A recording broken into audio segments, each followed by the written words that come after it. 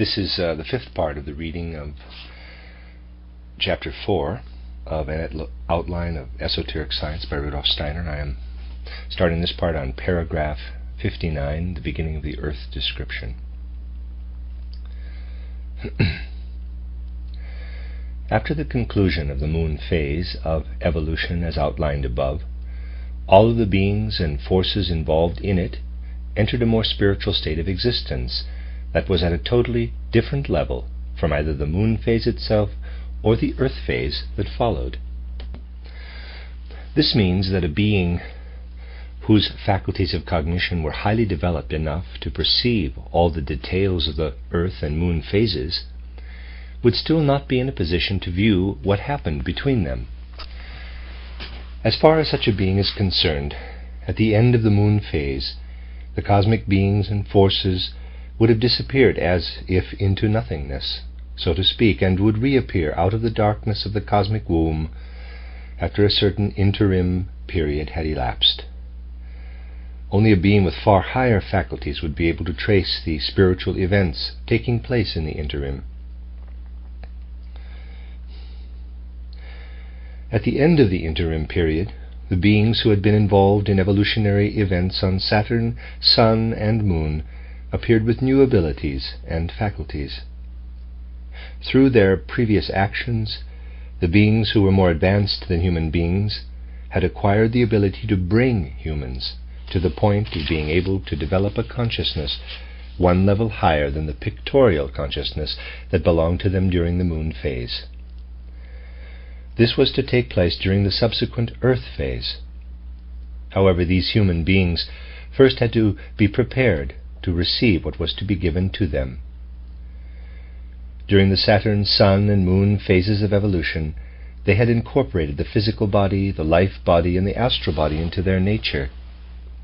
But these parts of their makeup had only received abilities and forces that enabled them to support pictorial consciousness. They still lacked the organs and the overall form that would permit perception of a world of outer sense-perceptible objects in a way appropriate to the earth stage. Just as a new plant can unfold only the inherent predispositions that are present in the seed of the old plant at the beginning of this new evolutionary phase, the three members of human makeup appeared in forms and with organs that would only allow them to develop pictorial consciousness. They required a certain preparation in order to develop to a higher level of consciousness. This happened in three preliminary stages. During the first stage, the physical body was raised to a level where it was possible to make the necessary transformations to support object consciousness. This first preliminary stage in the earth phase of evolution can be described as a repetition of the Saturn phase on a higher level, because during this period, as was the case during the actual Saturn phase, higher beings worked only on the human physical body. When this body had advanced far enough in its development, all the beings in question first had to shift into a higher form of existence before the life body could also advance. The physical body had to be recast, so to speak, so that when it unfolded again, it would be able to receive the more highly developed life body. After this interim period, devoted to a higher form of existence, a certain repetition of the Sun phase of evolution ensued, but on a higher level in order to develop the life body. After another interim period, something similar happened to the astral body in a repetition of the moon phase of evolution. Let's now turn our attention to events in evolution after the conclusion of the third repetition described above. All of the beings and forces in question had spiritualized again and had ascended into higher worlds during this time. Something of these beings and forces was still perceptible in the lowest of these worlds, which is the same world where present-day human beings dwell between death and a new birth. It consists of the various regions of the land of spirits. Before the physical, evolutionary phase of the earth began, the beings in question once more descended to a point where their lowest manifestations could be seen in the astral or soul world. all aspects of the human being that were present during this period were still in their astral form. In order to understand this state of humankind, we should note that although at that point human beings each contained a physical body, a life body, and an astral body, the physical body was not present in physical form, nor the life body in etheric form. Both of them were present in astral form. What made the physical body physical was not a physical form, but rather the fact that it still contained physical laws, in spite of having taken on an astral form. It was a being governed by physical laws, but appearing in soul form. Something similar was true of the life body. At the beginning of this stage of evolution, spiritual sight is confronted with the earth as a cosmic being that is all soul and spirit. That is, its physical and life forces still appeared in soul form. This cosmic formation included in seminal form everything that would later be transformed into the creatures of the physical earth. This being was luminous, but its light was not yet such that it could have been perceived by physical eyes, even if any had been present. It shone with a soul light perceptible only to the receptive eye of the seer. Within this being, something we can call condensation then took place. After some time, this resulted in the appearance of a fiery form in the midst of this soul formation. This form was similar to Saturn in its densest condition, and was interwoven with the effects of various beings involved in evolution.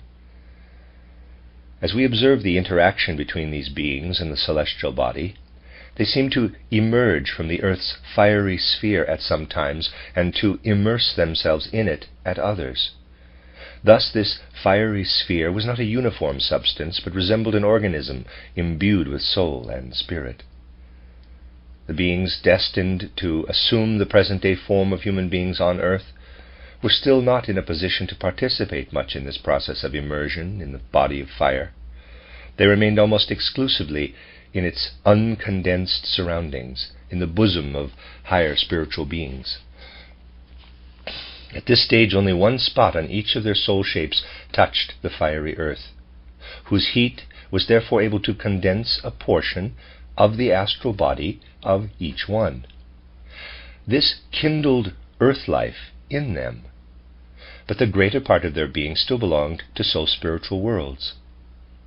The warmth of life played around them only to the extent that they were in contact with the earth's fire. In order to form an image of the supersensible human being at the beginning of the physical earth period, we must imagine an egg-shaped soul form existing in the surroundings of the earth. Its lower surface was enclosed in a cup like that of an acorn, but the substance of this cup consisted purely of heat or fire.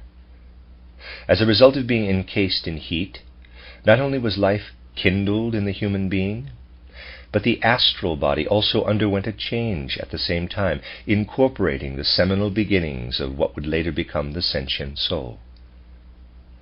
Thus we can say that at this level of existence, the human being consisted of a sentient soul, an astral body, a life body, and a physical body woven of fire. The spiritual beings involved in human existence surged up and down in the astral body, while the sentient soul made the human being feel bound to the body of the earth. Human consciousness at this time was primarily a pictorial consciousness, in which spiritual beings disclosed themselves.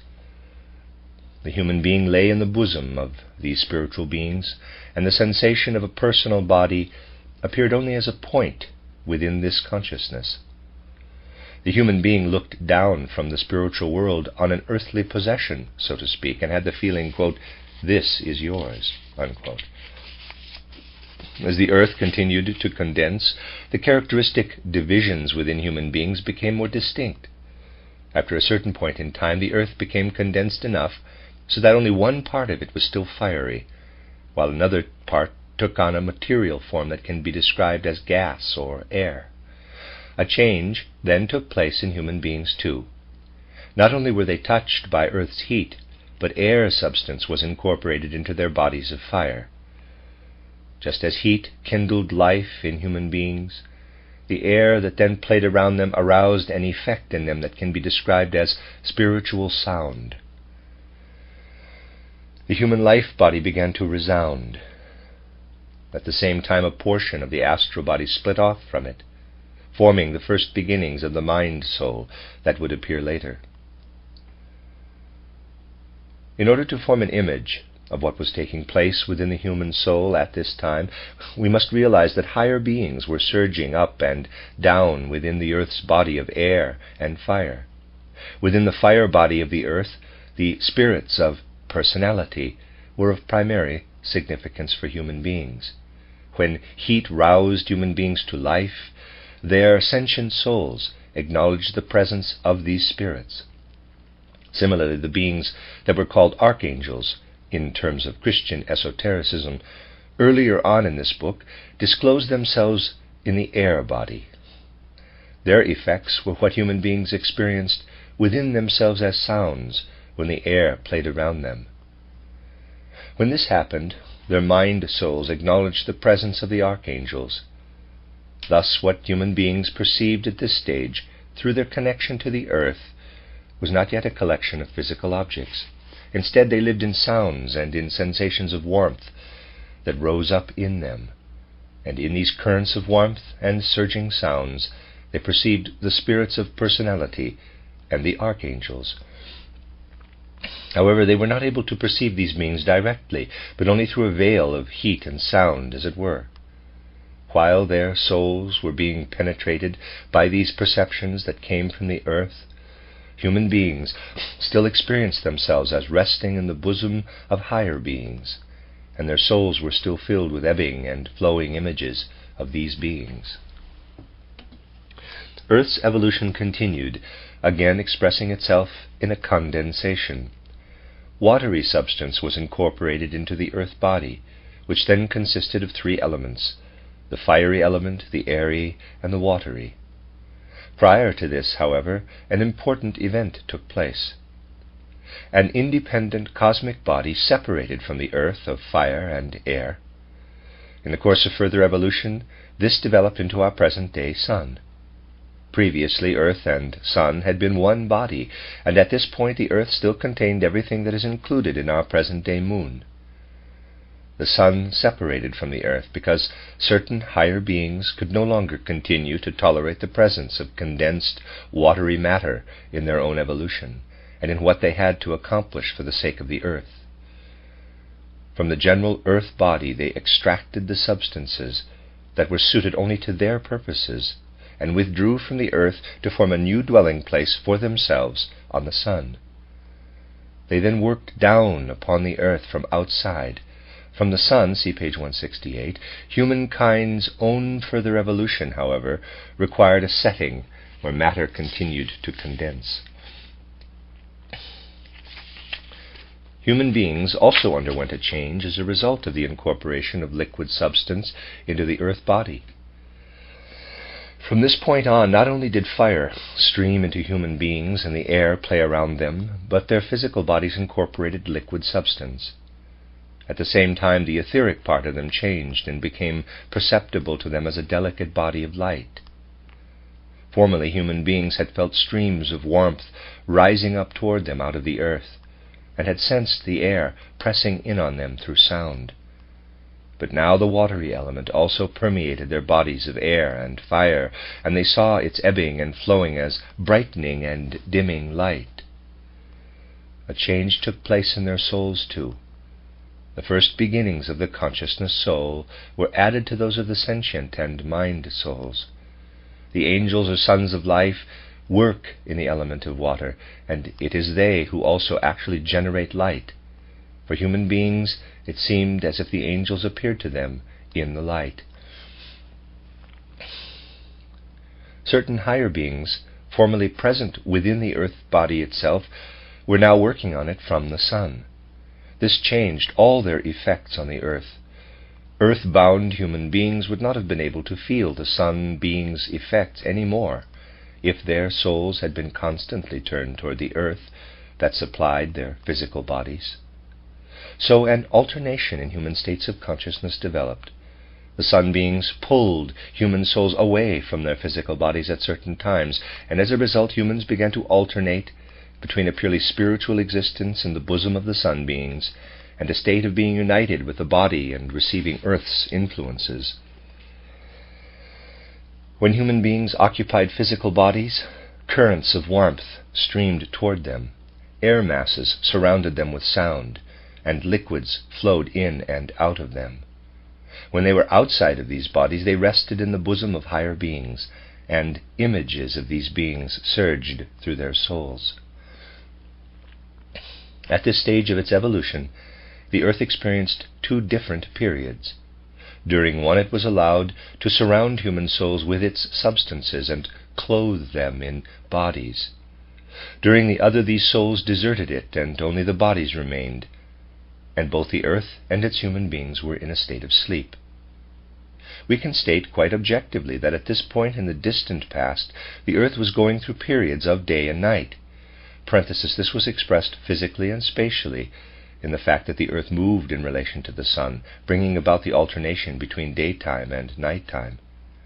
This movement was caused by the interaction of sun beings and earth beings. The day period occurred when the surface of the earth, where humans were evolving, faced the sun. Night, that is the time when human beings led a purely soul existence, occurred when the surface was turned away from the sun. We must not imagine, however, that the earth's movement around the sun in those ancient times was already similar to what it is today. Circumstances were still quite different then. However, even at this point, it may be useful to hint that the interrelationships of spiritual beings inhabiting celestial bodies are a cause of these bodies' movement. Causes that are soul-like and spiritual in character move these celestial bodies into position and set them in motion in ways that allow spiritual circumstances to be played out in the physical realm. Turning our gaze toward earth during its night time, we would see its body in a corpse-like state, since it consisted for the most part of the disintegrating bodies of human beings whose souls were in a different state of existence. The differentiated fluid and gaseous structures that made up human bodies were disintegrating and dissolving into the rest of the earth's mass. Only outwardly unattractive seminal nuclei remained, the parts of physical human bodies that the interaction of fire and the human soul had been building up ever since the beginning of the earth phase of evolution. These nuclei had been growing increasingly dense. As we can see, what is said here about day and night should not be thought of as being too similar to what these terms mean when applied to our present-day earth. At the beginning of its day period, when the earth again began to experience the direct effect of the sun, human souls again made their way into the realm of physical life. They made contact with the above-mentioned nuclei, causing them to germinate and take on outer forms that seemed to be images of their soul beings. What took place between the human soul and the bodily nucleus was something like a gentle impregnation. Now these embodied souls also began to attract masses of air and water and incorporate them into their bodies. Air was forced out of the differentiated body and drawn in again, the first beginnings of what later became the process of respiration. Water was also taken in and expelled. The process of digestion began in its earliest form. These were not yet perceived as external processes, however. A kind of outer perception took place through the soul only in the case of the above-mentioned impregnation-like process, when the soul dimly felt its own awakening to physical existence as it contacted the seminal nucleus extended toward it by earth. It heard something that can be approximately expressed in the words, quote, "This is my form," unquote. The resulting feeling, which we might call a dawning of the I feeling, persisted in the soul throughout its connection with the physical body. In contrast, the soul still experienced the assimilation of air in a purely soul-spiritual way, as a pictorial process appearing in the form of ebbing and flowing images of sound, that supplied the germinal nucleus with forms as it was differentiating. The soul felt surrounded by surging sounds on all sides and sensed how it shaped its body in accordance with these sound forces. This was how human figures took shape at that stage. To present-day consciousness, they would not have been perceptible in any external world. They took shape as plant-like or flower-like shapes of delicate substance. But since they were inwardly mobile, they seemed like fluttering flowers. During their earth or day period, human beings experienced the blissful feeling of being shaped into forms such as these. The soul experienced the assimilation of watery parts as an influx of strength and inner strengthening. Outwardly it appeared as the growth of the physical human structure. As the direct influence of the sun waned, the human soul also lost its ability to control these processes, and they were gradually discarded. The only aspects remaining were the ones that permitted the above-mentioned nucleus to mature. Meanwhile, human beings left their bodies and returned to the spiritual state of existence. Since not all parts of the earth's body were used in building up human bodies, we must not imagine that the earth during its night period consisted only of disintegrating corpses and nuclei waiting to be awakened. These were all embedded in other structures that took shape out of the earth's substances. What was happening with these structures will be described later. The process of condensing the earth's substance, however, continued. The solid element, which we can call earthy, was added to the liquid. At this point, human beings also began to incorporate the earthy element into their bodies during their times on earth. As soon as this began, the forces their souls brought with them from their body-free times no longer had the same power as before. Prior to this, each soul had shaped its body out of the fiery, airy, and watery elements in accordance with the tones that resounded around it and the images of light that played around it. The soul was no longer able to do this when it was confronted with a solidified figure. So from this point onward, other powers intervened in the process of fashioning the body. What remained of the human being when the soul slipped out of the body was no longer a mere nucleus that was roused to life by the returning soul. It had become a formation in which the force necessary for its own re-enlivening was inherent. When the soul departed, it left behind something more than a mere after-image of itself. It also sank part of its enlivening power into that image. When the soul reappeared on earth, it could no longer merely rouse its image to life. The re-enlivening had to take place within the image itself. The spiritual beings working down upon earth from the sun now maintained this enlivening power in human bodies, even when the human beings in question were not present on earth. When the soul incarnated during this period, it not only felt surrounded by surging sounds and light images in which it sensed the presence of the next higher beings. Through receiving the earthy element, it also experienced the influences of still higher beings who had chosen the sun as their sphere of activity. Formerly, human beings had experienced themselves as belonging to spirit-soul beings, with whom they were united during their body-free state, and the I of each human being still existed in the bosom of these spirits. Now, however, how the I confronted human beings during physical embodiment was no different from how everything else around them appeared during that time. From this point onward, independent likenesses of soul-spiritual human beings were present on earth. Compared to present-day human bodies, these likenesses were formations of a very delicate material nature, since earthy portions were intermingled in them only in the very finest state, comparable to how present-day human beings use their organ of smell to take in very finely dispersed substances coming from an object. Human bodies were like shadows. However, since they were distributed over the entire earth, they came under certain influences of the earth that are different in character on different parts of its surface. Previously, bodily likenesses had corresponded to the human soul being that enlivened them, and had therefore been essentially similar everywhere on earth. But now differences appeared among these human forms, preparing the way for what later appeared as racial differences. While bodily human beings were becoming increasingly independent, the formerly intimate connection between earth humans and the world of spirit and soul was loosening to a certain extent. At this point, when souls left their bodies, these bodies continued to live a life of a sort. If evolution had continued in this direction, the earth would have become petrified under the influence of its solid element. To supersensible cognition, looking back on these circumstances, it becomes evident that when human bodies were abandoned by their souls, they were solidifying more and more.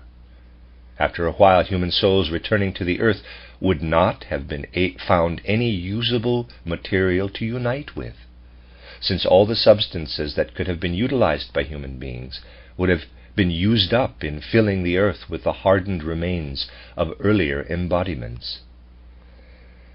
At this point, however, something happened that gave the whole process of evolution a different direction. Everything that would have contributed to permanently hardening the earth's solid substance was expelled. At that point, our present-day moon withdrew from the earth, and everything that had previously contributed directly to fashioning lasting forms on earth now worked down from the moon indirectly and in a weakened form. The higher beings responsible for this form fashioning had decided that they were no longer going to contribute their effects from within the earth, but were going to work on it from outside. As a result, a distinction appeared among human bodily structures that must be regarded as the beginning of gender separation into male and female. The previous inhabitants of the earth, human figures composed of finely dispersed substance, had brought forth their offspring, new human forms, through the interaction of the two forces within each individual, the force of the seed and the enlivening force. These offspring were now transforming themselves. In some of them, the germinal force of the element of spirit and soul worked more strongly, while in the other group the force that enlivened the germinal nucleus was stronger. This was brought about by the weakening of the solid element's power through the withdrawal of the moon. The interaction of these forces became more delicate than it was previously, when it took place within a single body. As a result, the offspring were also finer and more delicate. They entered the earth in a fine material state, and only gradually incorporated the finest solid particles. This made it possible for human souls returning to the earth to unite with bodies once again. Since these bodies were now being enlivened on the earth itself, souls no longer enlivened their bodies from outside, but they united with them and caused them to grow. Certain limits were imposed on this growth, however.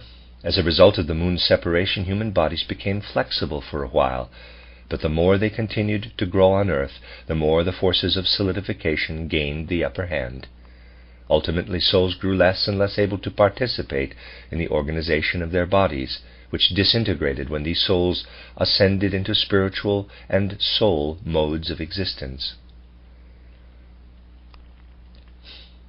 It is possible to trace how the forces that human beings gradually acquired during the Saturn, Sun, and Moon phases of evolution became increasingly involved in humankind's continued progress as the earth took shape through the processes described above. First, the astral body, which also still contained the life body and the physical body within it in a state of dissolution, was kindled by the earth's fire. Then it separated into a finer astral portion, the sentient soul, and a coarser etheric portion that could then be affected by the earth element. At this point, the ether body or life body, which already existed in prototype, made its appearance. While the mind and consciousness souls were developing in the astral human being, the coarser portions of the ether body that were sensitive to sound and light were separating off. At the point in time when the ether body condensed still further, changing from a body of light into a body of fire or warmth, evolution had reached the stage of incorporating particles of the solid earth element into the human being, as described above. Because the ether body had condensed to the level of fire, it was then also able to unite with substances of the physical earth that were diluted to the level of fire. This also had the effect of utilizing forces of the physical body that had been implanted into the ether body at an earlier stage. Meanwhile, the physical body had become more solid, however, so if the ether body had been acting on its own, it would no longer have been able to introduce gaseous substances into it. As indicated earlier, the higher beings that lived on the sun made their appearance at this point and breathed air into the body. Higher beings guided the living breath of air into human beings. However, thanks to their past, human beings possessed the necessary forces for imbuing themselves with Earth's fire. Prior to solidification, the human life body, as the receptor of sound, had guided this stream of air, imbuing the physical body with life. But once this life was received from outside, it consequently became independent of the soul portion of the human being. At this point, human beings, leaving the earth, left behind not only seminal nuclei of their forms, but also living likenesses of themselves. The spirits of form remained united with these likenesses, having bestowed life on them. They also transferred it to the next generation, after these human souls had left their bodies. This is how what is known as heredity developed. When a human soul then returned to the earth, it found itself in a body whose life had been transferred to it from that soul's ancestors. The soul felt especially drawn to just such a body. As a result, it developed a certain memory of these ancestors with whom it felt at one. This memory passed like a common consciousness through a succession of descendants. The I flowed down through the generations.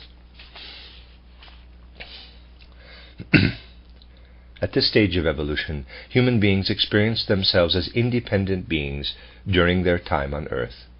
They felt the inner fire of their life bodies uniting with the outer fire of the earth. They felt that the warmth that flowed through them was their I. These currents of warmth, interwoven with life, were the first beginnings of blood circulation. However, in the air that streamed into them, human beings did not feel that they were quite their own beings, since the forces of the above-mentioned higher beings were active in this air. But some of the active forces in the air streaming through human beings already did belong to them, thanks to their previously developed etheric forces, and they retained this portion. So they did control some of these currents of air. To the extent that this was the case, they themselves were active in their own formation alongside the higher beings. They shaped their own airy parts according to the images of their astral bodies. While air was streaming into their bodies from outside, becoming the basis of respiration, part of the internal air separated and developed into an organism that was then imprinted onto human beings, forming the basis for what would later become the nervous system. Thus, at this time, warmth and air connected human beings to the external world of the earth. In contrast, they sensed nothing of the solid element that was being introduced. Although it was involved in their incarnation on earth, they could not perceive its introduction directly, but only in a dull state of consciousness, and in the form of images of the higher beings at work in this element. At an earlier stage, they had also perceived the introduction of liquids in the form of such images of superior beings. By now, these earlier images had undergone a transformation within human consciousness, due to the densification of the human earthly figure. The liquid element was suffused with the solid. So the addition of solids also had to be experienced as something coming from higher beings, acting from outside the human being. In their souls, human beings were no longer able to possess the power to guide this process of incorporation, because it now had to serve the human body that was built up from outside. They would have destroyed the form of this body if they had tried to guide the process themselves. Thus what they took in from outside seemed to them to be commanded by the higher beings who were working on fashioning the human body. The human beings of this time did feel that they were I beings. Each had a mind-soul as part of the astral body and used it to experience inwardly, in the form of images, what was happening outside, and also to penetrate the delicate nervous system. Thanks to the life that flowed from generation to generation, they felt themselves to be the descendants of their ancestors. They breathed and felt their breathing to be the effect of the higher beings described earlier as the spirits of form. And they also obeyed the spirits of form in taking in the nourishment that these beings' impulses brought them from the outer world. Human beings were least aware of their origin as individuals, feeling only that they had been influenced by the spirits of form, who expressed themselves in the earth's forces. Their relationship to the outer world was guided and directed. This was expressed in the fact that they were somewhat conscious of the soul's spiritual activities taking place behind their physical world. It is true that they did not perceive these spiritual beings in their actual form. Instead, they experienced sounds, colors, and so on in their own souls, and knew that the deeds of spiritual beings were active in this world of mental images. Communications from these beings resounded toward human beings, who received their manifestations in images of light. The most inward feelings of earth humans came from the images they received through the element of fire or warmth. They already distinguished between their own internal warmth and the currents of warmth in their earthly surroundings. The spirits of personality disclosed themselves in these currents, but human beings were only dimly conscious of what stood behind these currents of outer warmth, perceiving in them only the influence of the spirits of form. When heat exerted powerful effects on their surroundings, human souls felt that spiritual beings were inflaming the surroundings of the earth, and that a spark given off by these beings was warming the inner being of each soul through and through. Human beings did not yet make this same distinction between outside and inside with regard to the effects of light. The feelings produced in the souls of earth humans by light images appearing in their surroundings were not always the same. There were times when human beings experienced these images as external ones, specifically during their period of growth on earth, shortly after having descended from the body-free state into incarnation. As the time approached, when the nucleus of a new earth human formed, these images faded, leaving behind only something like inner memory images of themselves. These light images contained the deeds of the spirits of fire, or archangels. To human beings they appeared to be the servants of the warmth beings who sent the spark into their inner nature. When the outer manifestations of these spirits of fire were extinguished, human beings experienced them inwardly as mental images or memories and felt united with their forces. This was indeed the case, because what they received from these spirits allowed human beings to work on the surrounding atmosphere so that it began to shine. At this time, natural and human forces were not yet separated from each other to the extent that they would be later. A great deal of what was happening on earth still originated in forces belonging to human beings. At that time, someone looking down from outside at natural processes taking place on the earth would have perceived not only effects that were independent of human beings, but human effects as well. For Earth humans, perceptions of sound took shape differently and were perceived as outer sounds ever since the very beginning of the Earth lifetime. Whereas light images were perceived from outside only until the middle period of human existence on Earth, outer sounds could still be perceived after this midpoint. It was only toward the end of their life that Earth humans were no longer sensitive to sounds. They were left with memory images of these sounds, which contained the manifestations of the sons of life, or angels. Toward the end of their lives, human beings felt inwardly united with these forces, and by imitating them were also able to reproduce powerful effects on the Earth's water element.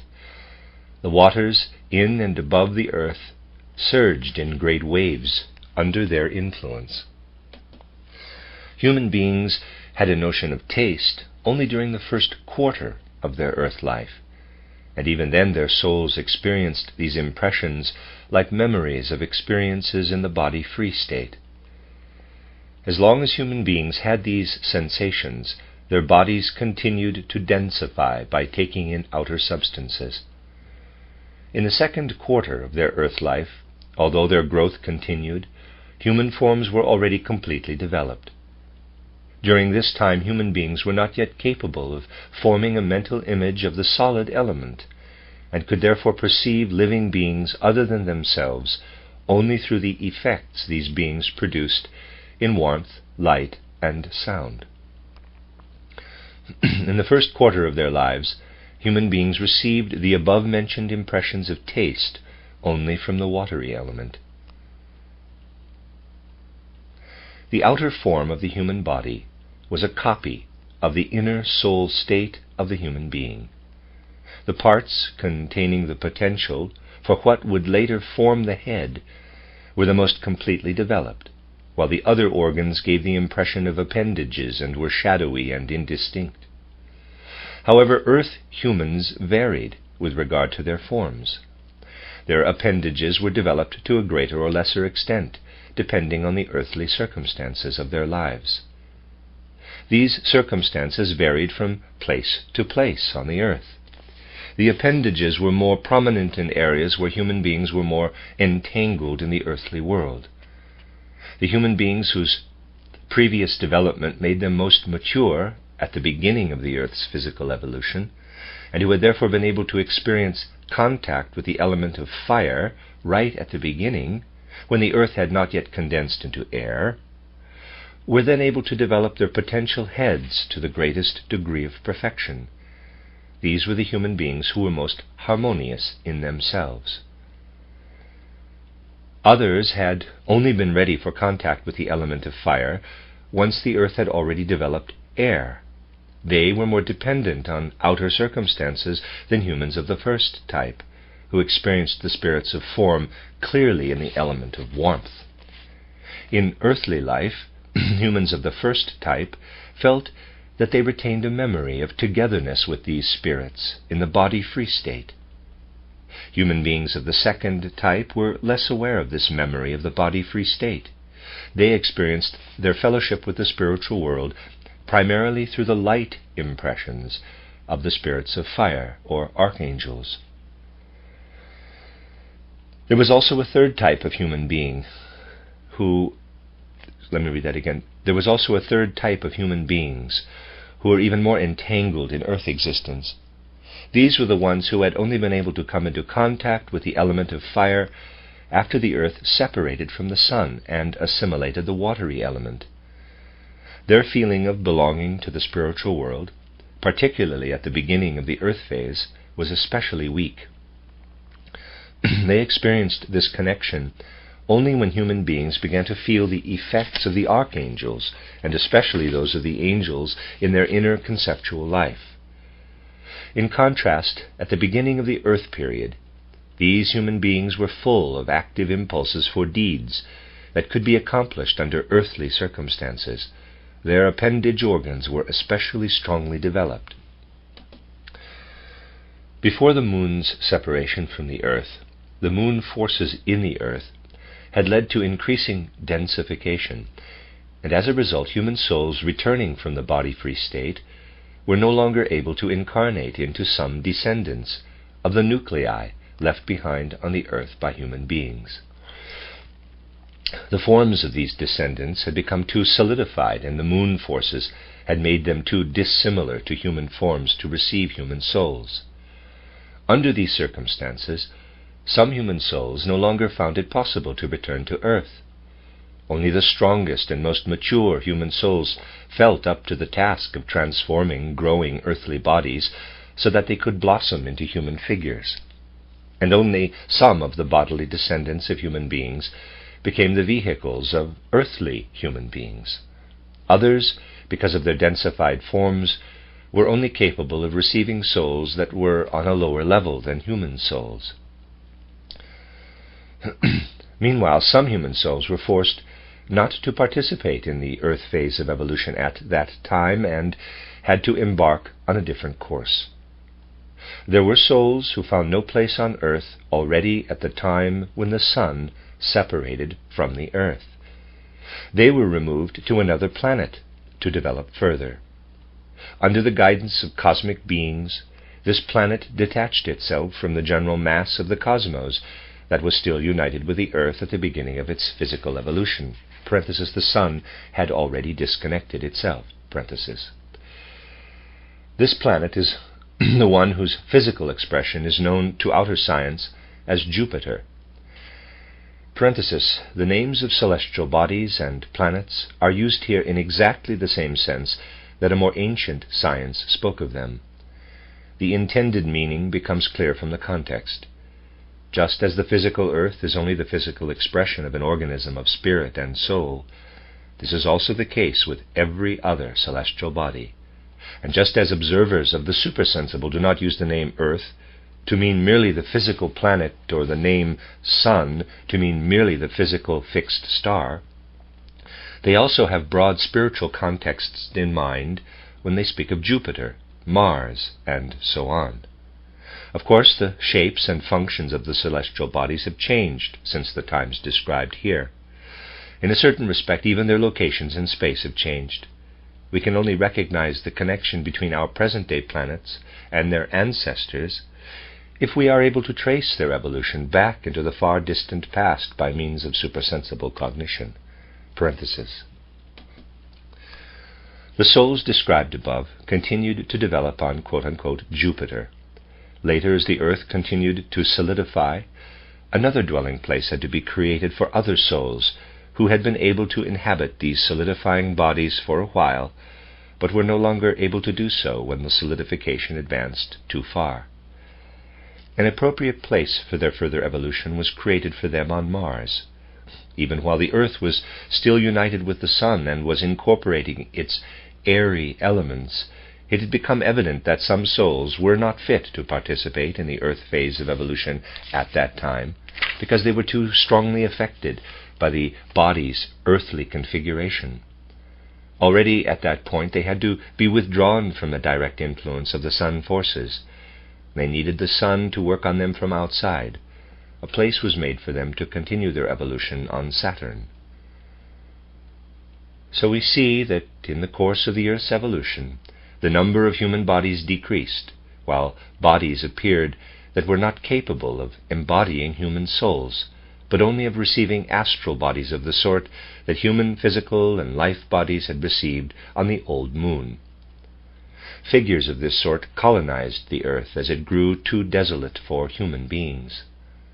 Ultimately, human souls would have had to leave the earth entirely if the moon's separation had not made it possible for any human figure still capable of receiving a human soul to remove its human nucleus from the influence of the moon forces coming directly from the earth, allowing it to mature within itself until it could be safely surrendered to these forces. As long as this nucleus was taking shape within the human being, it was under the influence of beings who had separated the moon from the earth, under the guidance of their mightiest member, in order to help the earth's evolution over a critical point. When the earth had developed the element of air within itself, the astral beings described above were present on it, remnants from the old moon who had fallen further behind in their evolution than the lowest human souls. They ensouled the figures that had already been abandoned by human beings before the sun's detachment. These beings were the ancestors of the animal kingdom. Over the course of time, they developed especially those organs that were present in human beings only as appendages. Their astral bodies had to work on the physical and life bodies in the same way that humans had done on the old moon. The animals that came about in this way had souls that could not dwell in individual animals. The being of each soul expanded to include all the descendants of one ancestral figure. Thus all animals that were essentially descended from a single figure had a common soul. A new animal soul was embodied only when specific influences made the descendants too different from the figure of their ancestor. In this sense, therefore, spiritual science can speak of a group soul belonging to the animal species or genus.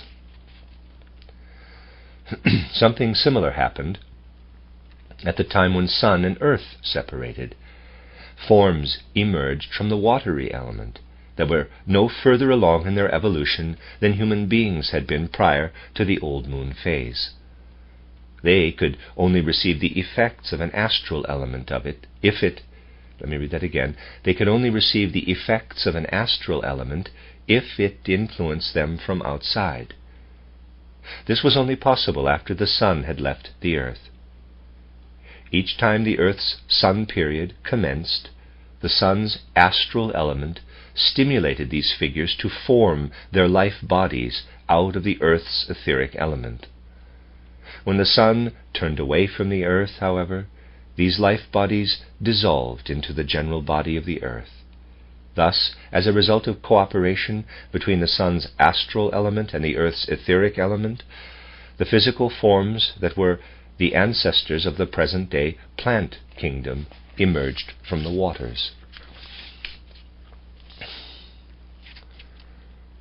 On earth, human beings became individualized soul beings.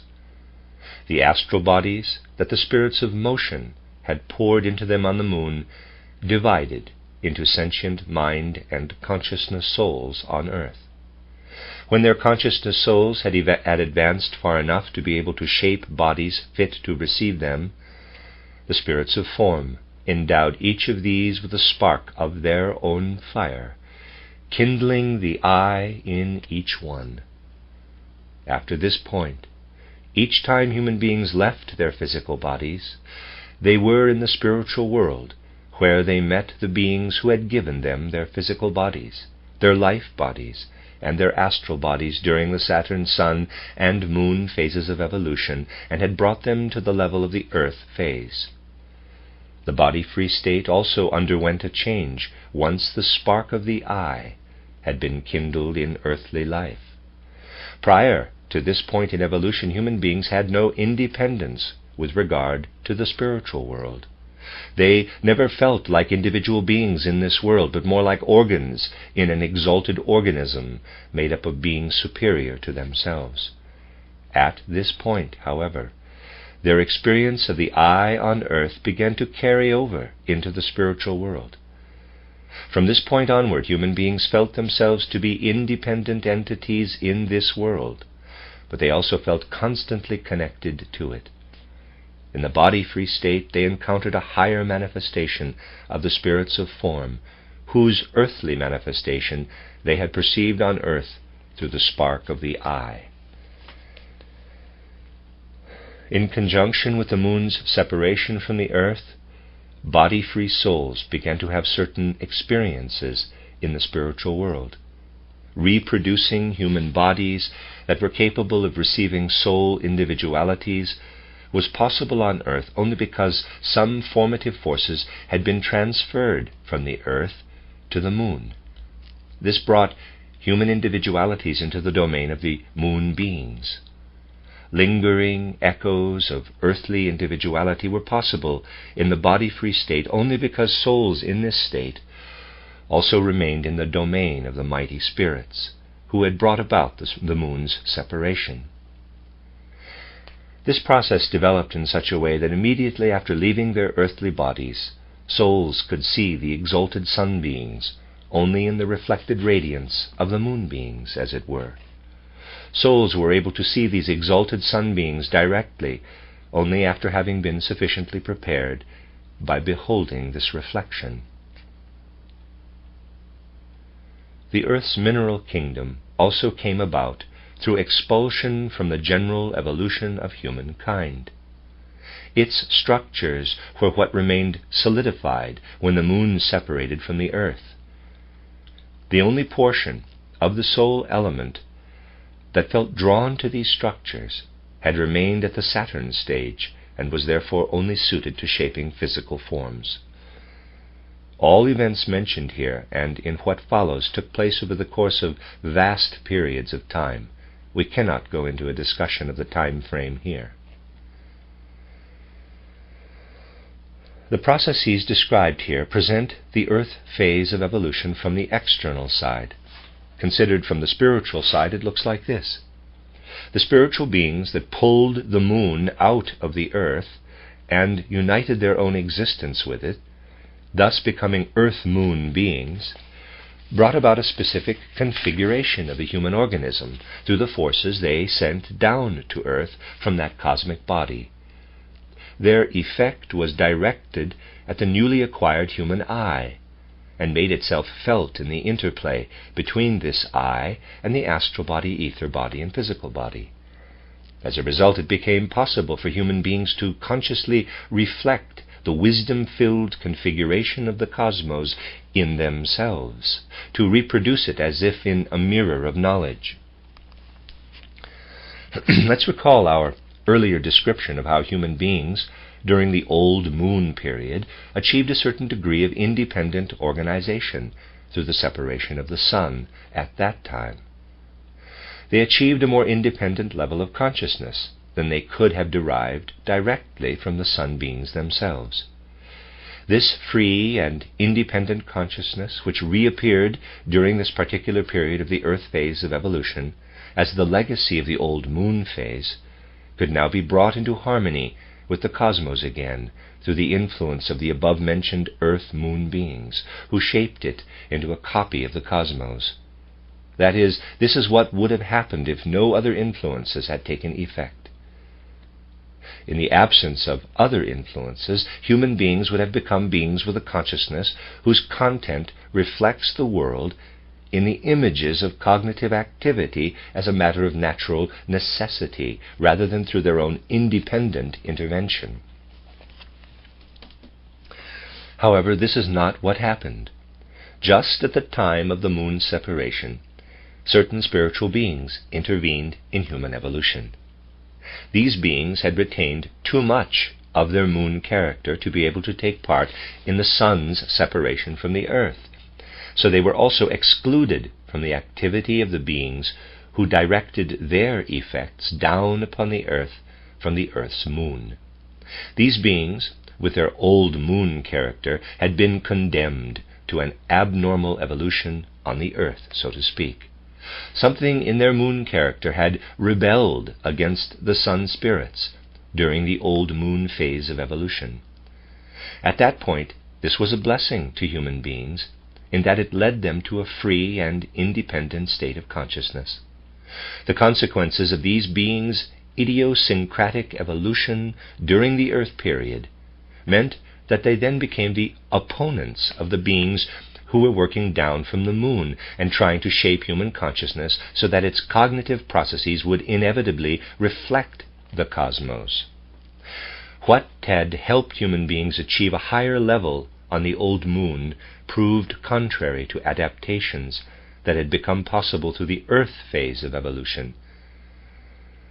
The old moon character of the opposing powers gave them the ability to work on the human astral body, specifically in the sense of the descriptions above, to make it independent. They exercised this ability by giving the astral body a certain independence for the duration of the earth phase, in contrast to the involuntary and unfree state of consciousness that would have been brought about by the Earth-Moon beings. It's difficult to find expressions that can be employed to describe how the above-mentioned spiritual beings affected human beings in this period of the primeval past. We must not imagine their effects to be like present-day natural influences, nor are they like the effect one person now has on another by using words to awaken inner forces of consciousness, allowing the other person to learn to understand something or to be stirred to moral or immoral actions. In this primeval period, the effect of these beings was not a natural influence, but a spiritual one, working in a spiritual way and transferring itself from the higher spiritual beings to human beings in accordance with the state of human consciousness at that time. We totally miss the essence of this if we imagine it as an effect of nature. But, on the other hand, if we say that beings with old moon character approached human beings in order to quote-unquote seduce them and win them over to their own goals, we are using a symbolic expression that holds good only as long as we remain aware of its symbolic character and are quite clear about the spiritual reality behind the symbol. It's the end of this section. I have actually finished paragraph 79 on page 228 of An Outline of Esoteric Science. This is the sixth part of chapter 4 of An Outline of Esoteric Science by Rudolf Steiner, the chapter entitled Cosmic Evolution and the Human Being, and I'm beginning on page 228, paragraph 80. The effect of the spiritual beings who had remained at the moon stage had two consequences for human beings. Because these beings aroused the possibility of independently regulating and mastering the images of consciousness in the astral body, human consciousness was stripped of the character of merely mirroring the cosmos. Human beings became masters of their knowledge.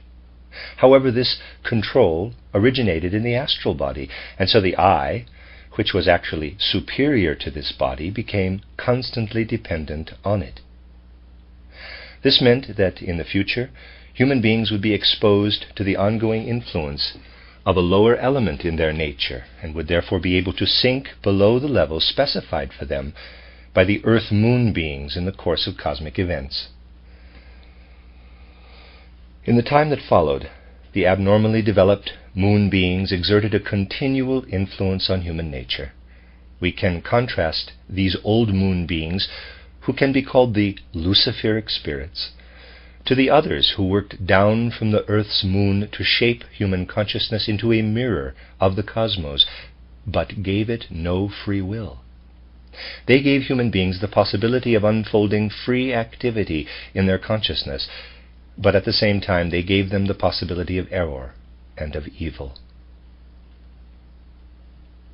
As a result of these processes, human beings' relationship to the sun spirits was different from the one predestined for them by the Earth-Moon spirits, who strove to develop the mirror of human consciousness in such a way that the influence of the sun spirits would have dominated all of human soul life.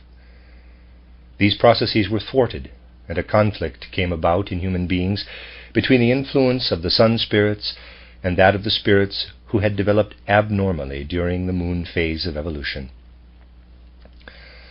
This conflict made it impossible for human beings to recognize the physical effects of the sun as such. These remained concealed behind earthly impressions of the outer world.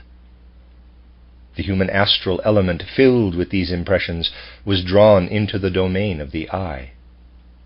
From that point onward, this I, which would otherwise only have felt the spark of fire bestowed on it by the spirits of form, and would have subordinated itself to their commands in everything pertaining to outer fire, worked on outer phenomena of warmth through the astral element injected into it, creating a bond of attraction between itself and the earth's fire. This meant that human beings became entangled in earthly matter to a greater degree than had been predestined for them. Previously, each human being had a physical body consisting primarily of fire, air, and water, with only a trace of solid earth substance, but now the solid body grew denser. And whereas previously human beings had been more delicate in their organization and had hovered above solid ground in a sort of floating, swimming movement, they now had to descend from the surroundings of the earth onto parts that were already more or less solidified. The character of the spiritual influences described above, the fact that they were neither natural influences nor ones that work between human beings on a soul level, explains how they could have such physical effects. Soul effects that human beings have on each other do not work as deeply into the bodily element as the spiritual forces that we are considering here. Because human beings were exposing themselves to the outer world's influences through their own mental images, they were subject to error. And because they were living their lives in accordance with desires and passions that they did not allow higher spiritual influences to control, the possibility of illness appeared. One particular effect of the Luciferic influence, however, was that the human beings could no longer experience a given earthly lifetime as a continuation of body-free existence. From this point onward, they assimilated earthly impressions that could be experienced by the astral element injected into them. These impressions united with the forces that destroyed the physical body. Human beings experienced this as a dying off of their earthly life, and so death made its appearance, brought about by human nature itself. This points to a significant mystery of human nature, the human astral body's connection to disease and death. At this point, conditions set in that specifically affected the human life body. It was incorporated into a relationship between the physical body and the astral body that freed it, in some respects, from the effect of abilities human beings had acquired through the Luciferic influence. One part of this life body remained outside of the physical body so that it could only be governed by higher beings and not by the human eye. These higher beings were the ones that had left the earth at the time of the sun's separation in order to occupy a new dwelling place under the leadership of one of their exalted fellows. If this part of the life body had remained united with the astral body, human beings would have used previously acquired supersensible powers for self-serving purposes, and would have extended the Luciferic influence to these powers. This means that they would have gradually freed themselves from the sun beings, and the human eye would have become a completely earthly eye. After the death of the physical body, or even as soon as it started to deteriorate, this earthly eye would have moved into another physical body, the body of a descendant, without first undergoing a connection to higher spiritual beings in a body-free state. In this way, human beings would indeed have become aware of the individual eye, but only as an earthly eye. This was averted by the process that involved the life body, and was brought about by the earth-moon beings. The actual individual eye was released from the merely earthly eye, so that human beings identified only partially with this individual eye during life on earth, but at the same time felt the earthly eye to be a continuation of the earthly eye of their ancestors down through the generations. During life on earth, each human soul felt the presence of a kind of group eye extending back to its distant ancestors, and human beings felt themselves to be members of such groups. Only in the body-free state was the individual eye able to feel that it was a single and separate being. However, the fact that the eye was encumbered with the memory of earth consciousness, of the earthly eye, interfered with this individualized state of dimming the view of the spiritual world, which was beginning to be veiled between death and birth, in a way similar to how it was obscured to physical vision on earth.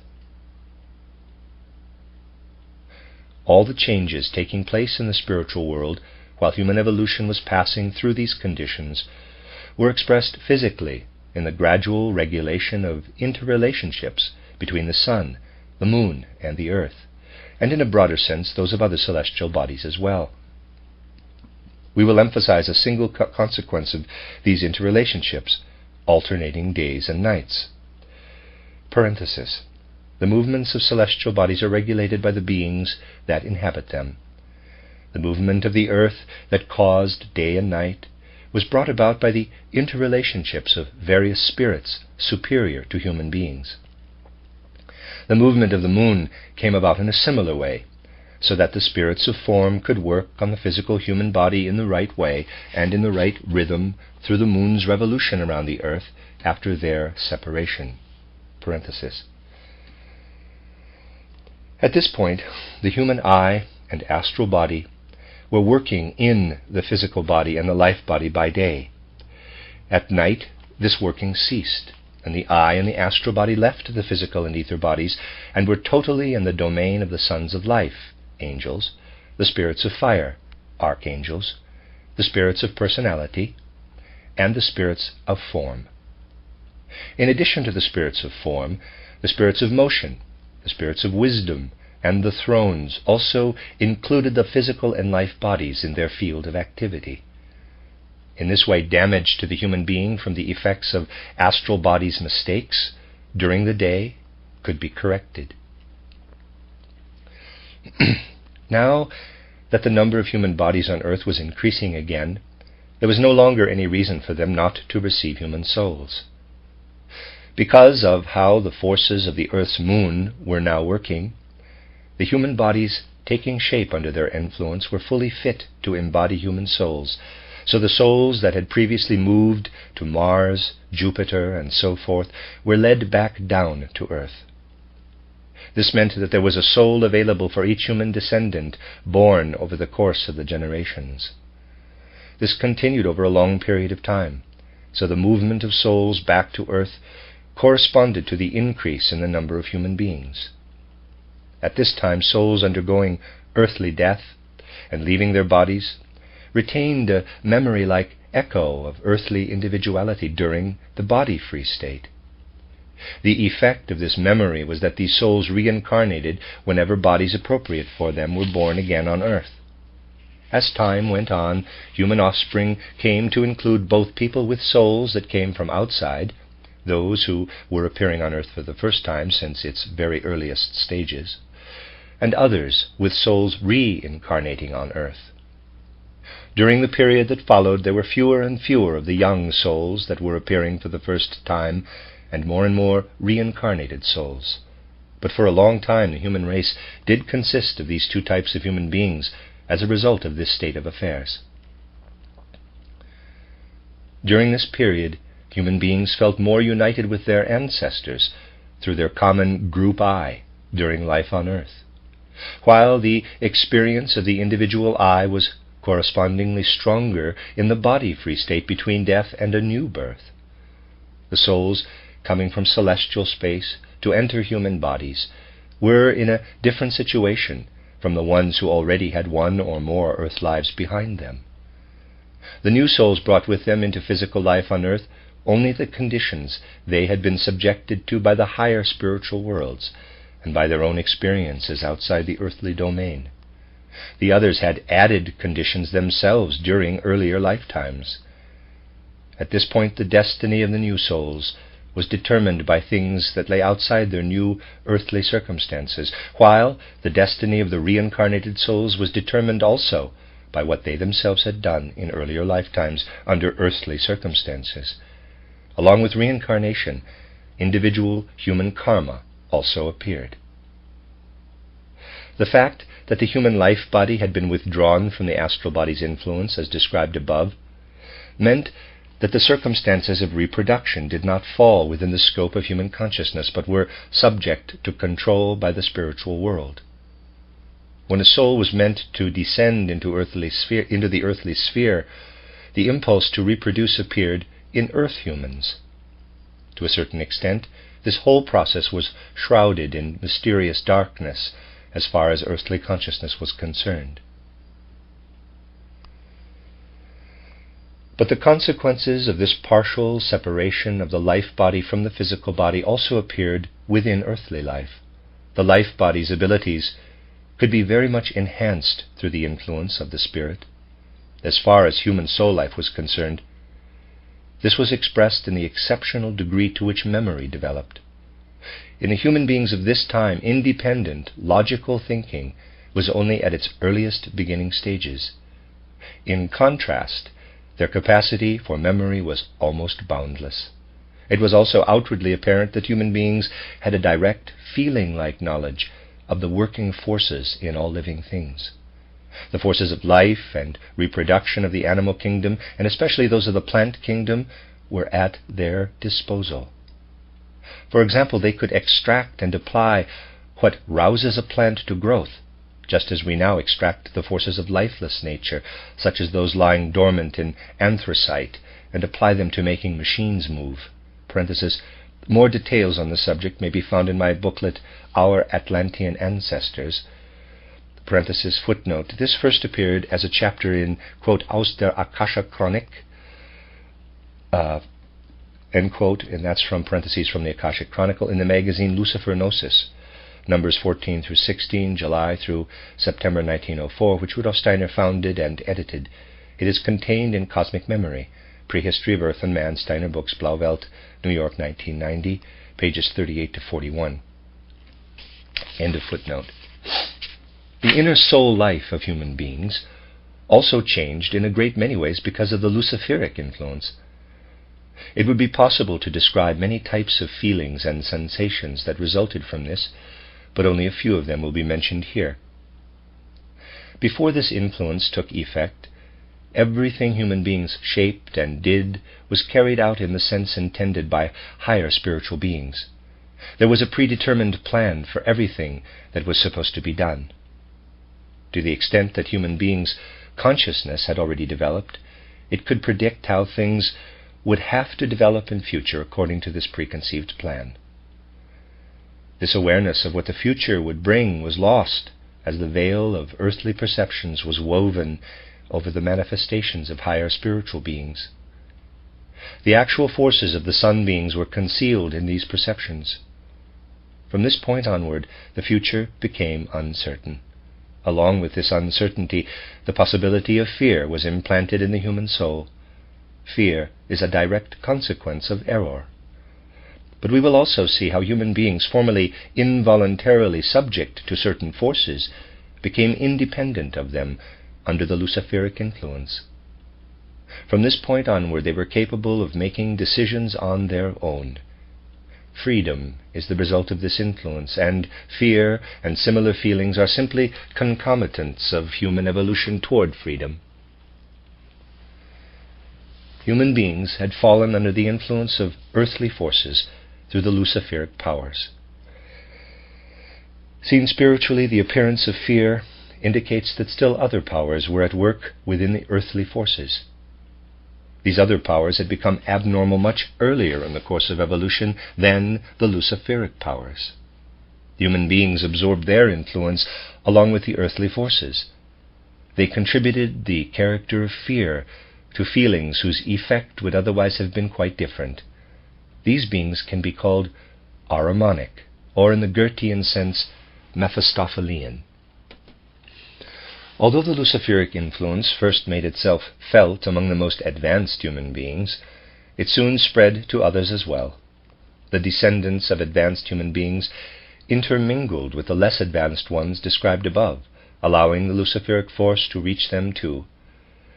But the life bodies of souls returning from the planets could not be protected to the same extent as those belonging to the descendants of souls that had remained on earth, who were protected by an exalted being whose leadership in the cosmos was in effect when the sun separated from the earth. In the domain under consideration here, this being appeared as the ruler of the sun kingdom. The exalted beings who had attained sufficient maturity through their cosmic evolution moved with this being to a dwelling place on the sun. However, there were also beings who had not ascended to such heights at the time of the sun separation, and they had to look for different settings for their activity.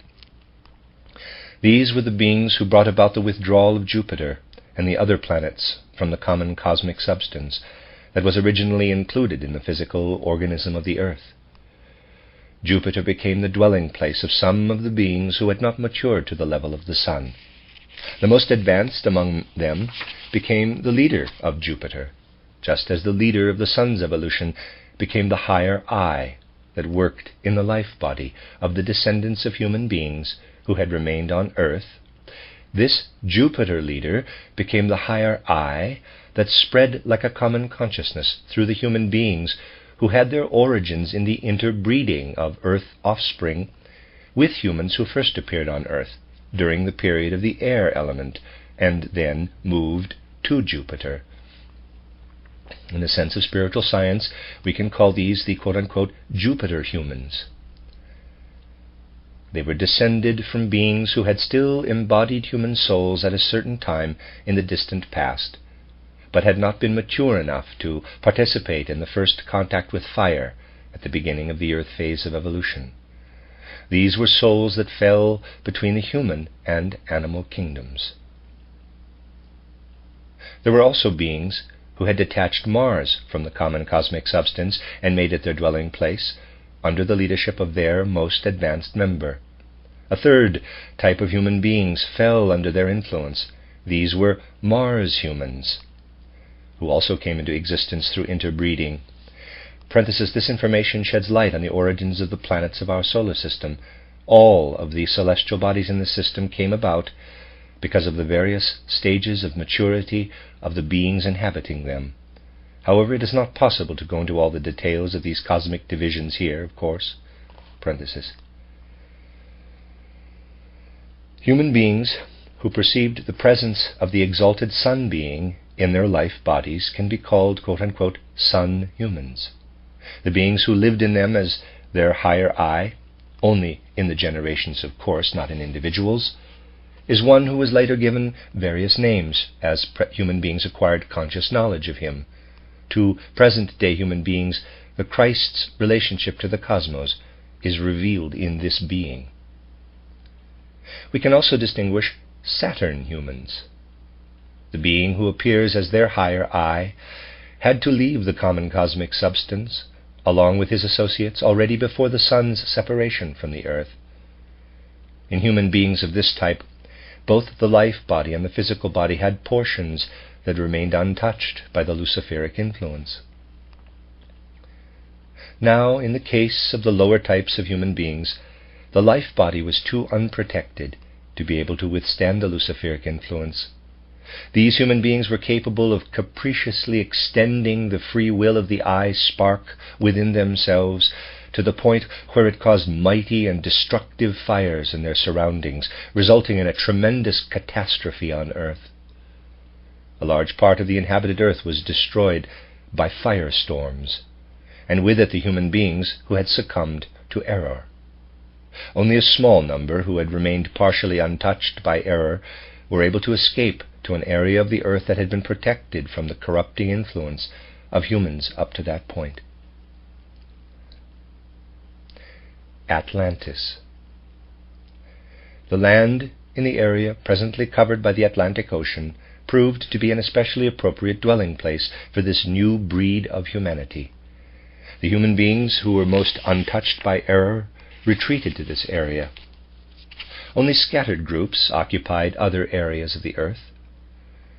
In the sense of spiritual science, the part of the earth that once existed between present-day Europe, Africa, and America can be called Atlantis. Footnote, see Plato's Timaeus 24-25e and Critias 112e to 121c. End of footnote, parenthesis. The relevant literature makes references of a sort to the pre-Atlantean stage of humanity's evolution that is described in the preceding section of this chapter. It is called the Lemurian age of the earth, and it is followed by the Atlantean age. However, the time when the moon forces had still not unleashed their primary effects can be called the Hyperborean age. This is preceded by still another age that coincides with the very earliest period in the physical evolution of the earth. In the biblical tradition, this time prior to the intervention of the Luciferic beings is called the Age of Paradise. and human beings' descent to earth and their entanglement in the world of the senses is known as the expulsion from paradise. Parenthesis.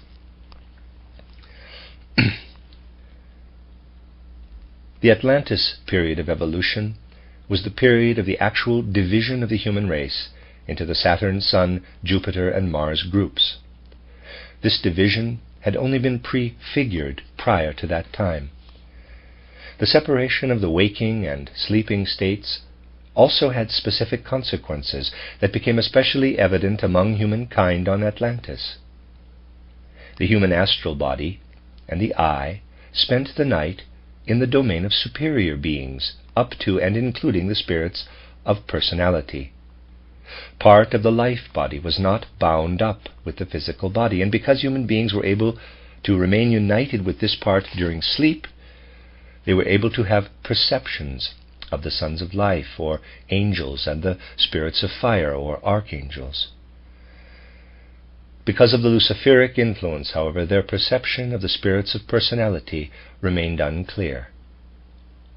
But in addition to the angels and archangels, human beings in this state were able to perceive the beings who, as a result of having remained behind on sun or moon, were incapable of entering earth existence, and therefore had to remain in the world of soul and spirit. The Luciferic principle, however, made it possible for human beings to draw these beings into the domain of souls separated from their physical bodies. This meant that human beings came in contact with beings who had a very strong seductive effect on them, and increased the soul's leanings toward error, especially with regard to misusing the forces of growth and reproduction, which had come under human control through the separation of the human physical and ether bodies. During the Atlantean Age, some individuals were granted the possibility of being entangled in the world of the senses to the least possible extent. This transformed the Luciferic influence from an obstacle to human evolution into a means of further advancement that put these individuals in a position to develop their knowledge of earthly things earlier than would have been possible otherwise. In this process, these people attempted to eliminate error from their mental activity and to discover the original intentions of spiritual beings in the phenomena of the world. They kept themselves free of urges and desires of the astral body that turned only toward the world of the senses, and thus they became increasingly free of the astral body's errors.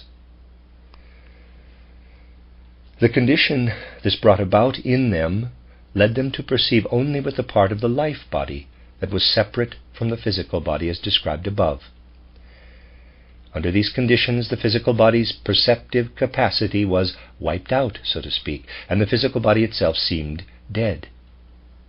Through their life bodies, these human beings then united completely with the domain of the spirits of form, who showed them how they were being led and guided by the exalted being who had assumed leadership during the separation of sun and earth, and who was later to make human beings receptive to understanding the Christ.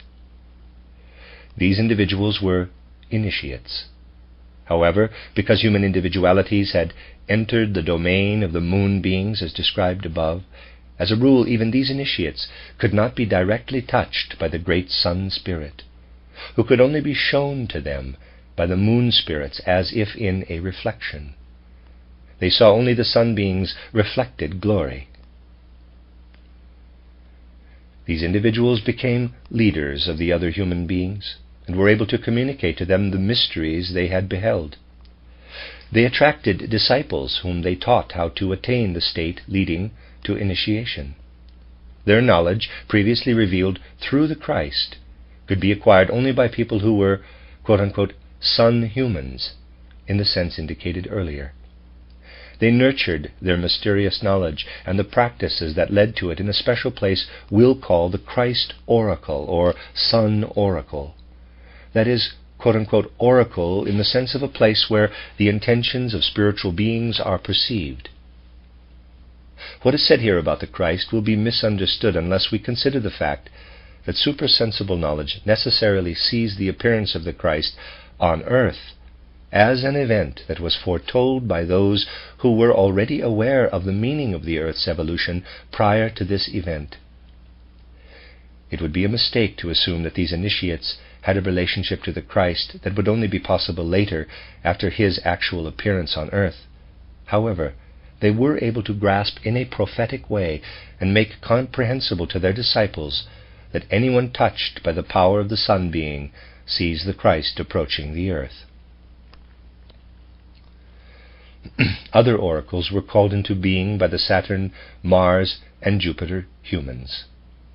The vision of the initiates of each group was directed upward only as far as the being who could be discerned as the corresponding higher I in the life bodies of the members of their group. This is how the wisdom of Saturn, Jupiter, and Mars acquired followers. In addition to these methods of initiation, there were also methods for those who had absorbed too much of the Luciferic principle to allow as large a part of the life body to separate from the physical body as was the case in Sun humans. In these people, the astral body retained more of the life body in the physical body, and they were incapable of being brought to a prophetic revelation of the Christ through the above-mentioned conditions.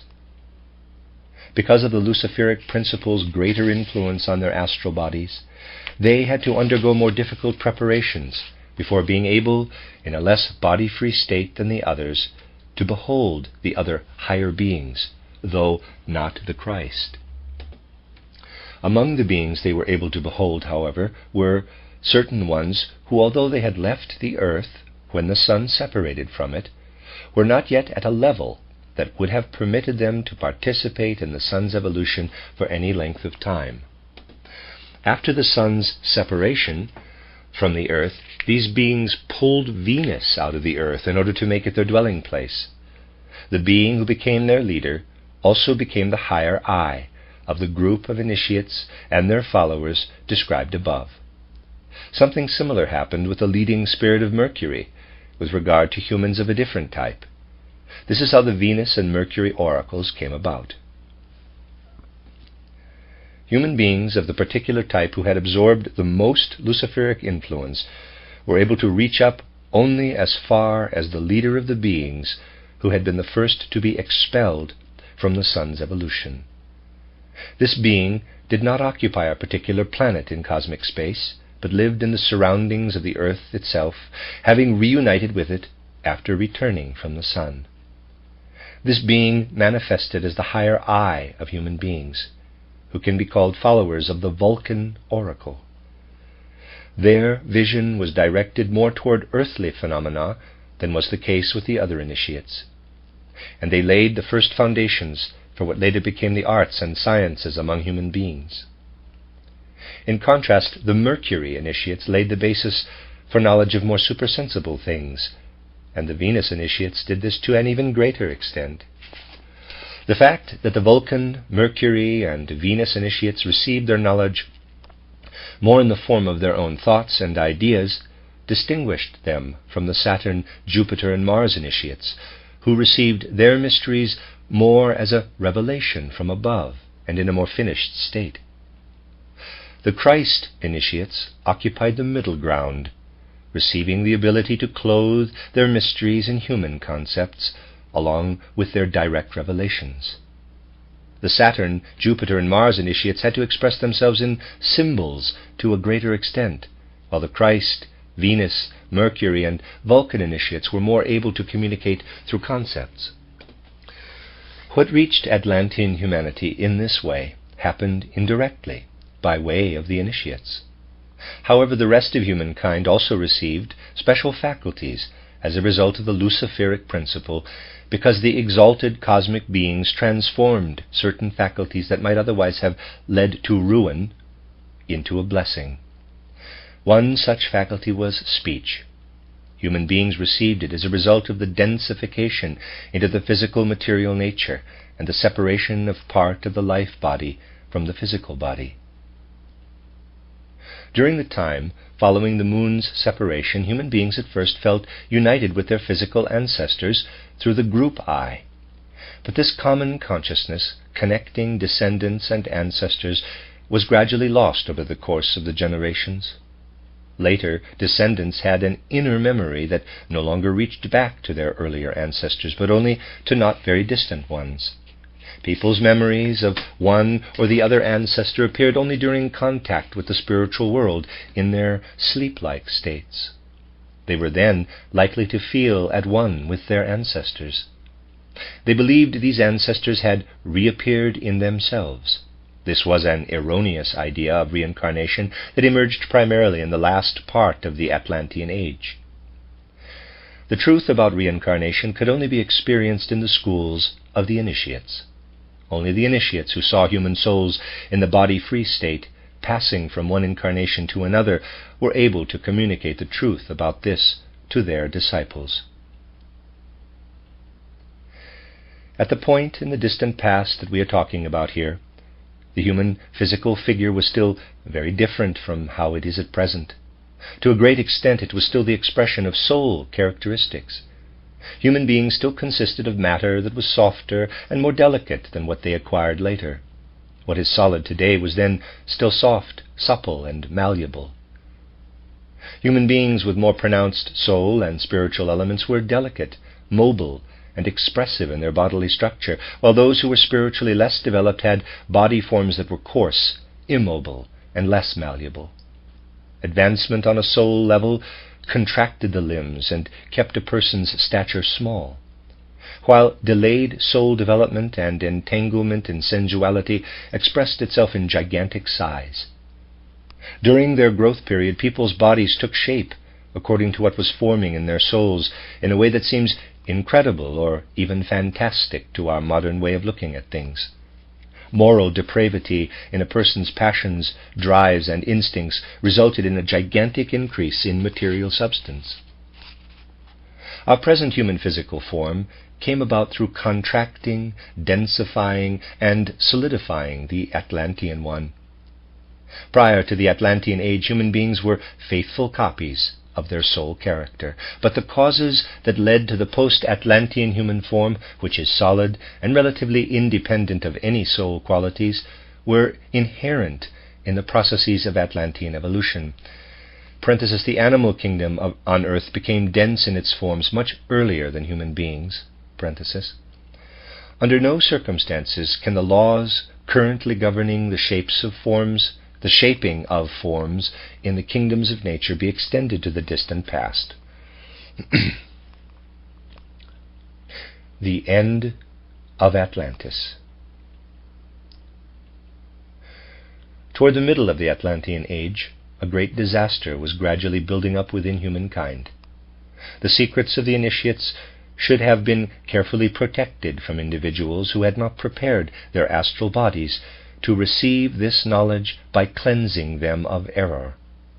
When such people did acquire an insight into this hidden knowledge, into the laws through which higher beings guided the forces of nature, they used these laws for purposes that served their aberrant needs and passions. The danger became even greater when these people entered the domain of the inferior spiritual beings who could not participate in Earth's normal evolution and worked against it.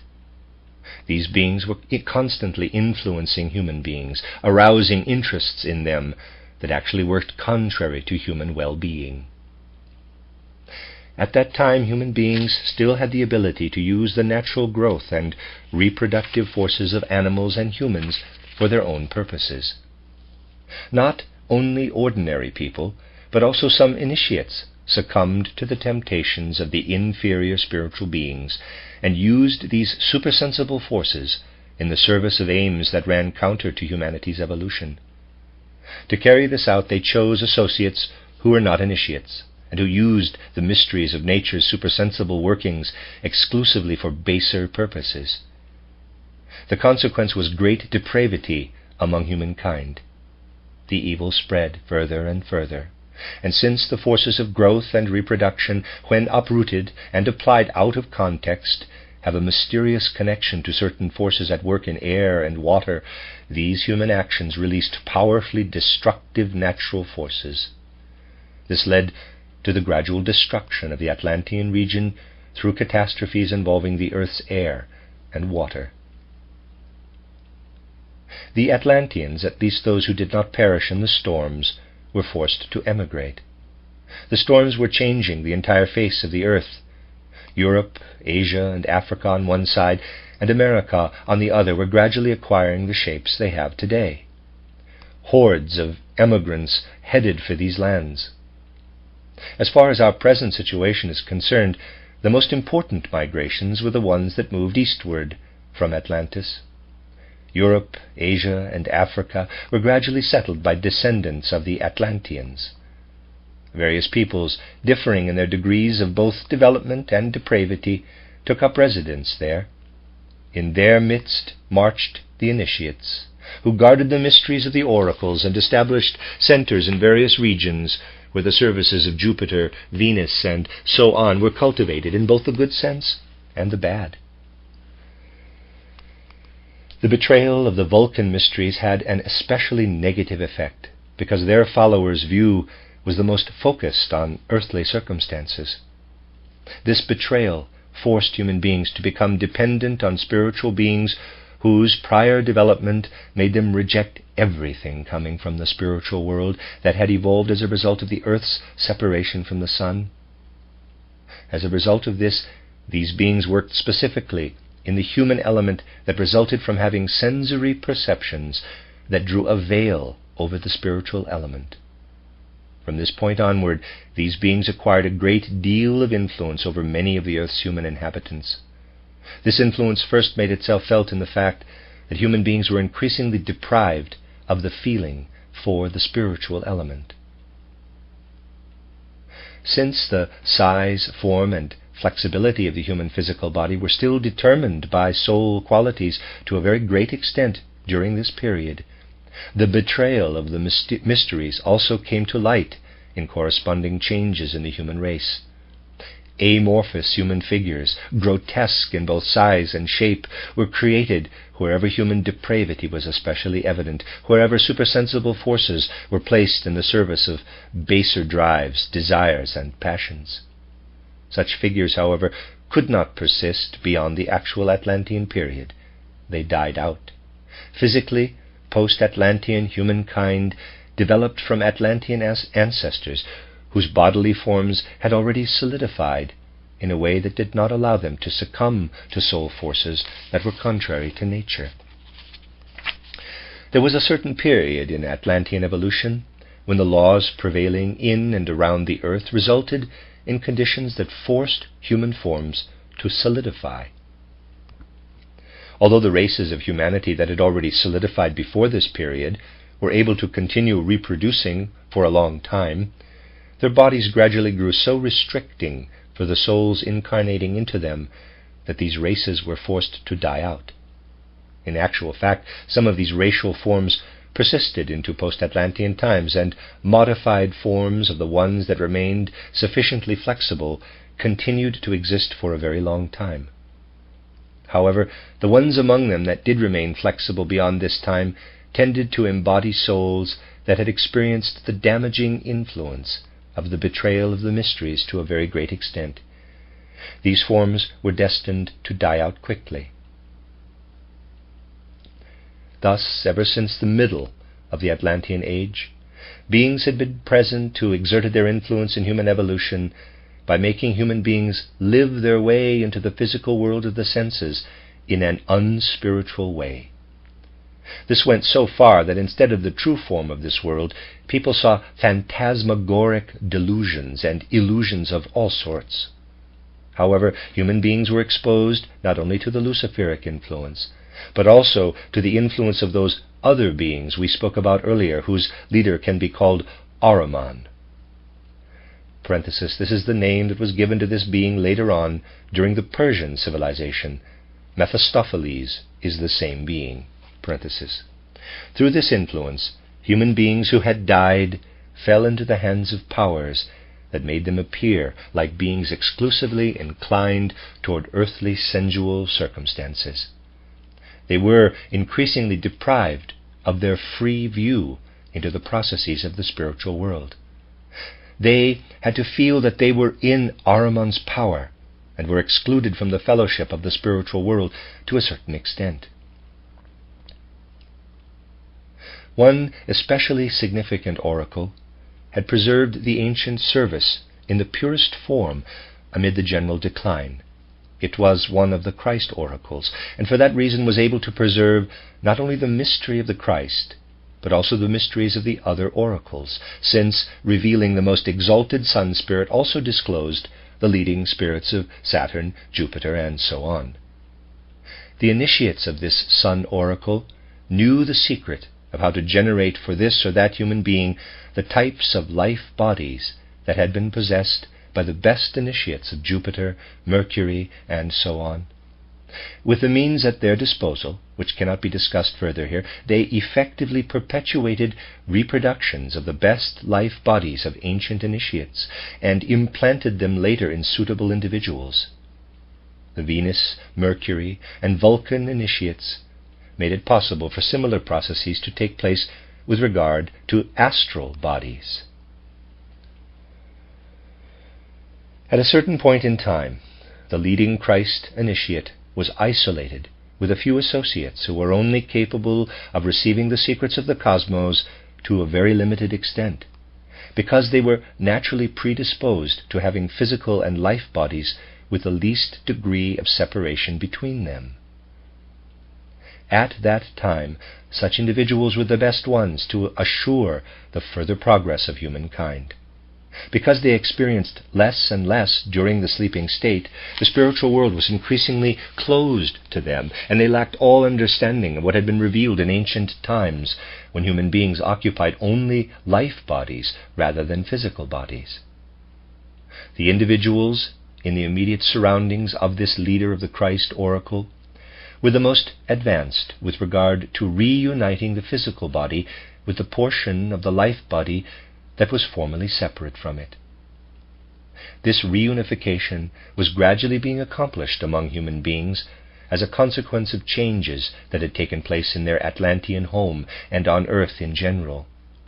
Human physical and life bodies were coinciding to an ever greater extent. As a result of this, human beings lost their previously boundless faculty of memory, and a life of thought began for them. The part of the life body that was united with the physical body transformed the physical brain into the actual instrument of thinking. Only after this did human beings actually experience the I within the physical body. Self-awareness awakened for the first time. To begin with, this was actually true of only a small percentage of human beings, primarily associates of the leader of the Christ oracle. The masses of human beings scattered over Europe, Asia, and Africa preserved the remnants of older states of consciousness to varying degrees, and therefore experienced the supersensible world directly. Post-Atlantean civilizations, ancient India. The Christ initiates' associates were people of highly developed intellect, but of all the people living at that time, they had the least experience in the supersensible domain. This initiate moved with them from the west to the east to an area in Central Asia, wanting to protect them as much as possible from contact with human beings of less advanced consciousness. He educated these associates of his, and more especially their descendants, in accordance with the mysteries that were revealed to him. Thus he trained a whole host of human beings who took to heart impulses that were in harmony with the mysteries of the Christ initiation. From among them he selected the 7 best to receive life bodies and astral bodies that were reproductions of those of the 7 greatest Atlantean initiates. In this way he educated one successor for each of the initiates of Christ, Saturn, Jupiter, and so on. These 7 new initiates became the teachers and leaders of the human beings who had settled in the southern part of Asia, specifically in ancient India. Since these great teachers were actually endowed with reproductions of the life bodies of their spiritual ancestors, what was present in their astral bodies, namely the knowledge and understanding they had assimilated themselves, did not extend to what was revealed to them through their life bodies. If this revelation was to speak in them, they had to silence their own knowledge and understanding. When they did so, the exalted beings who had spoken to their spiritual ancestors also spoke through them and out of them. Except when such beings were speaking through them, these were simple people, gifted with whatever degree of intellectual and emotional education they had acquired on their own. At that time, India was occupied by human beings who had superbly preserved a living memory of the ancient Atlantean state of soul that had permitted experience in the spiritual world.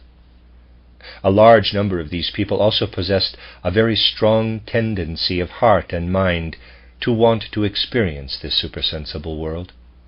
Thanks to the wise guidance of destiny, the majority of people of this type, who came from the best portions of the Atlantean population, had migrated to southern Asia.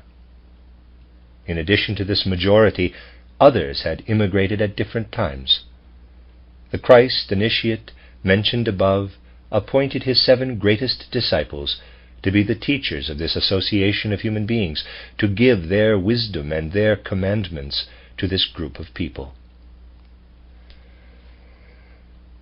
For many of these ancient Indians, very little preparation was required to enliven in them the barely extinguished faculties that led to observing the supersensible world, because a longing for this world was actually a fundamental mood of Indian souls.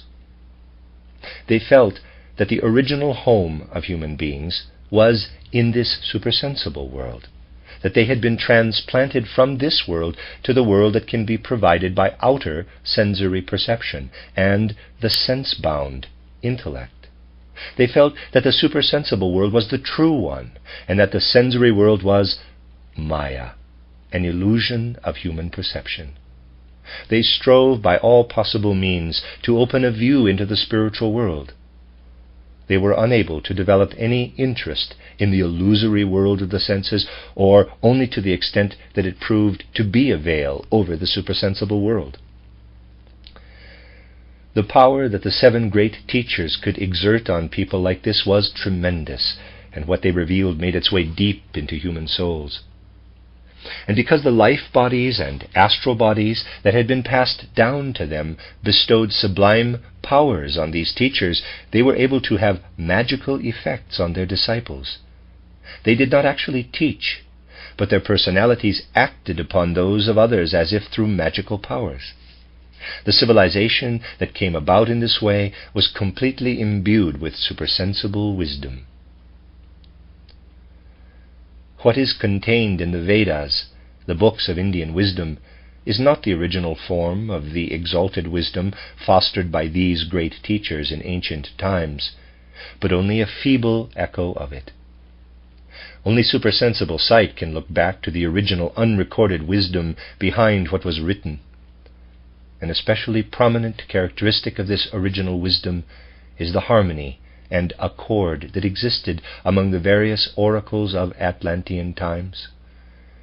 Each of the great teachers could divulge the wisdom of one of the oracles, and these various aspects of wisdom were in complete harmony, because the fundamental wisdom of the initiation that prophesied the coming of the Christ stood behind all of them. However, the teacher who was the spiritual successor of the Christ initiate did not present what this initiate himself, who had remained in the background of evolution, was capable of revealing. Initially, it was not possible for the Atlantean Christ initiate to pass on his high office to any post-Atlantean individual. In contrast to the Atlantean Christ initiate, who was able to completely transmute his perception of the Christ mystery into human concepts, the Indian Christ initiate was only capable of presenting a reflection of this mystery in signs and symbols, because his humanly acquired conceptual abilities could not encompass this mystery. Nonetheless, the result of the union of the 7 teachers was a panorama of wisdom expressing their knowledge of the supersensible world, only parts of which could have been promulgated in the old Atlantean oracle. This panorama revealed the exalted leadership of the cosmic world and quietly alluded to a great sun spirit, the concealed being who was enthroned above the beings revealed by the seven teachers. What the term ancient Indians means here is not what is usually understood by it. No outer documents have come down to us from the time we are speaking of here. The nation of people now known as Indians belongs to a historical stage of evolution that came about only much later than this. We must recognize the, in quotes, Indian culture described here as the prevailing culture of the first post-Atlantean epoch in Earth's history. After that came a second post-Atlantean epoch, when the quote-unquote Old Persian civilization described later on in this book was the dominant culture. Still later, the Egypto-Chaldean civilization developed. It too will be described later. While the second and third post-Atlantean cultural epochs were taking shape, the ancient Indian culture also underwent its own second and third periods. The third period is what is commonly described as ancient India. We must not confuse what is described here with the historical ancient India spoken of elsewhere. What later led to separating people into castes was another characteristic of the culture of ancient India. The inhabitants of India were descendants of Atlanteans who had belonged to different human types, the Saturn humans, Jupiter humans, and so on. Through supersensible teaching, they understood that a soul's position in a certain caste was not a matter of coincidence, but a matter of self-determination. The fact that many people were able to stir up inner memories of their ancestors, as described earlier, made it easier for them to understand supersensible teachings in this way, but it also easily led to erroneous ideas about reincarnation. During the Atlantean Age, the truth about reincarnation could only be acquired through the initiates. Similarly, during the earliest Indian times, this truth could only be acquired through direct contact with the great teachers. In fact, the mistaken concept of reincarnation that was described earlier was extremely prevalent among the people who had spread out over Europe, Asia, and Africa after the sinking of Atlantis. And because initiates who had gone astray during the Atlantean evolutionary period had also shared this mystery with people who were not ready to receive it, people increasingly confused the correct idea with the false one. Many of these people still possessed a dusk-like kind of clairvoyance as a legacy of the Atlantean Age. While the Atlanteans entered the domain of the spiritual world during sleep, their descendants experienced this spiritual world in abnormal, intermediate states between waking and sleeping. In these states, images of an older time to which their ancestors had belonged appeared in them, so they considered themselves reincarnations of people who had lived in those times. Teachings about reincarnation that contradicted the initiates' genuine ideas on the subject spread over the entire earth. Ancient Persian civilization. Ongoing migrations from west to east since the beginning of the destruction of Atlantis led to the settlement of the Middle East by a group of people whose descendants went down in history as the Persians and their affiliated tribes. Supersensible cognition, however, must look much further back in time than the recorded history of these ethnic groups. We must first speak about the later Persians' very distant ancestors, who issued in the second great epoch of civilization in post-Atlantean evolution. It came about after the Indian civilization. The people of this second epoch had a different task from the Indians. Their inclinations and longings were not directed only at the supersensible world, but were also adapted to the physical world of the senses. They began to love the earth. They valued what human beings could conquer for themselves on earth, and what they could gain through earthly forces.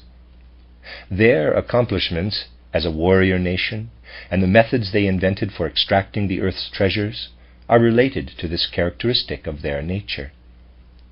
There was no danger that their longing for the supersensible would turn them completely away from the illusion of the physical sense-perceptible world. On the contrary, they were more in danger of completely losing their soul's connection to the supersensible world because of their appreciation for the physical world. The character of the oracles that had been transplanted from Atlantis also reflected the general character of the people. Formerly, human beings had been able to acquire certain powers by experiencing the supersensible world. At this time, it was still possible to control some lower forms of these powers. Of these powers, there were those cultivated in the oracles that guided natural phenomena in ways that served personal human interests. At this time, in the past, people still had great ability to control forces in nature that later retreated beyond the reach of human will. The guardians of the oracles, who had inner forces at their command that were related to fire and other elements, can be called magi or magicians. The legacy of supersensible knowledge and supersensible forces that they had preserved for themselves, although insignificant in comparison to what human beings had been capable of in the still more distant past, appeared in many different forms, ranging from the noblest arts, whose only purpose was the welfare of human beings, to the most reprehensible practices. The Luciferic principle prevailed in these people in a very particular way, connecting them with everything that could distract human beings from the intentions of the higher beings who would have been the sole guides of human progress if the Luciferic intervention had not happened. Even the members of this people who were still gifted with remnants of the ancient clairvoyant state, the intermediary state between waking and sleeping that was described earlier, felt very drawn to the inferior beings of the spiritual world.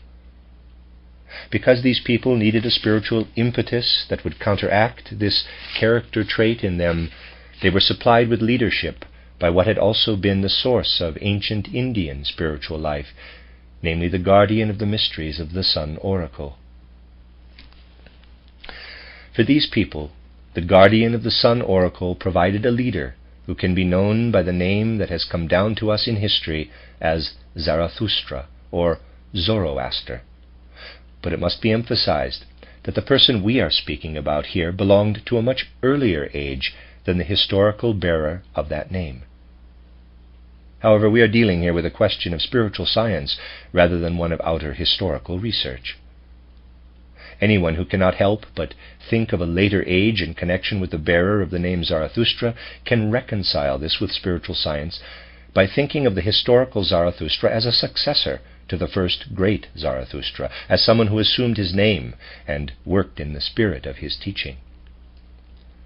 The impulse Zarathustra needed to provide for his people consisted in pointing out that the physical world of the senses is more than just the spiritless thing people encounter when they fall exclusively under the influence of the being of Lucifer. Human beings owe their personal independence and their sense of freedom to this being. However, Lucifer is supposed to work in them in harmony with the opposite spiritual principle. It was important for the ancient Persian people to remain alert to the presence of this other spiritual being. Their inclination toward the physical world of the senses threatened to make them merge completely with the Luciferic beings. Now, the initiation Zarathustra had received through the guardian of the Sun Oracle allowed him to receive the revelations of the exalted Sun beings. His training had led him to special states of consciousness, in which he was able to behold the Sun being's leader, who had taken the human ether body under his protection, as described earlier. Zarathustra knew that this being was guiding the evolution of humanity, but would only be able to descend to Earth from cosmic space at a certain point in the future. For this to happen, this being would have to be able to live in the astral body of a human being in the same way that he had been able to work in the human life body ever since the Luciferic intervention took place. For this to happen, a human being would have to appear who had transformed the astral body back to the stage it would have attained without Lucifer at a certain other point in time, (in the middle of the Atlantean period of evolution). Without Lucifer, human beings would have reached this stage earlier, but without personal independence and without the possibility of freedom. From this point onward, however, human beings were to regain this high level in spite of these traits of their character. In his clairvoyant states, Zarathustra saw that in humankind's future evolution, it would be possible for a specific person to have an astral body of this sort. He also knew that until this time arrived, it was impossible to find the spiritual forces of the sun on earth. They could be perceived, however, by means of supersensible sight in the domain of the spiritual portion of the sun. He was able to behold these forces when he turned his clairvoyant gaze toward the sun, and he brought his people tidings of the nature of these forces, which at that time could be found only in the spiritual world, but would later descend to earth. In this way he proclaimed the great spirit of the sun, the spirit of light, the sun aura, Ahura Mazdao, or Ormuzd. For Zarathustra and his followers, this spirit of light became manifest as the spirit who turns his countenance toward human beings from the spiritual world and prepares the future within humankind. This spirit who points to the Christ before his appearance on earth was the spirit Zarathustra proclaimed as the spirit of light. In contrast, Zarathustra depicted Ahriman, Angra Manju, as a power whose influence causes the human soul life to deteriorate when it surrenders to this influence in a one-sided way.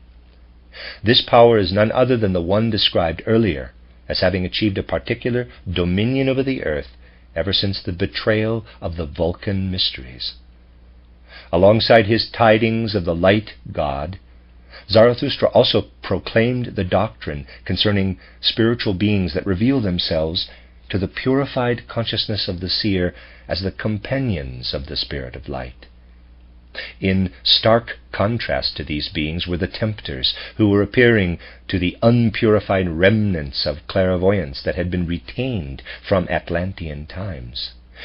It had to be made clear to the ancient Persians that the human soul, to the extent that it was inclined toward working and striving in the physical world of the senses, was the battleground in a conflict between the power of the light god and that of his adversary. Zarathustra showed how human beings had to act so as not to be led into the abyss by this adversary, whose influence might be turned to good through the power of the spirit of light. Egypto-Chaldean civilization. A third post-Atlantean cultural epoch first developed among the peoples who eventually migrated into the Middle East and North Africa, the Chaldeans, Babylonians, and Assyrians on the one hand, and the Egyptians on the other. They developed a still different understanding of the physical sense-perceptible world than the ancient Persians. In comparison to other ethnic groups, they had acquired much more of a spiritual predisposition for intellectual endowment, for the ability to think that had been developing since the later part of the Atlantean age. As we know, it was the task of post-Atlantean humanity to develop soul faculties that could be acquired through awakened powers of thought and feeling that are not directly stimulated by the spiritual world, but come about when human beings observe the world of the senses, find their way into it, and adapt it. Conquering the physical world with these human faculties must be seen as the mission of post-Atlantean humanity. This conquest proceeded step by step. In ancient India, although people's soul makeup already directed them toward the physical world, they still saw it as an illusion, and their spirits turned toward the supersensible world. In contrast, the people of ancient Persia began an attempt to conquer the physical world of the senses, but to a large extent they still did so with soul forces that were the legacy of a time when human beings could reach directly into the supersensible world. Among the peoples of the third cultural epoch, souls had lost much of their supersensible faculties. They had to investigate the spirit's manifestations in their sense-perceptible environment. Their progress came from discovering and inventing the cultural means of advancement that this environment yielded. Humankind's sciences came about through deriving the laws of the spiritual world from the physical sense world that concealed it. Technology and the arts and their tools and methods came about through recognizing and applying the forces of this sensory world. The Chaldeans and Babylonians no longer saw the world of the senses as an illusion. They saw its natural kingdoms, its mountains and seas, its air and water, as manifestations of the spiritual deeds of powers standing behind this world. And they attempted to discover the laws governing these powers. To the Egyptians, the earth was the setting for their work. In the state in which it was given to them, it was in need of being transformed through their own intellectual forces, so that it would reflect the impact of human power.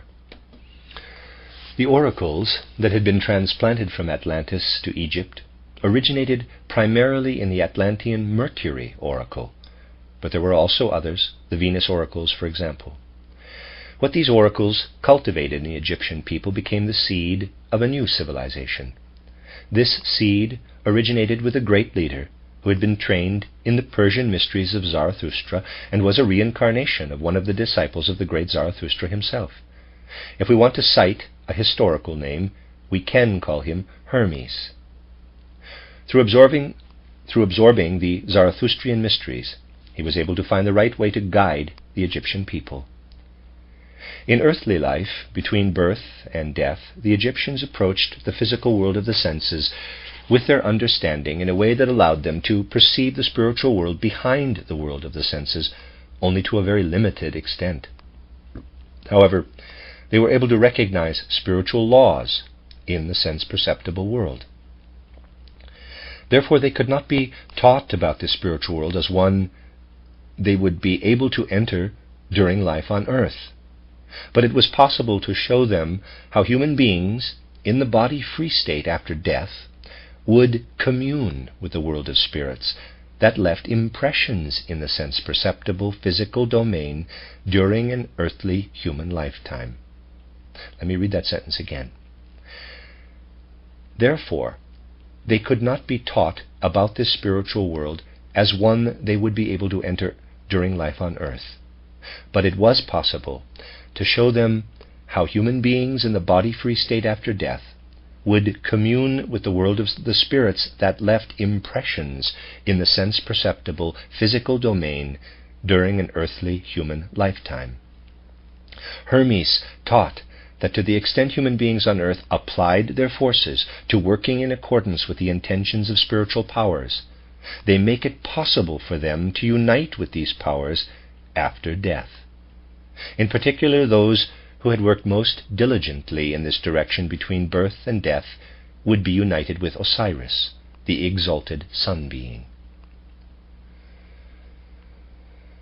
The Chaldean Babylonian aspect of this cultural stream was more emphatic than the Egyptian in directing the human mind toward the physical world of the senses. The laws of this world were investigated, and spiritual archetypes were perceived in their sense-perceptible images. However, in many respects, this people remained caught in the sense-perceptible element. Instead of a star's spirit, the star was pushed into the foreground, and the same was true of other spiritual beings and their earthly manifestations. Only their leaders acquired really deep knowledge of the laws of the supersensible world and of how these laws worked together with the sense world. The contrast between the knowledge of the initiates and the mistaken beliefs of the people were stronger here than anywhere else. Greco-Latin civilization. Conditions were quite different in the areas of southern Europe and Asia Minor, where the fourth post-Atlantean cultural epoch blossomed. We can call this the Greco-Latin epoch. The migrants to these countries were the descendants of people from many different parts of the ancient world, and their oracles followed the traditions of many different Atlantean oracles. Some individuals possessed the legacy of ancient clairvoyance as a natural faculty.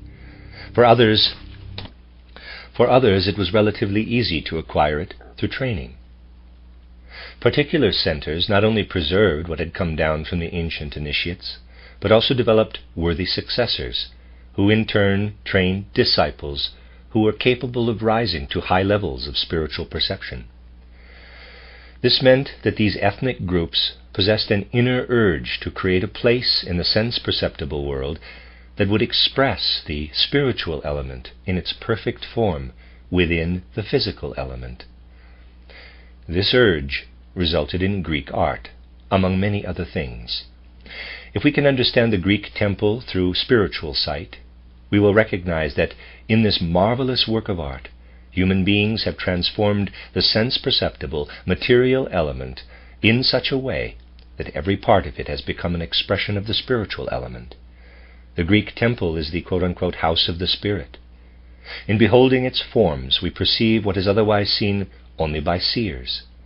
A temple of Zeus or Jupiter is fashioned in a way that presents our physical sense of sight with a worthy vessel for what the guardian of the Zeus or Jupiter initiation beheld with spiritual sight. This is true of all Greek art. In mysterious ways, the wisdom of the initiates flowed into poets, artists, and thinkers. In the constructs of ancient Greek philosophy, the mysteries of the initiates are found in the form of concepts and ideas. The influence of the spiritual life, the mysteries of the Asian and African initiation centers, flowed into these people and their leaders. The great Indian teachers, the associates of Zarathustra, and the followers of Hermes had all trained disciples, and either these disciples or their successors then founded initiation centers in which the ancient wisdom came to life in a new form. These were the mysteries of antiquity, where disciples were prepared to reach states of consciousness that would allow them to attain perception of the spiritual world. More will be said about these mysteries of antiquity in the final chapters of this book. Other details are available in my book, Christianity as Mystical Fact. Wisdom flowed out of these initiation centers to those who cultivated the mysteries of the spirit in Asia Minor, Greece, and Italy. In the Greek-speaking world, the Orphic and Eleusinian mysteries developed into important initiation centers. The great teachings and methods of wisdom from earlier times worked on in the Pythagorean school of wisdom, because Pythagoras had been initiated into the secrets of a variety of mysteries during his extensive travels. The coming of the Christian era. During the post-Atlantean period, human life between birth and death also had its effect on the post-death body-free state. As human beings increasingly turned their interests toward the physical world of the senses, it became ever more possible for Ahriman to work his way into their souls during earthly life, and then to retain this power beyond death. This danger had been very slight among the peoples of ancient India, because they experienced the physical world of the senses as an illusion during earthly life, thus extricating themselves from Ahriman's power after death. The danger was greater for the ancient Persians, who took an active interest in the physical world during the time between birth and death.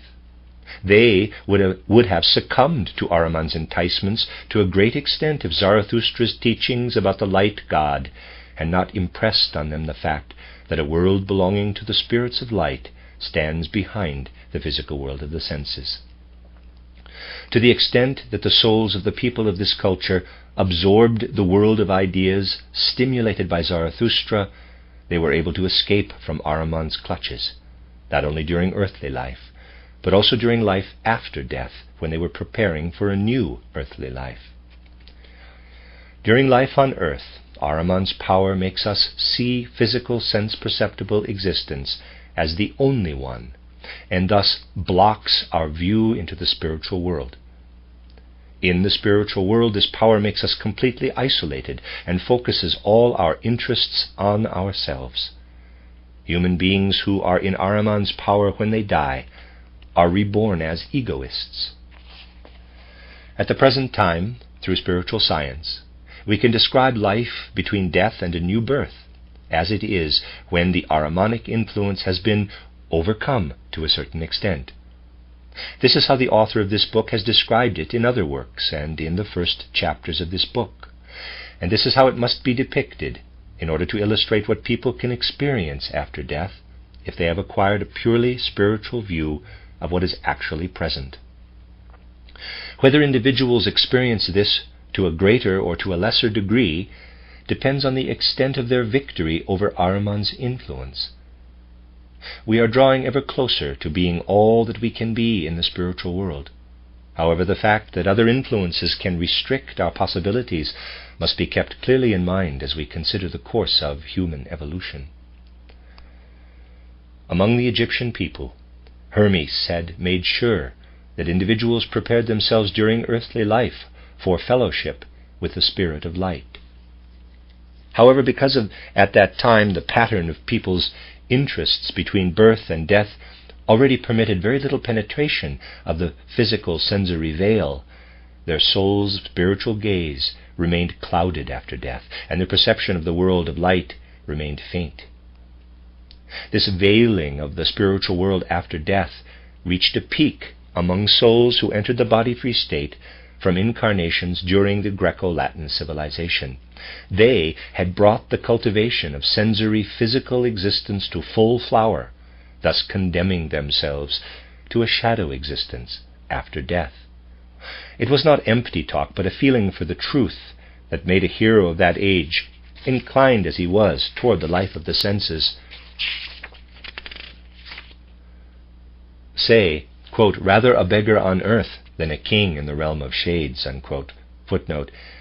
The soul of Achilles, conjured up out of Hades by sacrifices to the dead, speaks to Odysseus, quote, "Speak not wrongly of death, Lord Odysseus.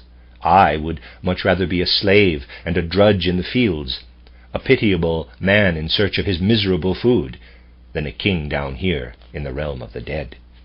Homer, The Odyssey, Song 11, end footnote. All this was still more pronounced among the Asiatic peoples, who, instead of turning their gaze to spiritual archetypes, had also made sensory representations the focus of their reverence and adoration. A large part of humanity was in this situation during the Greco-Latin cultural period. As we see, post-Atlantean humanity's mission of conquering the physical world of the senses necessarily led to estrangement from the spiritual world. The greatness of this age was therefore inevitably bound up with its decline. In the mysteries, the human being's connection to the spiritual world was cultivated. In specific soul conditions, their initiates were able to receive revelations of this world. These initiates were the successors of the Atlantean guardians of the oracles, more or less. What had become veiled to others through the impact of Lucifer and Ahriman was disclosed to them.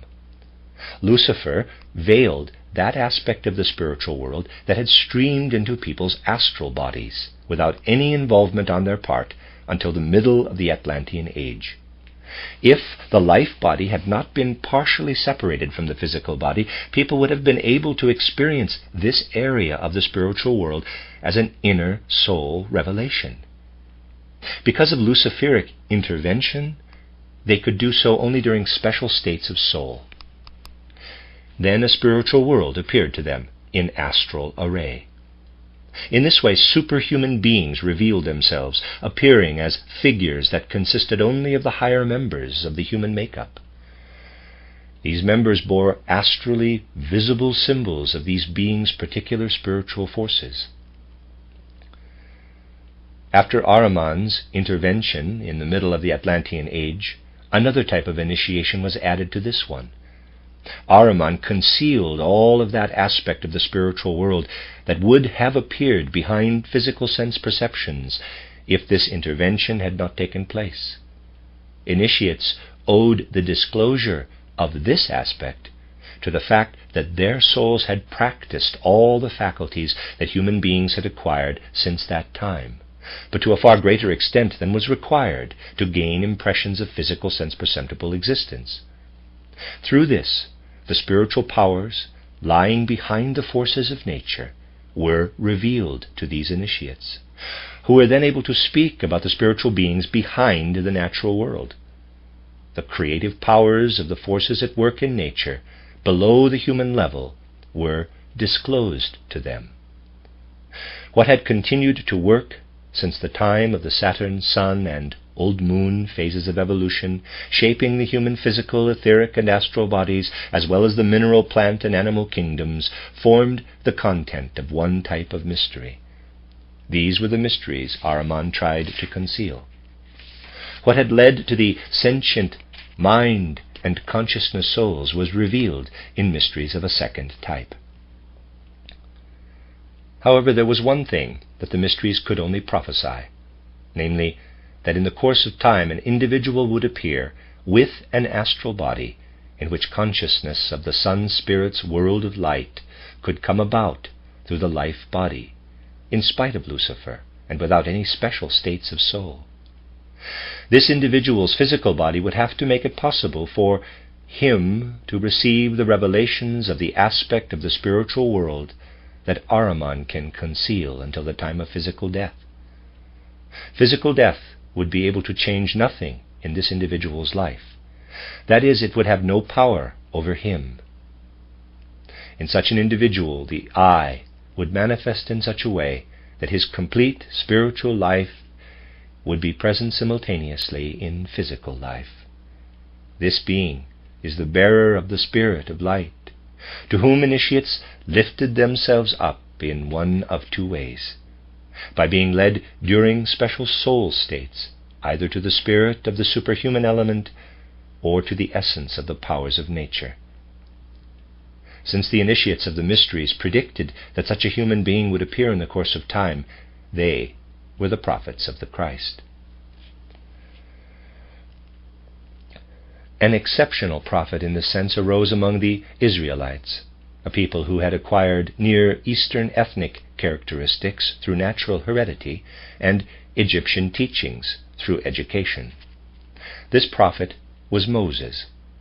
His soul had been so thoroughly influenced by initiation that in exceptional states of consciousness it received the revelation of the being who had formerly assumed the role of shaping human consciousness from the moon in the normal course of Earth's evolution. In thunder and lightning, Moses saw not only physical phenomena, but also the manifestations of this spirit. However, his soul had also been worked on by mysteries of the other sort, so he had astral visions of the superhuman element becoming human through the eye. Thus the being who was to come was disclosed to Moses from two directions as the highest form of the eye. With the appearance of the Christ, the great prototype prepared for humanity by the exalted Sun being appeared in human form. In certain respects, all mystery wisdom had to take on a new form at this point. Previously, this wisdom had existed only in order to make people capable of entering a state of soul in which they could perceive the domain of the Sun Spirit outside of earthly evolution. From this point onward, mystery wisdom was given the task of making people able to recognize the Christ who had become human, and to understand the natural and spiritual worlds out of this center of all wisdom. At that moment in the life of Christ Jesus, when his astral body first contained everything that Lucifer's intervention can conceal, he began to appear as the teacher of humanity. And human evolution on earth began to be implanted with the potential to take up the wisdom that will allow the gradual attainment of earth's physical goal. And at the moment when the event of Golgotha took place, the other possibility, which can allow Ahriman's influence to be turned toward the good, was implanted in humanity. From this point onward, human beings can take with them into death that which frees them from isolation in the spiritual world. This event in Palestine stands in the center, not only of humankind's physical evolution, but also of that of the other worlds to which human beings belong. When the mystery of Golgotha was accomplished, when the Christ had undergone death on the cross, he appeared in the world where souls lingered after death and set limits on Ahriman's power, illuminating the regions that the Greeks had called the kingdom of shades with a spiritual bolt of lightning that showed its inhabitants that light was meant to enter it again. What was accomplished on behalf of the physical world through the mystery of Golgotha cast its light into the spiritual world. Until this event, humankind's post-Atlantean evolution had been a time of ascent for the physical world of the senses, but also a time of decline for the spiritual world. Everything that flowed into the sensory world had its origins in what had already been present in the spiritual world since primeval times.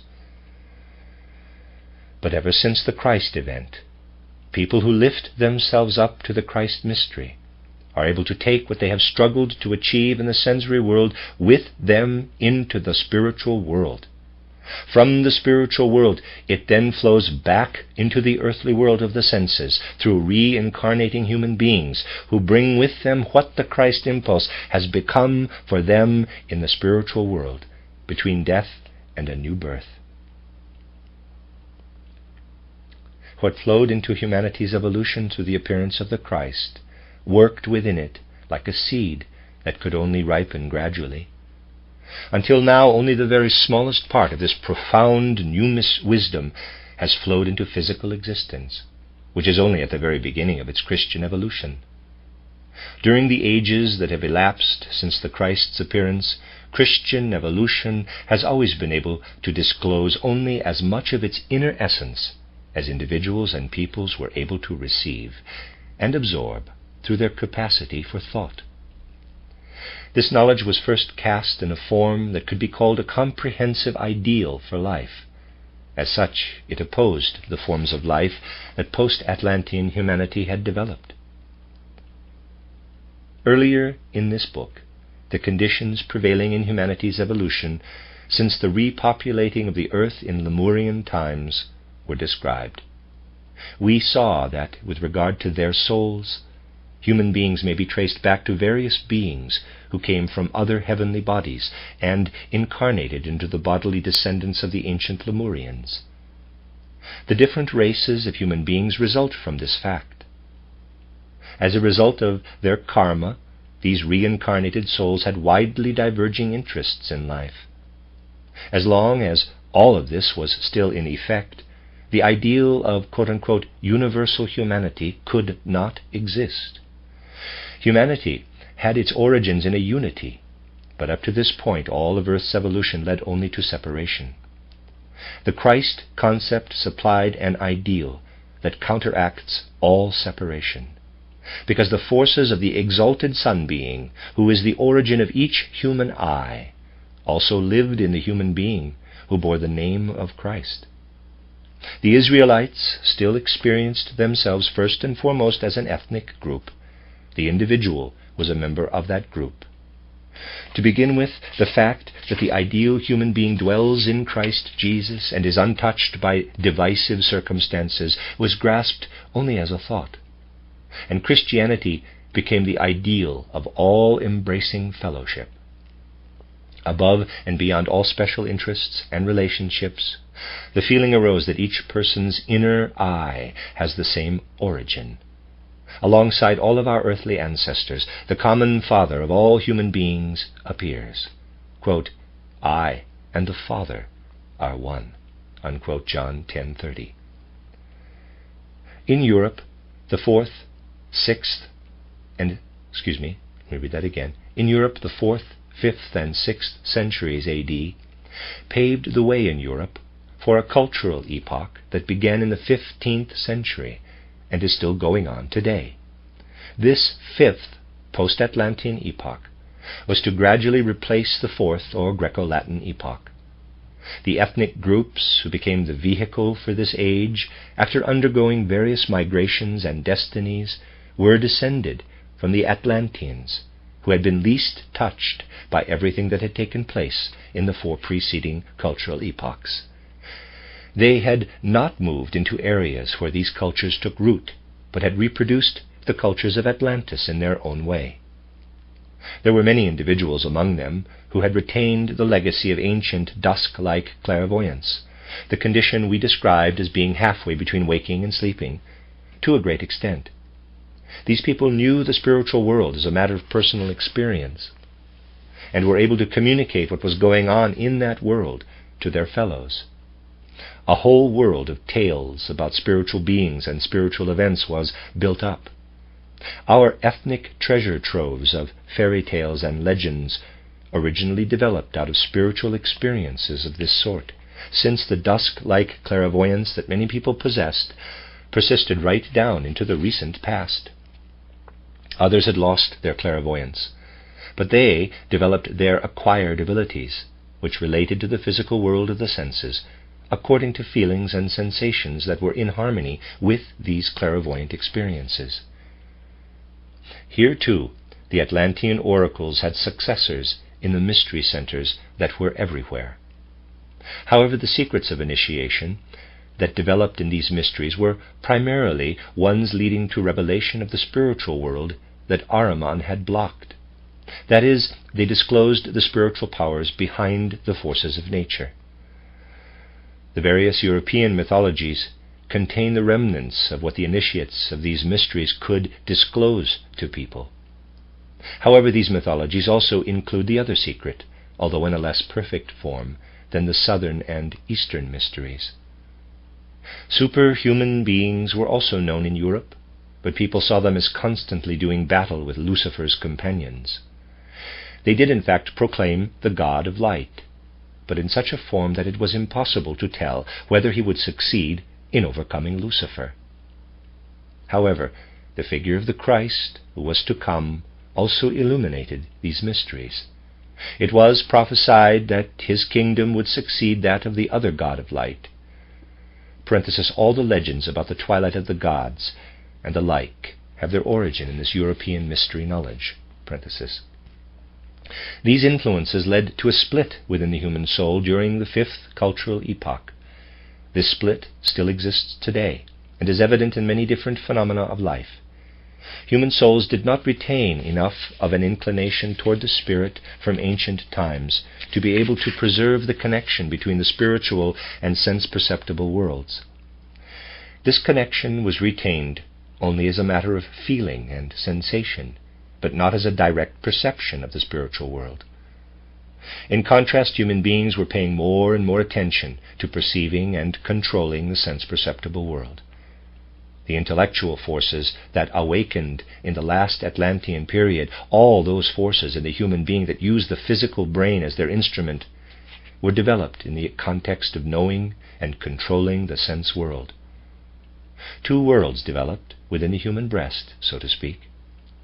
One of them is turned toward physical, sense-perceptible existence, while the other is receptive to the revelation of the spiritual element in order to penetrate it by means of feeling and sensation, but without direct perception.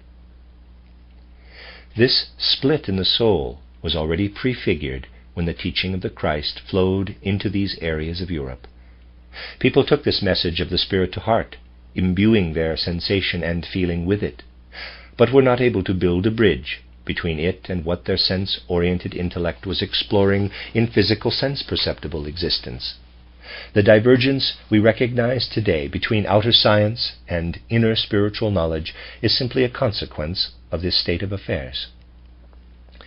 The Christian mysticism of Eckhart, Tauler, and others was the result of imbuing feeling and sensation with Christianity, while the exclusively sense-oriented natural sciences and their effects on our life are the results of the soul's other predisposition.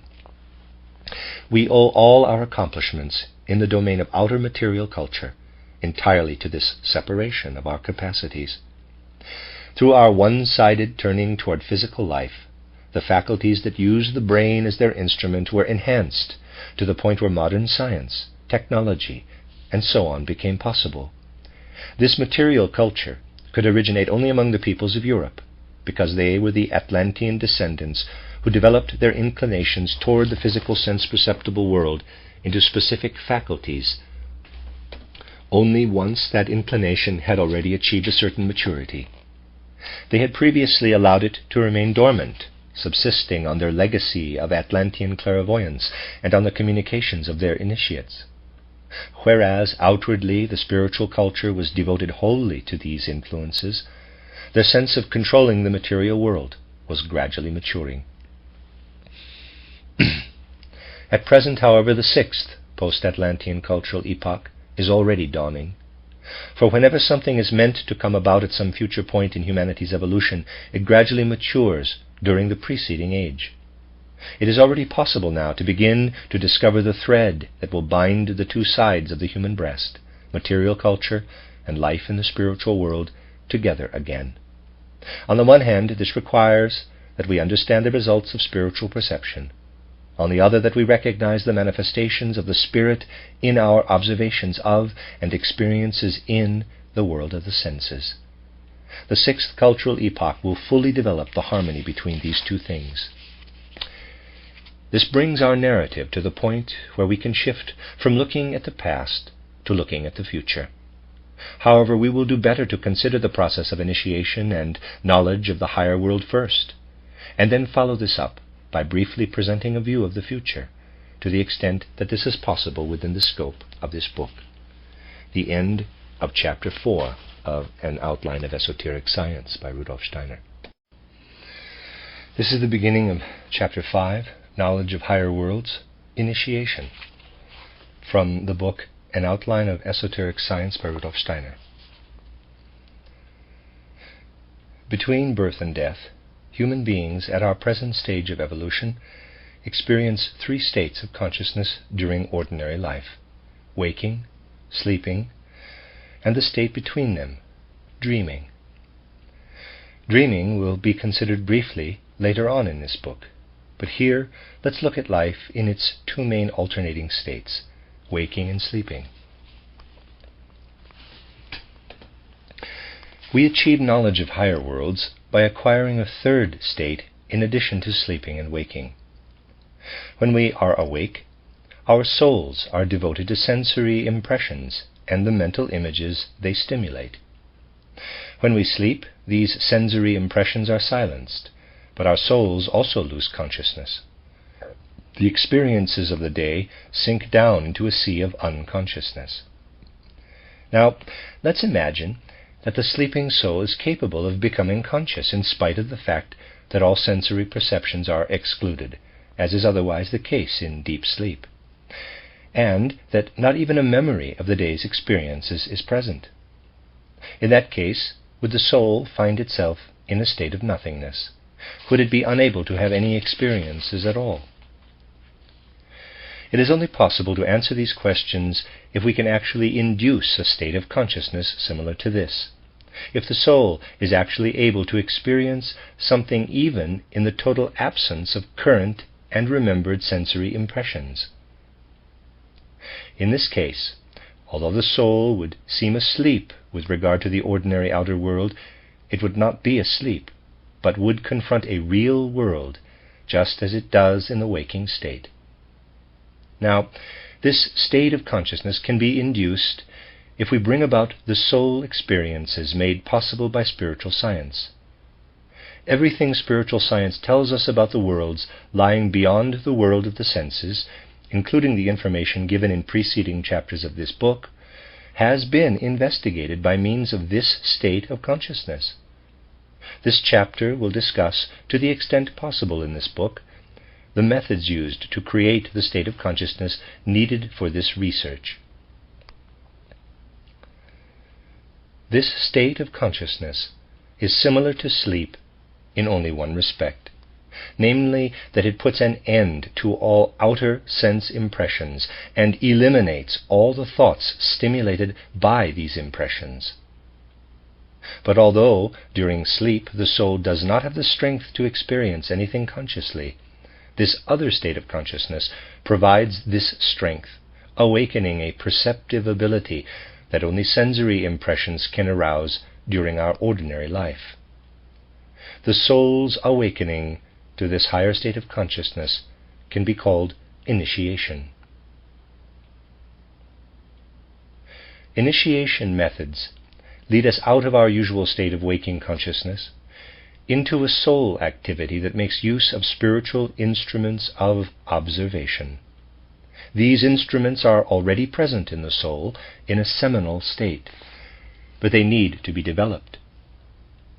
Now, it's possible for people to discover at a certain point in the course of their lives that these higher instruments have developed spontaneously, without any special preparation, and that a certain involuntary self-awakening has taken place. As a result, these people find that their essential nature is totally transformed, and that their soul experiences are infinitely enriched. They also find that no knowledge of the sensory world can possibly provide the bliss, the soul satisfaction, and inner warmth that they now experience as a result of what is being disclosed to understanding that is not accessible to the physical eye, Iwai. Strength and certainty will flow into their will from a spiritual world. Such instances of self-initiation do occur, but they should not tempt us to believe that the only right thing to do is to wait for this to happen and do nothing to bring initiation about through appropriate training. Since self-initiation can come about without observing rules of any sort, it is not necessary to talk about it here, but what will be described is how training can develop the seminal organs of perception lying dormant in the soul. People who feel no particular urge to do something for the sake of their own development may easily say that human life stands under the guidance of spiritual powers, and that instead of intervening in this guidance, we should patiently await the moment when these powers find it right to disclose another world to our souls. These people may well feel that there is a certain presumptuousness or unjustified desire in wanting to interfere with wise spiritual guidance. People who think like this will change their minds only when one particular thought makes a strong impression on them. This thought is, quote, "This wise guidance has given me certain faculties, not so that they will remain unused, but so that I can put them to use. The wisdom in this guidance lies in the fact that it has planted the seeds of a higher state of consciousness in me. I understand this guidance only if I feel that human beings have an obligation to reveal everything their own spiritual powers can possibly reveal." Unquote. If this thought has made a strong enough impression on the soul, then the above-mentioned doubts about training for a higher state of consciousness will disappear. However, another doubt can still arise about this training. We might say, quote, "Developing inner soul faculties constitutes an intervention in an individual's hidden holiest of holies, and involves a certain transformation of that person's entire nature. It is inherently impossible for us to independently conceive of the means for bringing about such a transformation, because only those who have personally experienced reaching a higher world can know how to do it. But if we turn to a person like this, we permit that person to have an influence on our own soul's hidden holiest of holies." Unquote.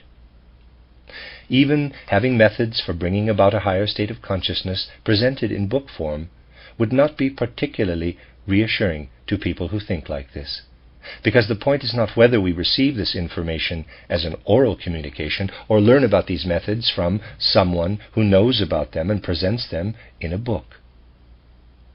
There are indeed people who are knowledgeable about the rules for developing spiritual organs of perception, but subscribe to the view that these rules should not be entrusted to a book. In general, these people also consider it impermissible to communicate certain truths having to do with the spiritual world. Given the present stage of humankind's evolution, however, this view must be considered outdated in a certain way. It is true that we can go only so far in communicating the rules in question, but the information that can be provided leads far enough so that those who apply it to their own souls will reach a point in the development of their knowledge where they will then be able to discover the rest of the way. Only personal previous experience on the path to spiritual knowledge can give us the right idea about how this path then leads on. All these facts can give rise to doubts about the path to spiritual knowledge, but these doubts disappear when we consider the nature of the course of development indicated by the training that is appropriate to our times. This is the path that will be discussed here. Other methods of training will be mentioned only briefly. The training that will be discussed here will provide those who have the will to develop their higher faculties with the means for beginning to transform their souls. There is no question of dubious intervention in the student's inner nature unless the teacher attempts to bring about this transformation through methods that elude the student's consciousness. And no instruction in spiritual development that is appropriate for our times makes use of methods like that. Appropriate instruction does not make the student into an unconscious instrument. It supplies rules of conduct which the student then implements. When the occasion arises, the reason for laying down some particular rule will not be withheld. People searching for spiritual development do not need to receive and apply these rules as a matter of blind faith. In fact, blind faith is totally out of place in this area. If we have not yet begun spiritual training ourselves, but have considered the nature of the human soul simply as it reveals itself to our ordinary self-observation, we can ask ourselves, after receiving the recommended rules of spiritual training, how can these rules affect our soul life? Even without any training, we can answer this question adequately by applying our healthy common sense in an unbiased way. We can get the right idea of how these rules work even before we subject ourselves to them, although only training itself allows us to actually experience how they work. Even then, our experience will always be accompanied by understanding only if sound judgment accompanies each step we take. In this day and age, any true science of the spirit will provide only rules that can stand up to the scrutiny of sound judgment. If we are ready and willing to undertake only this kind of training, and do not permit any bias to drive us into blind faith, all our doubts will disappear. We will not be disturbed by any objections that can be raised about an appropriate training in attaining a higher state of consciousness. This training is not superfluous, even for those whose inner maturity can eventually lead to self-awakening of their spiritual organs of perception. On the contrary, it is especially suitable for them, because people like this almost invariably have to make many roundabout, useless detours before self-initiation takes place. Training spares them these detours and leads them forward on a straight path. Self-initiation is a result of having achieved the appropriate degree of maturity during preceding lifetimes. It can very easily happen that a soul rejects training out of a certain dim sense of its own maturity, since this feeling can create a certain arrogance that prevents the person from having confidence in a true spiritual training. It is also possible for a certain level of soul development to remain concealed and appear only at a certain age. In such cases, training can be exactly the right way to make it appear. But if the person in question remains closed to the possibility of training, it may well be that his or her ability will remain concealed during the present lifetime, and will appear again only during some subsequent life. It is important to avoid certain obvious misunderstandings with regard to the training in supersensible knowledge that is intended here. One such misunderstanding can arise from thinking that this training intends to make its students into different beings with regard to how they lead their entire lives. But this is not a question of giving people general instructions on how to conduct their lives. It's a question of telling them about soul practices they can carry out in order to learn to observe the supersensible element. These practices have no direct influence on the parts of their lives that lie outside of supersensible observation. People acquire the gift of supersensible observation in addition to these other parts of their lives. This perceptive activity is just as separate from life's ordinary functions as the waking state is from sleep. One state cannot interfere with the other in the least. Wanting to have impressions of the supersensible interspersed in the course of life's ordinary events would be like dealing with constant unhealthy interruptions to your sleep when you are ill. The student must be able to induce the state of observing supersensible reality through an act of free will.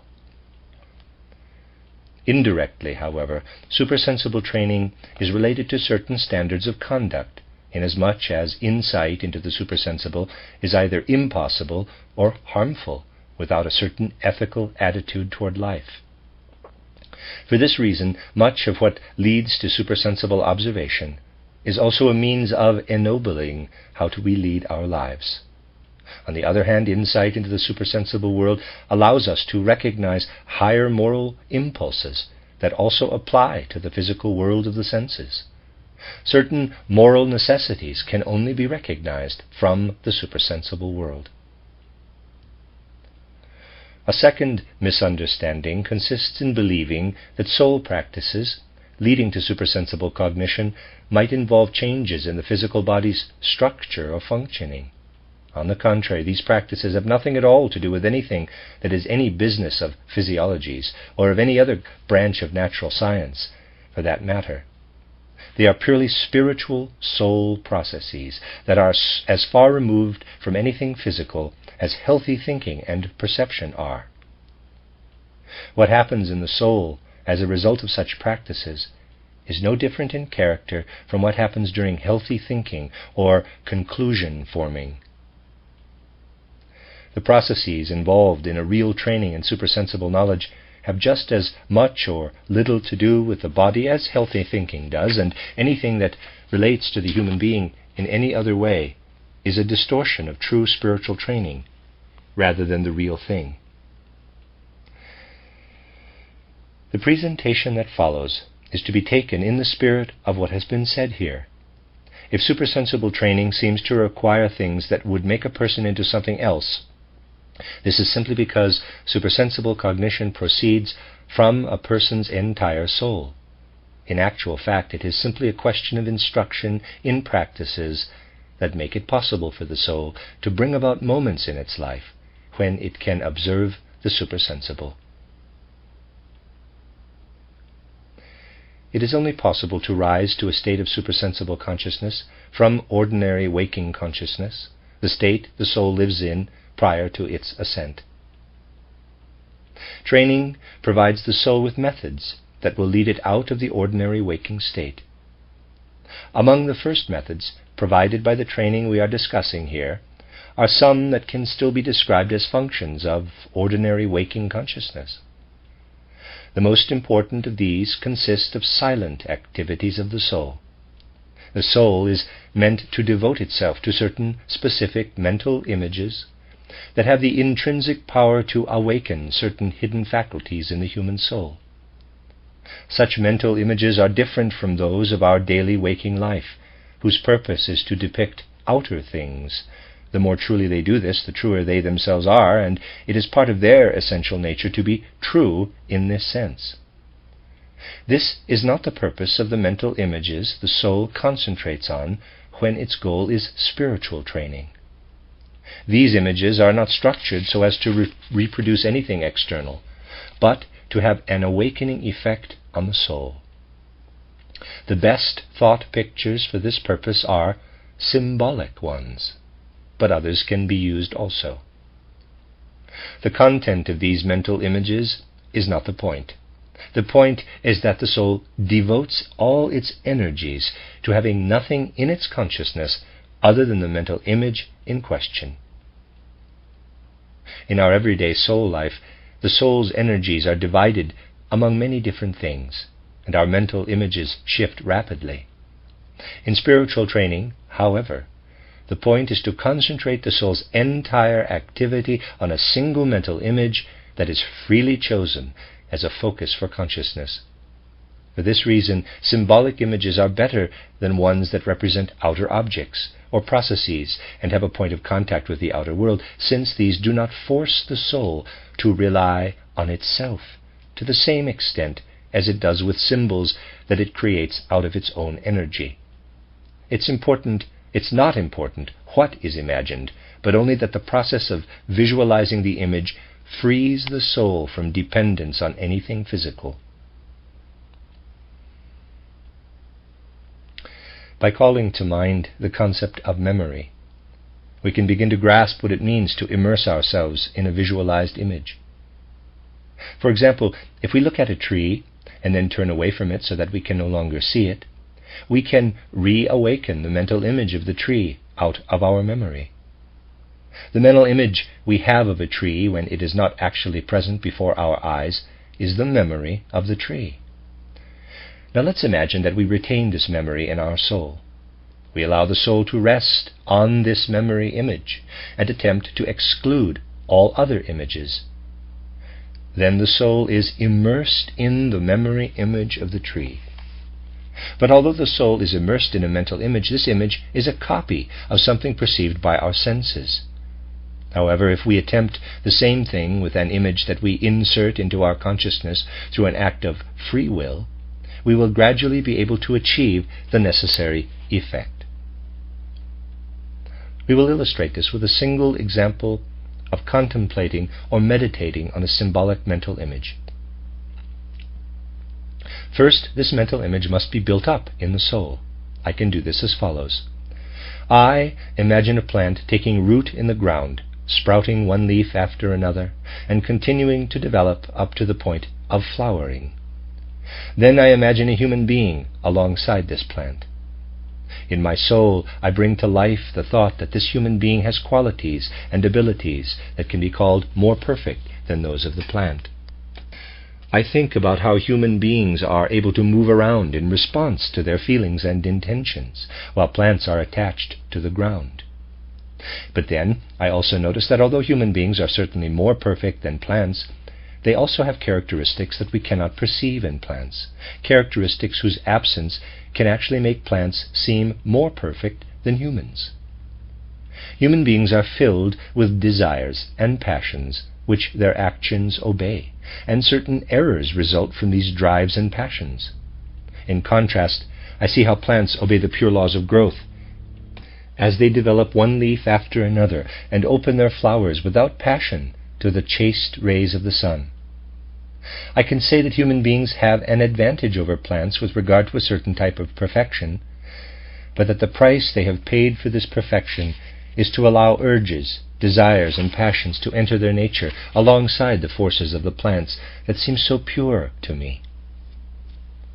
Next, I visualize the green sap flowing through the plant, and imagine this as an expression of the pure, passionless laws of growth. Then I visualize the red blood flowing through human arteries and imagine it as an expression of urges, desires, and passions. I allow all this to arise in my soul as a vivid thought. Then I think about how human beings are capable of development, how they can use the higher soul faculties to cleanse and purify their urges and passions. I think about how this destroys a baser element in these urges and passions, which are then reborn on a higher level. The blood may then be imagined as the expression of these cleansed and purified urges and passions.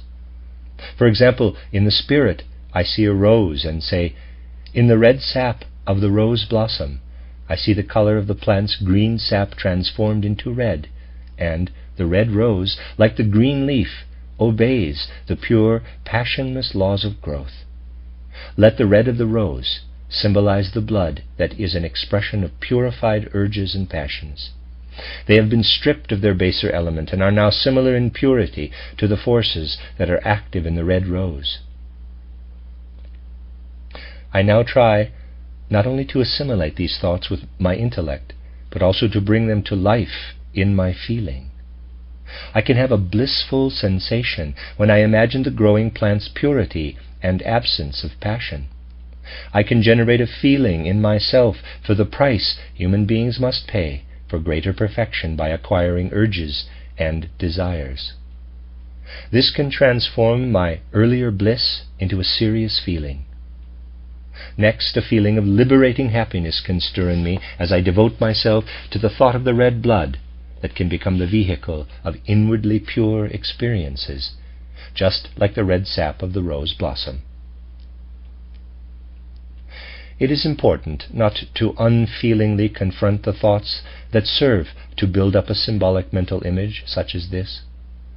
After having basked in these thoughts and feelings, we transform them into this symbolic image. We imagine a black cross. Let this be the symbol of the baser element that has been eliminated from our urges and passions.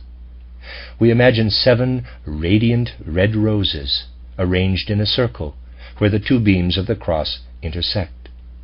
Let these be the symbol of the blood that is an expression of cleansed, purified passions and urges. Footnote. The point here is not the extent to which any particular natural scientific view can or cannot find these thoughts justifiable. The point is to develop thoughts about plants and human beings that can be acquired by means of simple, direct observation without any theory whatsoever. These thoughts do have a value alongside other more theoretical ideas, which are no less valuable in other respects, about things in the outer world. In this case, the purpose of these thoughts is not to present facts in a scientific way, but to build up a symbol that proves effective on a soul level, regardless of whatever objections may occur to one or the other individual as it is being built up. Rudolf Steiner. Footnote. End of footnote. This symbolic image must now be called up before our mind's eye in the way described earlier with regard to a memory image. A symbolic mental image such as this has the power to awaken our souls when we inwardly immerse ourselves in it and devote ourselves to it. We must try to exclude all other mental images while we are immersed in this one. We must allow only this symbol to linger before our mind's eye in the spirit, and it must be as vivid as possible. It is not without significance that this symbol was not immediately proffered as a soul awakening image, but was first built up by means of specific ideas about plants and human beings, because the effectiveness of a symbol like this depends on its being put together in this way before it is used for meditation. If we imagine it without first having gone through this build-up in our own souls, the symbol remains cold and is much less effective than if it has received its soul-illuminating power through this preparation. During meditation, however, we should not summon up all of these preparatory thoughts, but should only allow the image to linger vividly before us in the spirit, while permitting the feeling we had as a result of these preparatory thoughts to resonate. In this way, the symbol becomes a token of this experience of feeling, and its effectiveness is due to the fact that the soul dwells on this experience. The longer we can dwell on it without a different and disruptive image intervening, the more effective the whole process will be. However, outside of the time we set aside for actual meditation, it is a good idea to frequently repeat the process of building up the image through thoughts and feelings of the type described above, so that the feeling doesn't fade away. The more patience we have in renewing it, the more significant the image becomes for our souls. Additional examples of methods of meditation are described in my book, How to Know Higher Worlds. Described there are meditations on becoming and dying in plants, the creative forces lying dormant in seeds, the forms of crystals, and so on, which are especially effective. The intent here was to use a single example to demonstrate the nature of meditation. A symbol, such as the one described here, is not a copy of any outer thing or being that nature has produced. But this very fact gives it the power to awaken certain faculties that are strictly soul-like in character. However, an objection could be raised to this. Someone might say, quote, "It's true that the symbol as a whole is not present in nature, but all its details have been borrowed from nature. The black color, the roses, and so on. All these things are perceived by the senses." Unquote. Anyone who is bothered by this objection should consider the fact that the process of reproducing the sense perceptions is not what leads to awakening our higher soul faculties, but that this is brought about solely through how these details are combined, and the combination itself does not depict anything that is present in the world of the senses. This symbol was intended to illustrate the process of effective meditation. In spiritual training, any number of images of this sort could be used, and they could be built up in many different ways. Certain sentences, phrases, or single words may also be assigned as subjects for meditation. The goal of all these methods of meditation, however, is to tear the soul away from sensory perception and to rouse it to activity in which physical sense impressions are meaningless, and the development of dormant inner soul faculties becomes the essential thing. It is also possible to meditate only on feelings, sensations, and so on, and such meditations prove to be especially effective. Let's take the feeling of joy, for example. In the normal course of our lives, our souls may experience joy when an outer stimulus for it is present. A soul with healthy feelings, who sees a person doing something out of the goodness of his or her heart, will experience satisfaction and joy. But this soul can then proceed to think about an action of this sort, saying, quote, "When something is done out of the goodness of someone's heart, the person in question is acting not in his or her own interest, but in the interest of fellow human beings. Such an action may be called morally good." Unquote. The meditating soul, however, can free itself completely from its mental image of the individual case in the outer world that has given it joy or satisfaction, and it can then form a comprehensive idea of good-heartedness. Perhaps it thinks of how good-heartedness comes about when one's soul absorbs another's interest and makes it its own. The meditating soul can then feel joy in this moral idea of good-heartedness. This joy is not due to any process in the sensory world. It is joy in an idea as such. If we attempt to keep such joy alive in the soul for a certain length of time, we are meditating on a feeling, a sensation. What then becomes effective in arousing our inner soul faculties is not the idea itself, but rather the ongoing influence of a feeling within the soul that has not been stimulated by a mere individual outer impression. Since supersensible knowledge is able to delve more deeply into the essence of things than our ordinary thinking, meditating on feelings derived from supersensible experience is much more effective in developing soul faculties. As necessary as this may be for higher levels of training, we must be aware that we can go quite far simply through energetic meditation on feelings and sensations of the sort typified by the meditation on good-heartedness. Since people differ in their essential character, different training methods will be effective for different individuals. With regard to how long meditation should last, we must keep in mind that the calmer and more deliberate this meditation can become, the stronger its effect will be. However, any excesses in this direction should be avoided.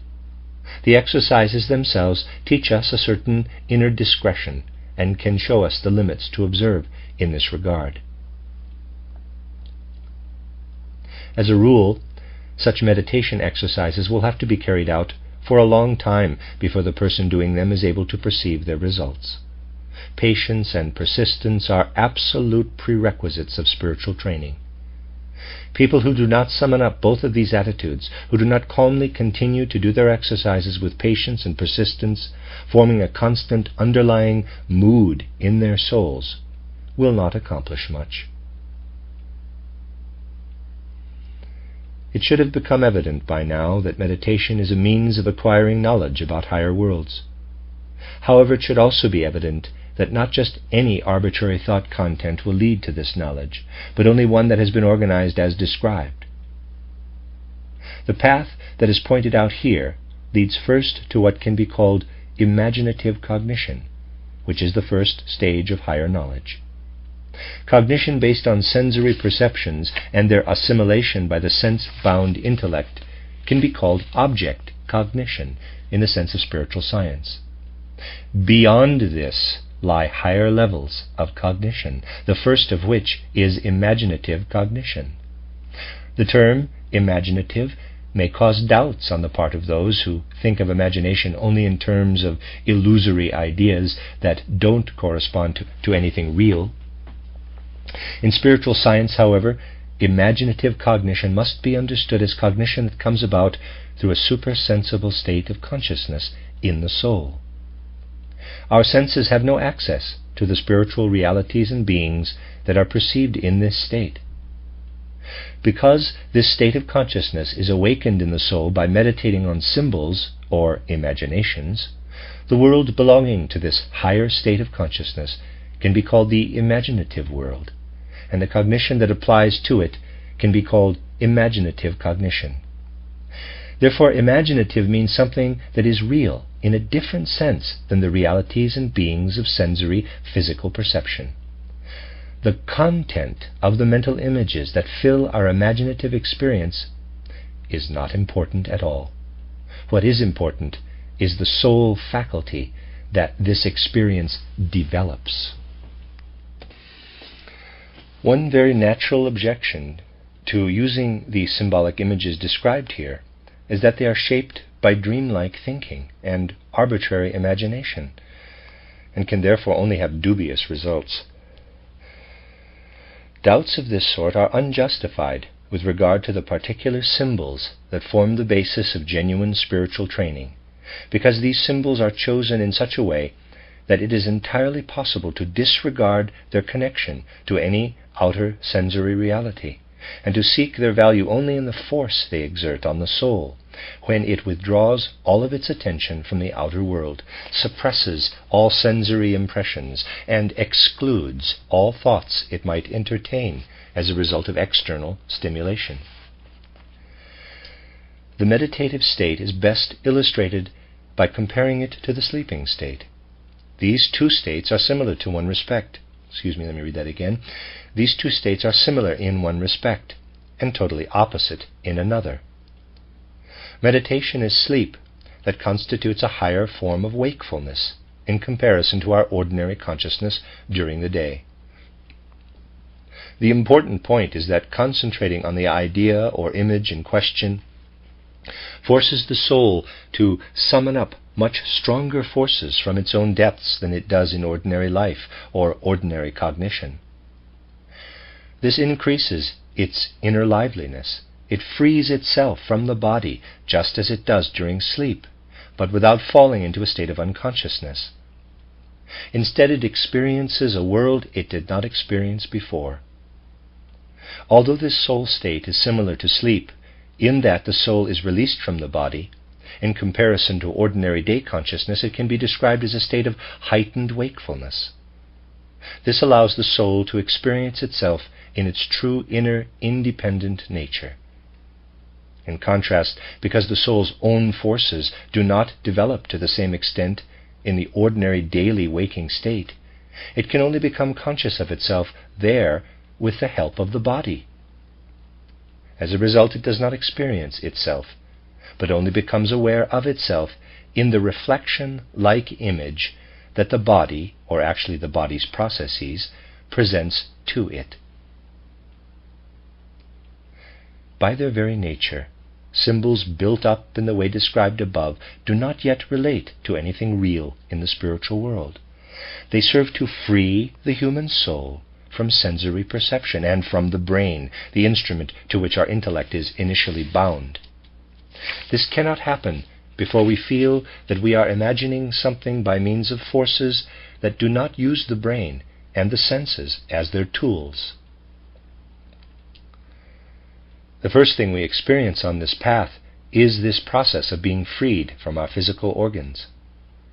We can then say that our consciousness is not extinguished when we disregard sensory perceptions and ordinary intellectual thinking. We are able to rise above them and experience ourselves as individual beings alongside what we were previously. This is the first purely spiritual experience, observing an I being of soul and spirit, a new self that has risen up out of the self that is bound only to the physical senses and the physical intellect. If we freed ourselves from the world of the senses and the intellect without meditation, we would sink down into the nothingness of unconsciousness. Of course, we each have a being of soul and spirit prior to meditation, but at that point it has no tools for observing the spiritual world.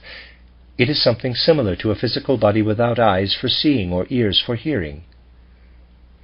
The energy applied during meditation first creates organs of soul and spirit in a previously unorganized soul-spiritual being.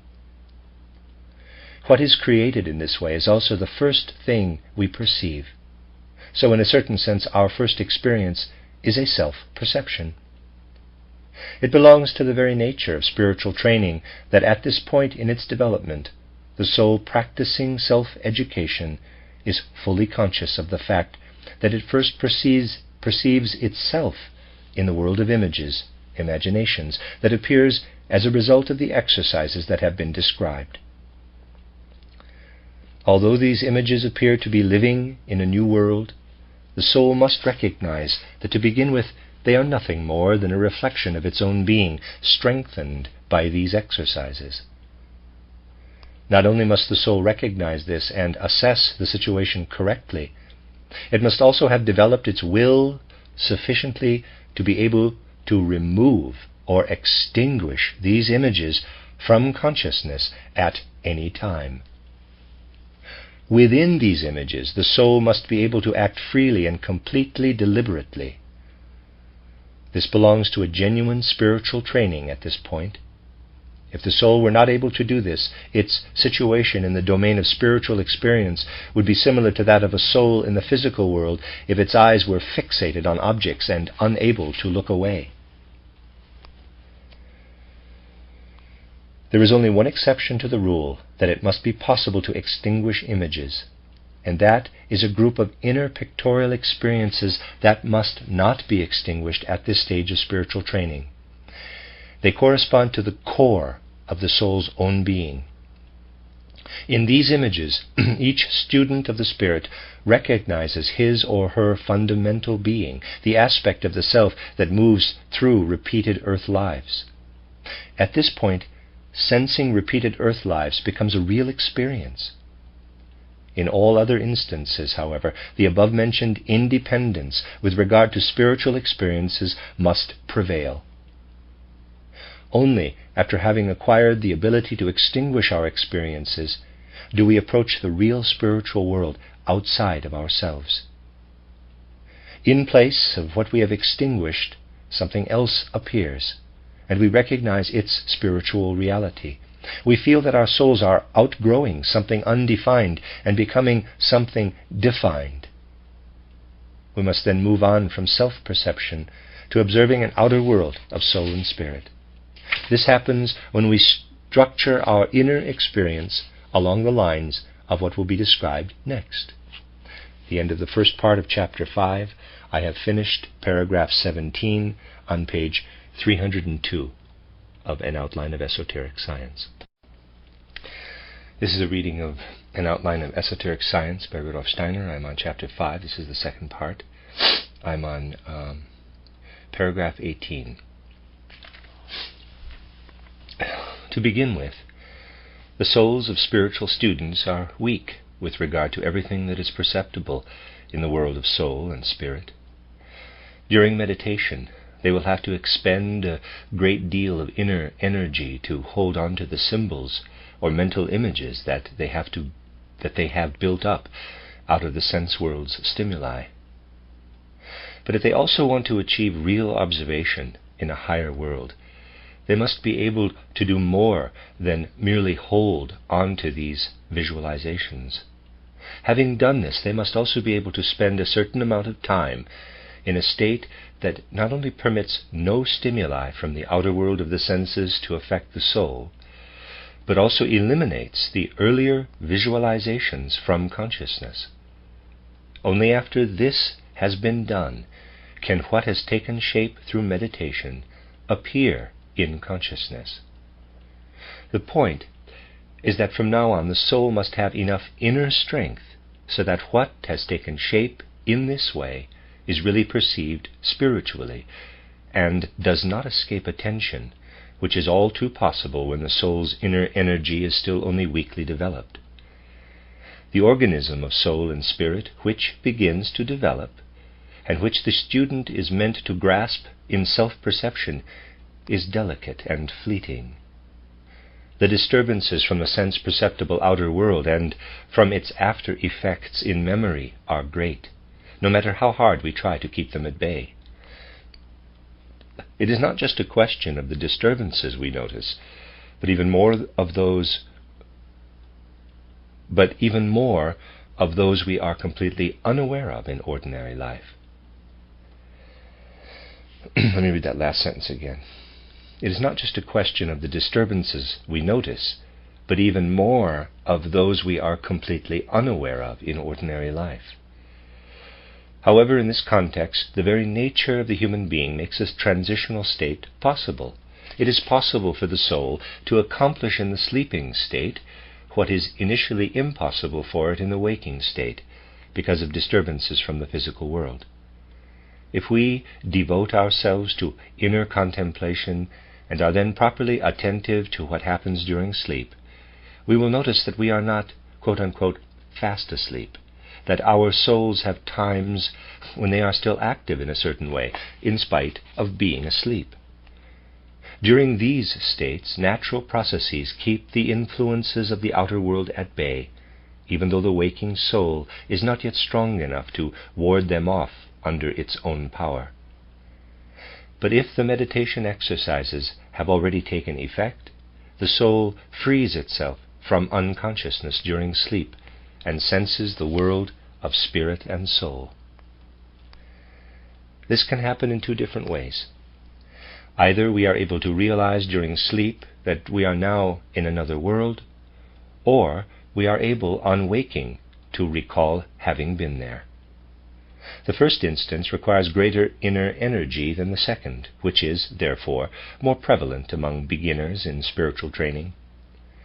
Students can gradually get to the point where they realize, after they wake up, that the whole time they were sleeping was spent in another world, and that they emerged from this world when they woke up. Their memories of the beings and realities of this other world will become ever more definite. In one sense or another, what can be called, quote, continuity of consciousness, unquote, that is, the continuation of consciousness during sleep, has set in. This does not mean, however, that these people are always conscious during sleep. It is already a big step toward continuity of consciousness. If people who otherwise sleep just like anyone else have certain times during sleep, when they can look as though consciously into a world of spirit and soul, or if they can look back in memory on these brief conscious states when they are awake. We must not forget, however, that what is described here is only meant to be a transitional state. If our purpose is to train ourselves, it's good to go through this transitional state, but we should not believe that we should derive a conclusive view of the world of spirit and soul from it. In this state, the soul is uncertain and not yet able to trust its perceptions.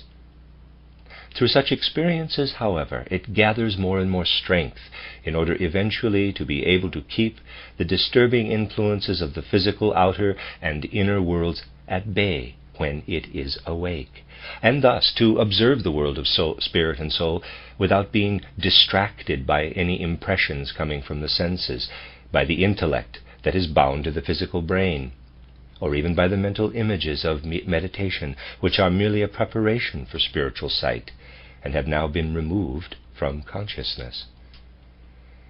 Anything spiritual science makes public in any form should never originate in any other kind of soul-spirit observation than the one that occurs in the fully waking state.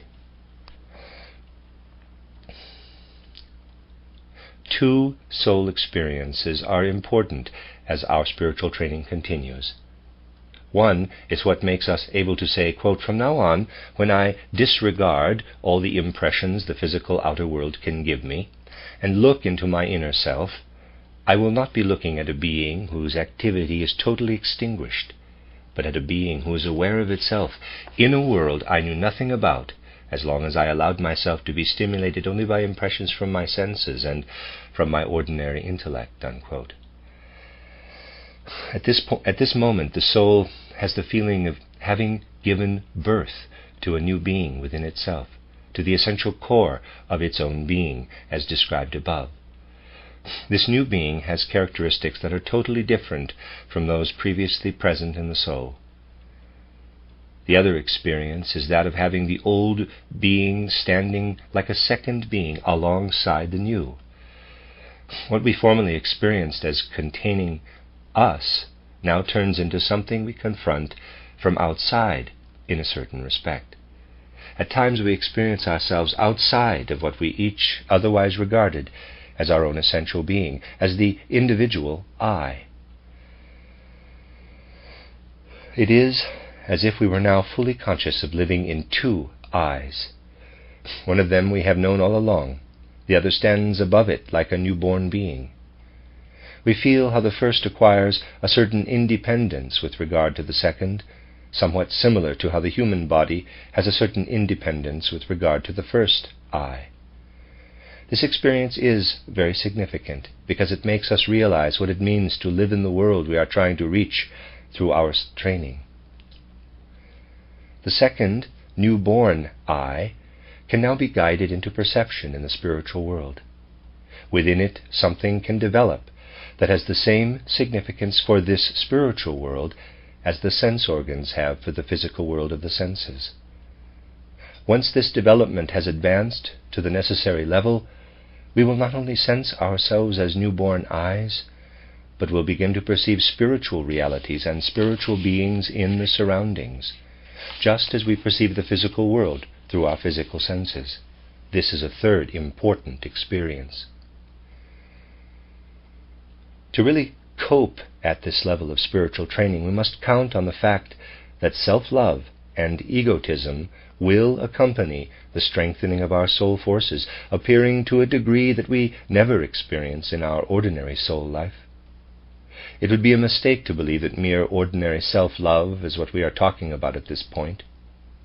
At this level of development, this powerful egotism is intensified to the point where it seems like a force of nature within our own souls, and a rigorous will training is required in order to overcome it. This egotism is not produced by spiritual training. It is always present, but becomes conscious only when we experience the Spirit. It is absolutely necessary for will training to go hand in hand with our other spiritual training. We have a strong urge to feel blissfully happy in the world we have just created for ourselves. As described above, we must be able to extinguish, so to speak, what we have just worked so hard to bring about. Having reached the imaginative world, we must extinguish ourselves. But egotism's strongest urges agitate against this. It is easy to believe that the exercises of spiritual training are something external and disregard the soul's moral development. In response, it must be said that the moral strength that is needed to overcome egotism, as has been described, cannot be acquired without elevating the soul's moral state to the corresponding level. Progress in spiritual training is unthinkable unless it is accompanied by moral progress. Without moral strength, it would be impossible to defeat egotism. All talk of genuine spiritual training, all talk of genuine spiritual trainings not being a moral training at the same time is inaccurate. Only those who have not experienced this personally can doubt our ability to know that we are dealing with realities in what we believe to be spiritual perceptions and not with mere self-deceptions parenthesis, visions, hallucinations, and the like, parenthesis. The real fact of the matter, however, is that if we have reached this level through a genuine training, we will be able to distinguish mental images of our own creation from spiritual realities, in the same way that any individuals of sound common sense can distinguish their own mental images of a hot piece of iron from the actual existence of a piece they are touching. Healthy experience and nothing else reveals the difference. Even in the spiritual world, life itself is the touchstone. Just as we know in the sense-perceptible world that an imagined piece of iron will not burn our fingers, no matter how hot we imagine it to be, trained students of the Spirit know whether they are experiencing a spiritual fact only in their imagination, or whether real facts or beings are making an impression on their awakened spiritual organs of perception. The general rules we have to observe during spiritual training so as not to fall victim to deceptions in this regard will be described later on. At this point, it is extremely important for students of the Spirit to have acquired a very specific state of soul when they first became conscious of the newborn I, since it is through the I that we become able to guide our sensations, mental images, and feelings, our urges, desires, and passions. Perceptions and mental images cannot be left to their own devices in the soul. They must be controlled through thoughtful deliberation.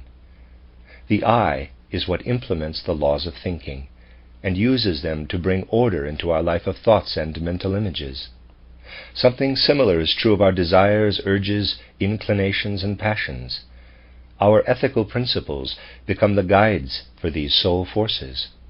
Through moral judgment, the I becomes the soul's guide in this area.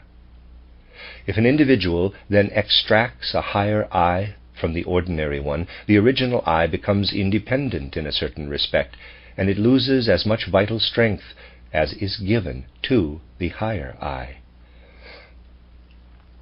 Let's suppose, however, that an individual who has not yet developed sufficient ability and stability with regard to laws of thinking and powers of judgment chooses to give birth to the higher I on this level. This person will only be able to leave behind as much thinking ability for his or her lower I as was developed previously. If the amount of orderly thinking is insufficient, a disorderly, confused, fantastical type of thinking and judging will appear in this person's newly independent, ordinary I. Because the newborn I in such a person can also only be weak, the confused lower I will dominate supersensible perception, and the person in question will not demonstrate balance in judging his or her observations of the supersensible. If this person had developed the faculty of logical thinking sufficiently, it would have been quite safe to allow the lower I to be independent. This is also true in the domain of ethics. If we have not achieved firmness in our moral judgments, if we have not sufficiently mastered our inclinations, urges, and passions, we will allow the ordinary I to become independent under circumstances in which these soul forces are still active. As a result, we may not apply the same high standards of truthfulness to our experiences of supersensible cognition as we do to what we raise to the level of consciousness in the outer physical world. With this slackened sense of truth, we could take all kinds of fantastic imaginings for spiritual reality.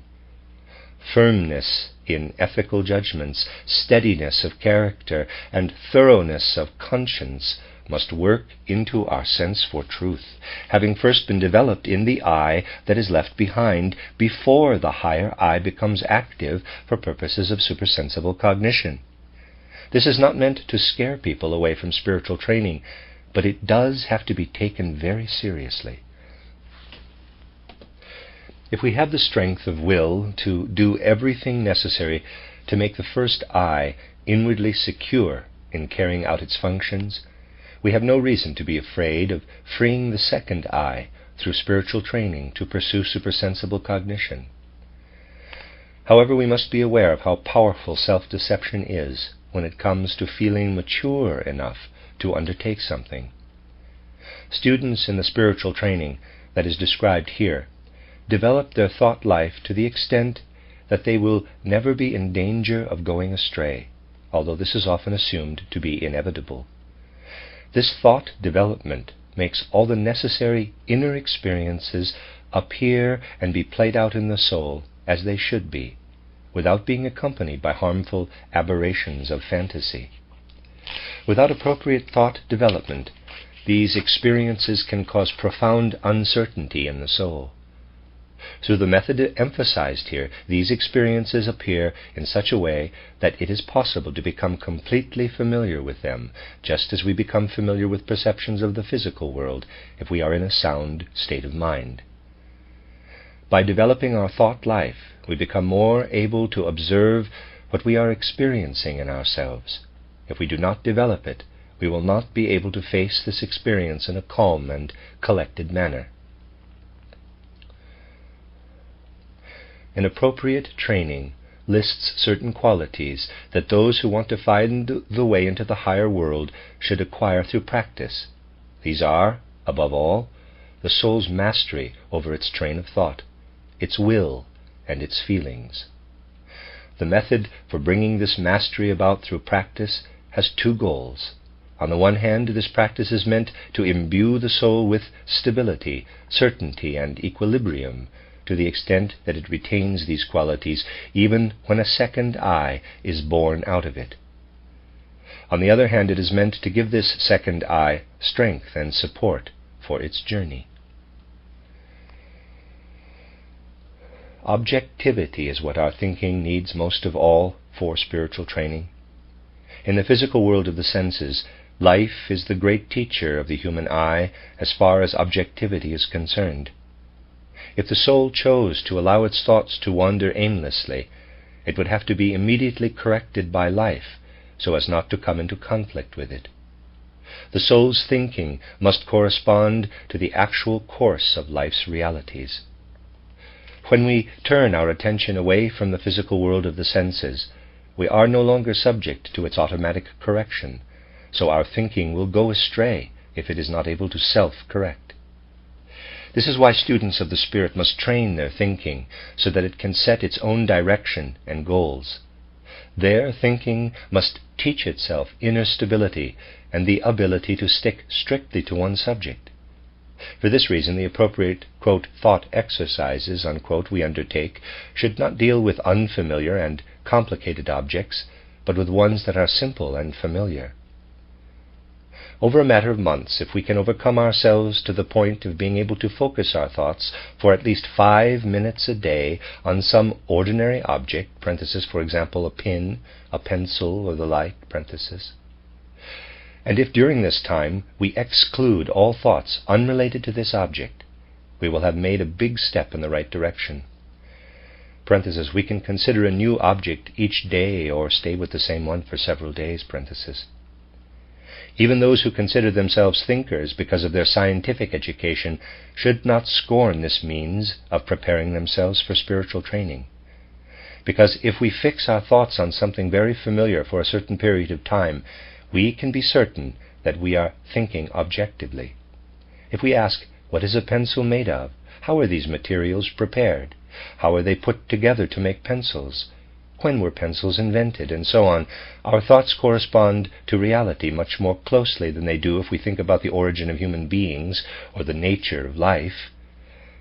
Simple thought exercises are better for developing objective thinking about the Saturn, Sun, and Moon phases of evolution than any complicated scholarly ideas, because what we think about is not the point, at least initially. The point is to think objectively, using our own inner strength. Once we have taught ourselves objectivity by practicing on sense-perceptible physical processes that are easily surveyed, our thinking becomes accustomed to striving for objectivity, even when it does not feel constrained by the physical world of the senses and its laws. We break ourselves of the habit of allowing our thoughts to wander without regard for the facts. The soul must become a ruler in the domain of the will, just as it is in the world of thoughts. Here again life itself appears as the controlling element in the physical world of the senses. It makes us need certain things, and our will feels roused to satisfy these needs. For the sake of higher training, we must get used to strictly obeying our own commands. If we do this, we will become less and less inclined to desire non-essentials. Dissatisfaction and instability in our life of will, however, are based on desiring things without having any clear concept of realizing these desires. This dissatisfaction can disrupt our entire mental life when a higher I is trying to emerge from the soul. A good exercise is to tell ourselves to do something daily at a specific time over a number of months. Today, at this particular time, I will do this. We then gradually become able to determine what to do and when to do it, in a way that makes it possible to carry out the action in question with great precision. In this way we rise above damaging thoughts such as, quote, "I'd like this, but I want to do that," quote, unquote, with which disregard totally the feasibility of what we want. A very great man put these words into the mouth of a seer, quote, "I love whomever longs for the impossible," unquote, footnote, Goethe Faust, Part 2, Act 2, end footnote. This great man himself said, quote, "Living in ideas means treating the impossible as if it were possible," unquote, footnote, Goethe Verses in Prose, end footnote. These statements, however, should not be used as objections to what has been presented here, because what Goethe and his seeress Manto ask can only be accomplished by those who have trained themselves in desiring what is possible, in order to then be able to apply their strong will to, quote, impossibilities, unquote, in a way that transforms them into possibilities. For the sake of spiritual training, the soul should also acquire a certain degree of composure with regard to the domain of feeling. For this to happen, the soul must master its expressions of joy and sorrow, pleasure and pain. There are many prejudices that become evident with regard to acquiring this particular quality. We might imagine that we would become dull and unreceptive to the world around us if we are not meant to empathize with rejoicing or pain. However, this is not the point. The soul should indeed rejoice when there is reason to rejoice, and it should feel pain when something sad happens. It is only meant to master its expressions of joy and sorrow, of pleasure and displeasure. With this as our goal, we will soon notice that rather than becoming dulled to pleasurable and painful events in our surroundings, the opposite is true. We are becoming more receptive to these things than we were previously. Admittedly, acquiring this character trait requires strict self-observation over a long period of time. We must make sure that we are able to empathize fully with joy and sorrow without losing ourselves and expressing our feelings involuntarily. What we are meant to suppress is not our justified pain, but involuntary weeping, not our abhorrence of a misdeed, but blind rage, not alertness to danger, but fruitless fear, and so on. Exercises like this are the only way for students of the spirit to acquire the mental tranquility that is needed to prevent the soul from leading a second unhealthy life, like a shadowy double, alongside the higher I, when this I is born, and especially when it begins to be active. Especially with regard to these things, it is important not to succumb to self-deception. It can easily seem to people that they already possess a certain equilibrium in ordinary life, and that they therefore do not need this exercise, but in fact it is doubly necessary for people like this. It's quite possible to be calm and composed in confronting things in ordinary life, and yet have our suppressed lack of equilibrium assert itself all the more when we ascend into a higher world.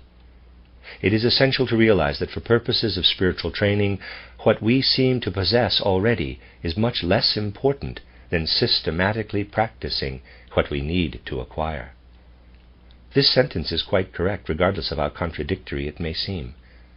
No matter what life may have taught us, what we teach ourselves is what serves the purposes of spiritual training. If life has taught us excitability, we need to break that habit. But if it has taught us complacency, we need to shake ourselves up through self-education, so that our soul's reactions correspond to the impressions they receive. People who cannot laugh at anything have as little control over their lives as people who are constantly provoked to uncontrollable laughter.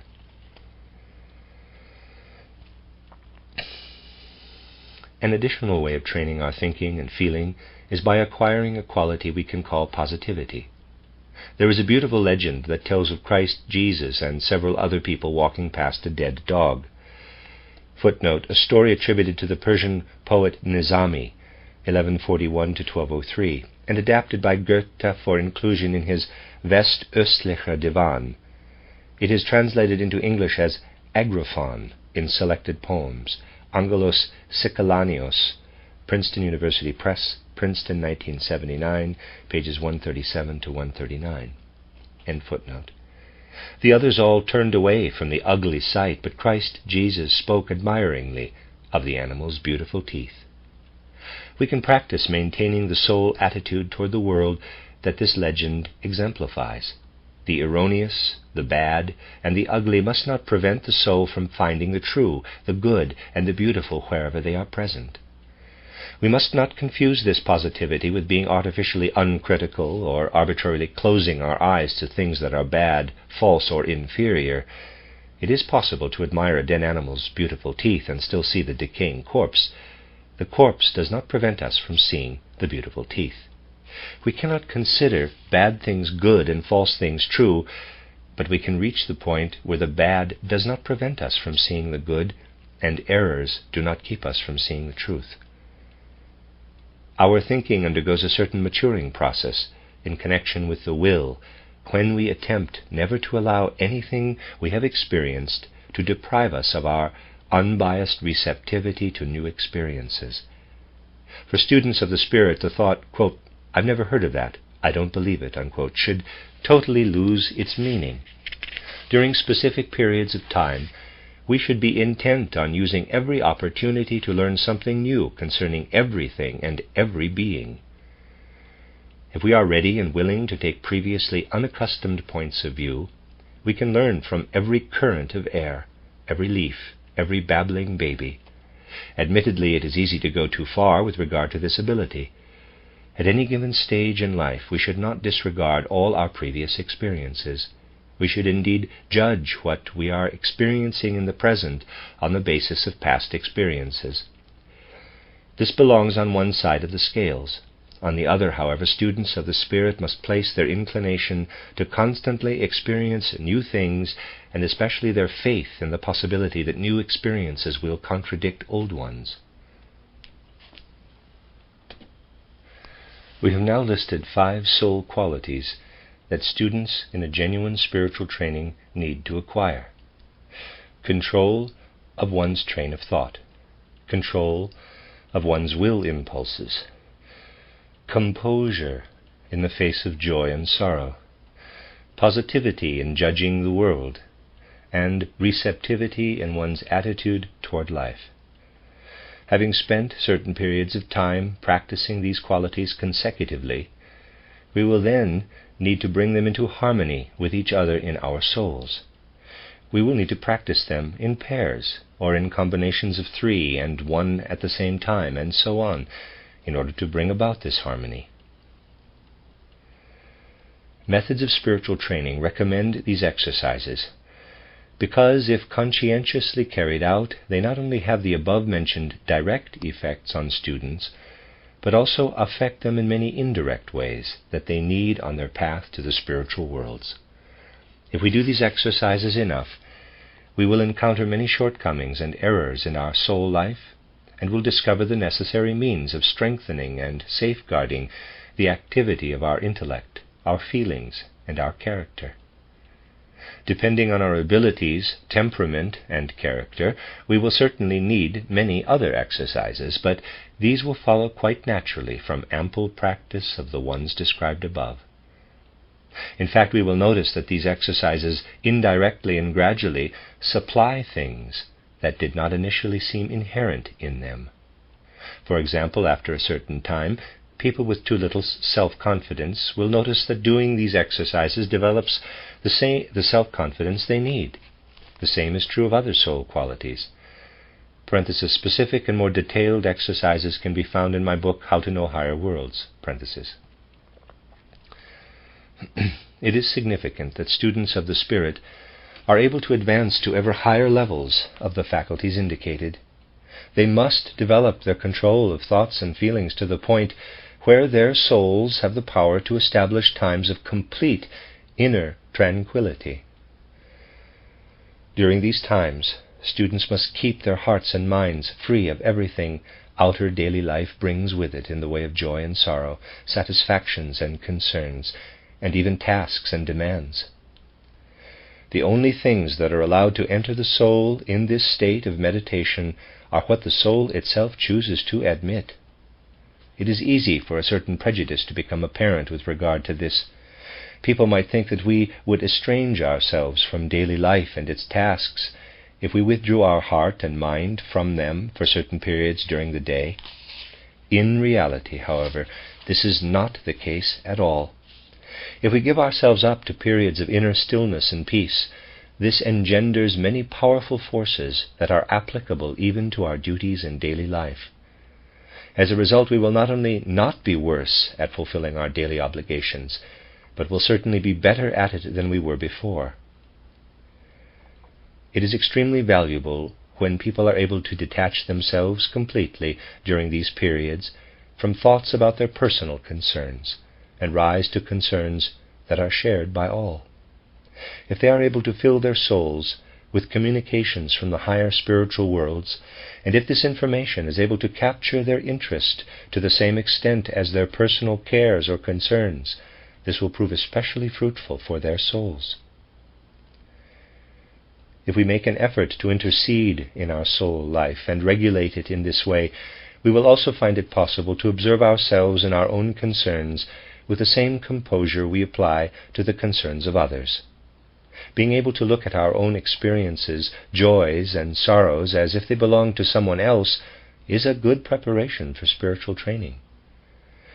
We can gradually acquire this ability to the necessary extent by taking time after our day's work is done to allow our experiences of the day to pass in front of us in the Spirit. We should see ourselves in the images of these experiences. That is, we must look in on ourselves in our daily lives as if from outside. We acquire a certain facility in self-observation of this sort by beginning with visualizations of small, isolated portions of our daily life. With practice, we become increasingly skillful in doing this retrospective view, so that after considerable practice, we are able to form a complete picture in a short time. Looking at our experiences in reverse order is especially valuable for spiritual training, because it forces us to free our visualizations from our normal habit of merely tracing the course of sense-perceptible events with our thinking.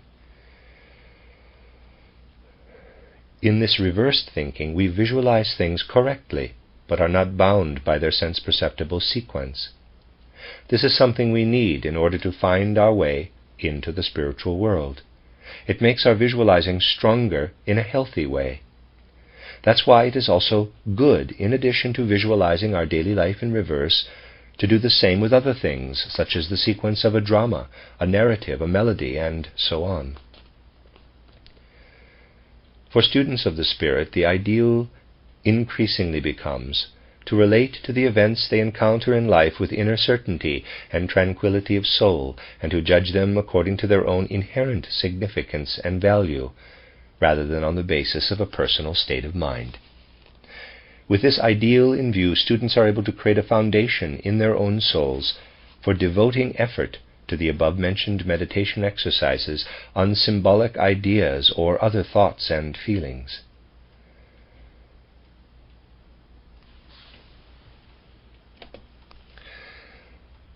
The prerequisites described here must be met, because we build up our supersensible experience on the basis of our standing in ordinary soul life before entering the spiritual world.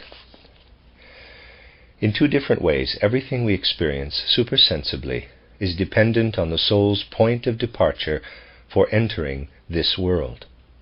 If we are not concerned from the very beginning with making a healthy faculty of judgment the basis of our spiritual training, we will develop supersensible faculties that perceive the spiritual world inexactly and incorrectly. Our spiritual organs of perception will not develop properly, so to speak. Just as we cannot see properly in the world of the senses if our eyes are defective or diseased, we also cannot perceive properly with spiritual organs that have not been developed on the basis of a healthy faculty of judgment.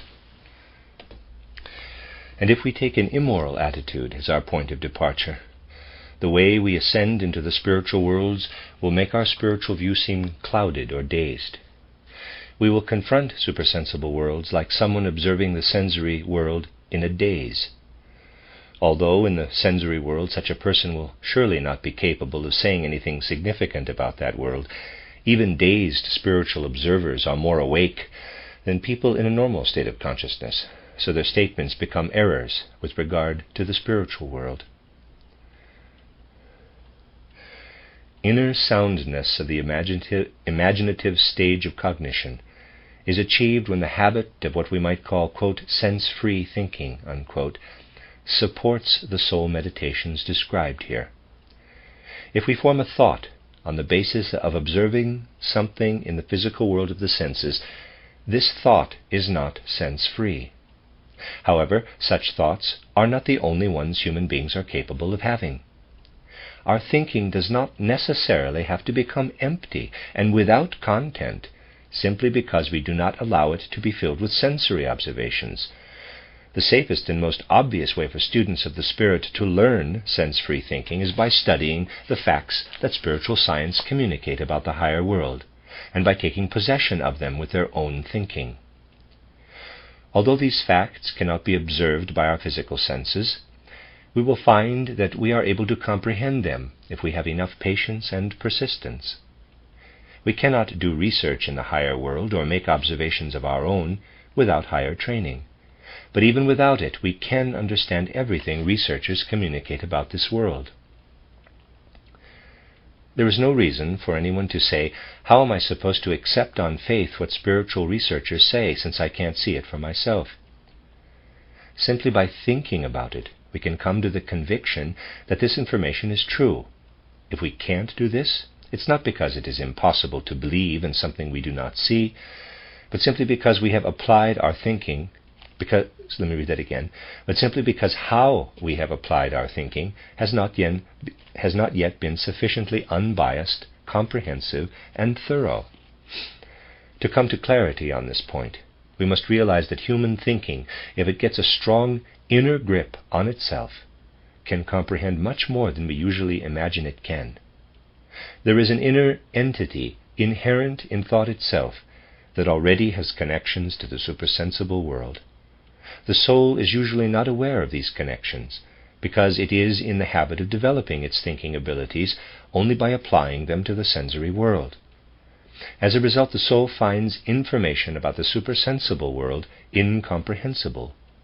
However, this information actually is understandable, not only to a spiritually trained way of thinking, but to any thinking that is aware of its full power and is willing to make use of it. By constantly making the statements of spiritual research our own, we become accustomed to thinking in a way that does not draw on sensory observations. We learn to recognize how thoughts interweave within the soul, how one thought seeks out another, even when the connections between them are not brought about by the power of sensory observation.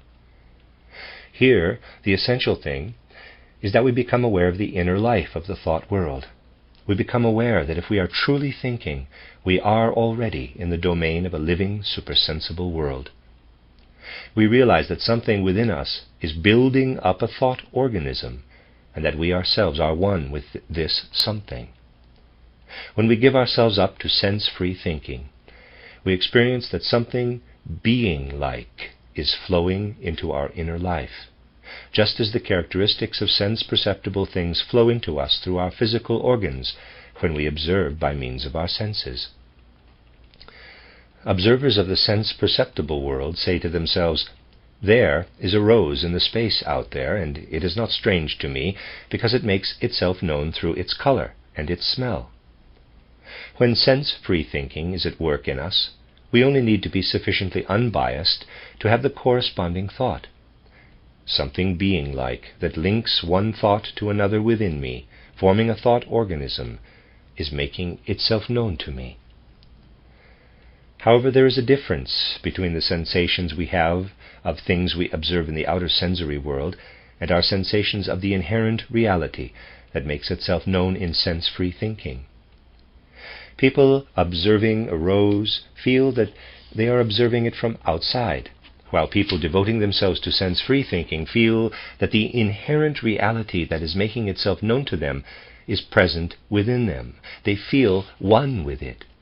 Of course, those who can only bring themselves, either consciously or subconsciously, to acknowledge the existence of things that confront them in the way that external objects do, will not be able to have the feeling that something being-like in character can make itself known through the fact that they feel one with it. In order to see correctly in this connection, we must be able to have this inner experience. We must learn to distinguish the connections between thoughts that we create freely and arbitrarily from the ones we experience within ourselves when we silence our personal arbitrary will. In the case of the latter, we may then acknowledge that while we ourselves are quite still and are not creating any connections between thoughts, we are giving ourselves up to what, quote-unquote, thinks in us. We are then as fully justified in saying that something being-like in character is working in us as we are in saying that the rose is working on us when we perceive a certain red color or a particular scent.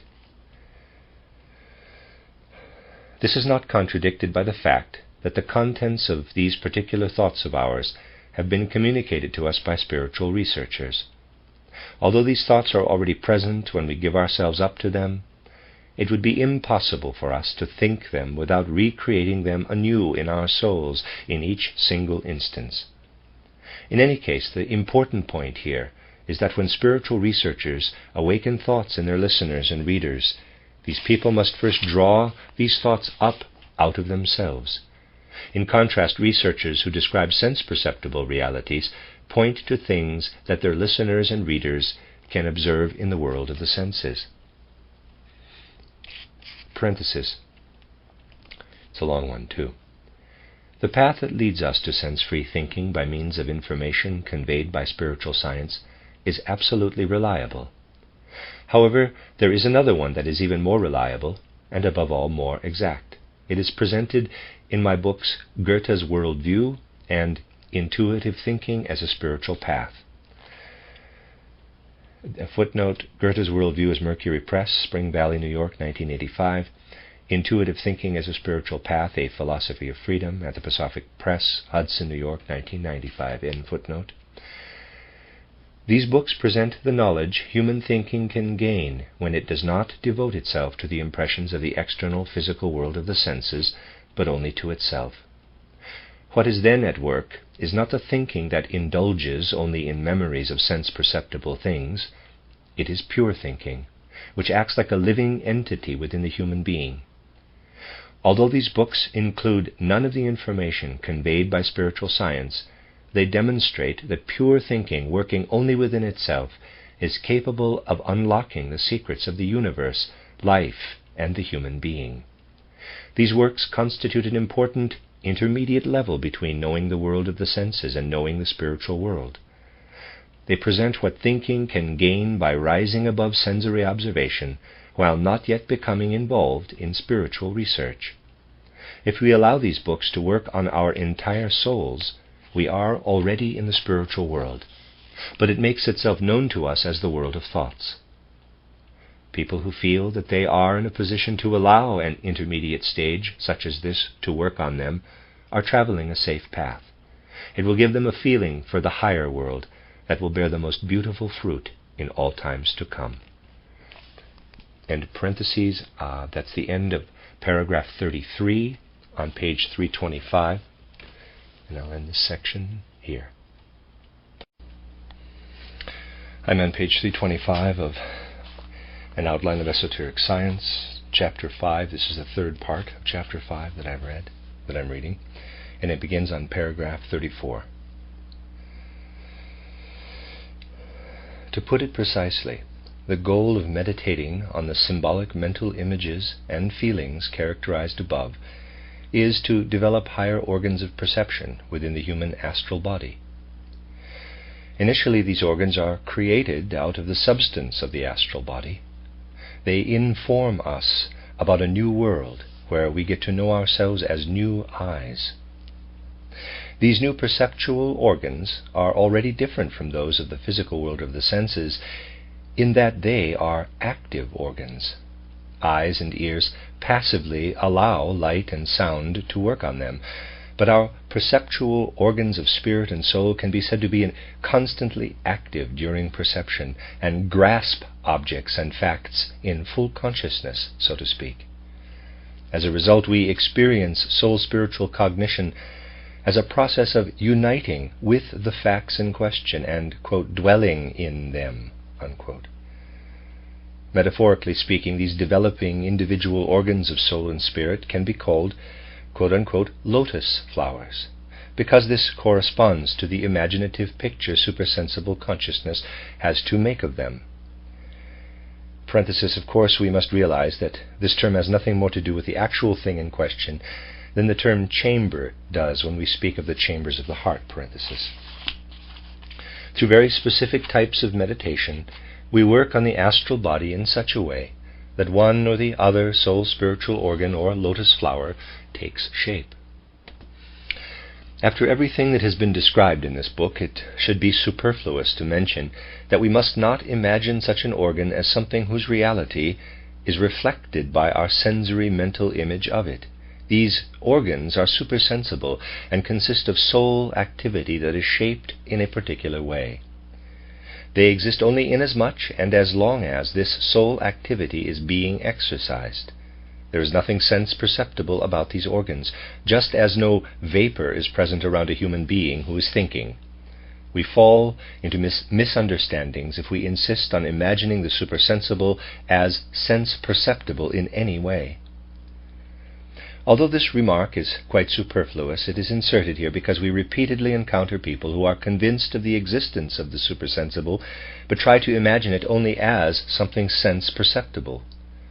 We also repeatedly encounter opponents of supersensible cognition, who believe that spiritual researchers are speaking of lotus flowers as if they were talking about delicate sense perceptible formations.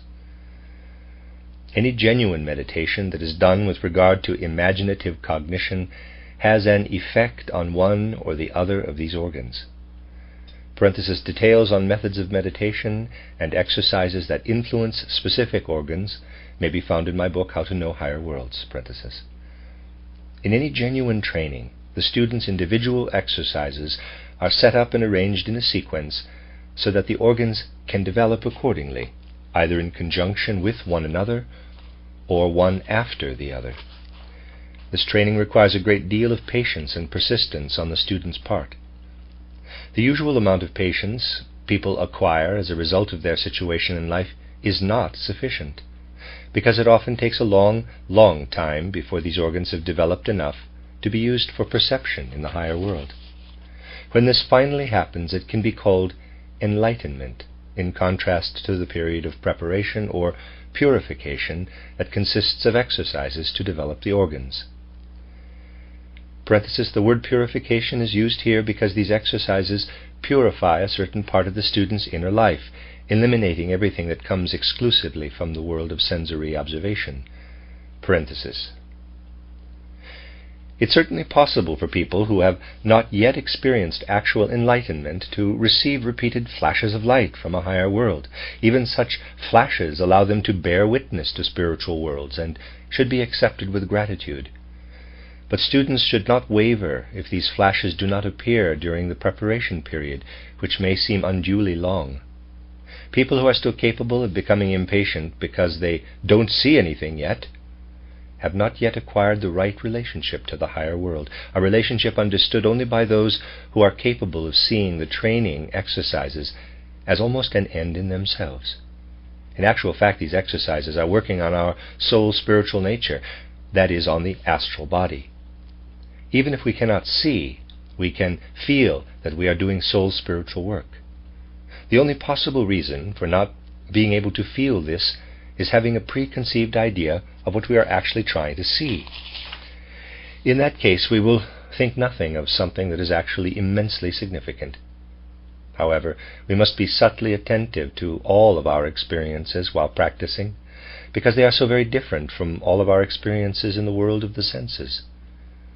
We will then notice that we are not simply making impressions on the astral body as if it were some indifferent substance. There is a whole world in there that is different from the life our senses tell us about. Higher beings work on the astral body in the same way the outer physical world of the senses works on the physical body.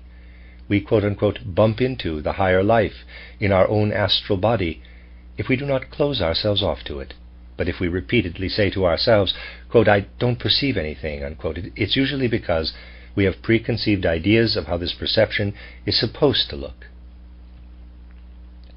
Because we are not seeing what we have convinced ourselves we ought to see, we say that we don't see anything. However, once we have the right attitude about doing these training exercises, we will increasingly find something in them that we can love for its own sake.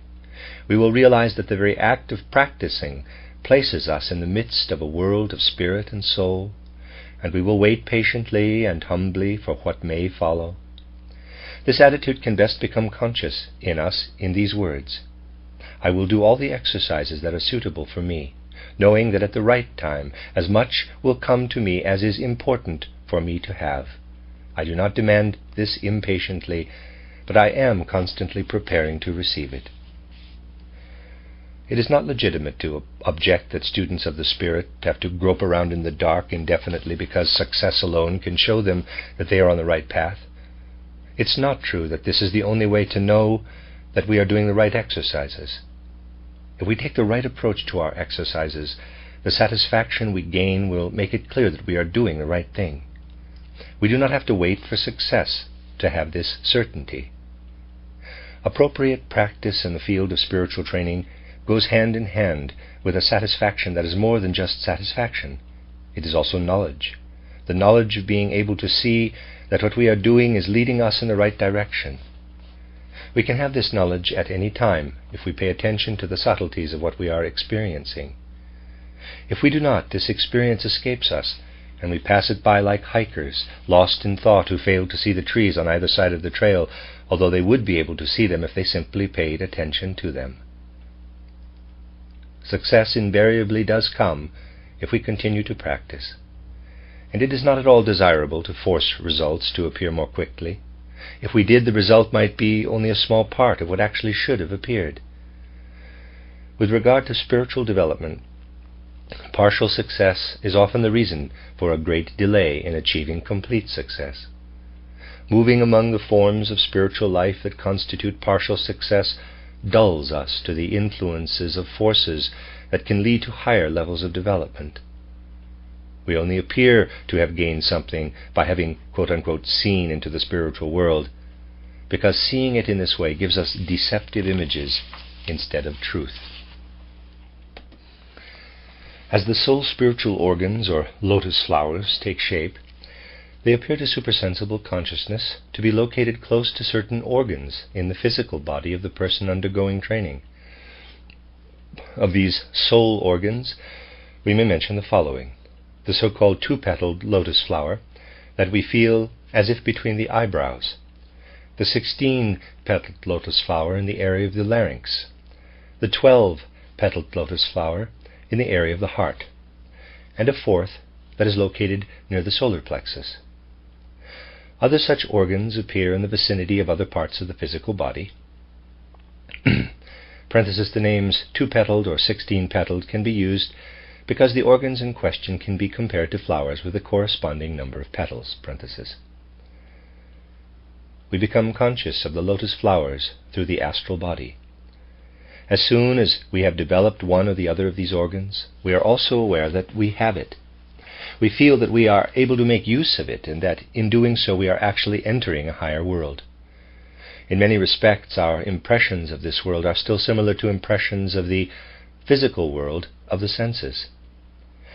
People with imaginative cognition will be able to speak of this new higher world in terms of sensations of warmth or cold, perceptions of sounds and words, and impressions of light or color, because that is how they experience it. However, they are aware that these perceptions express something different in the imaginative world than they do in the world of sense-perceptible reality.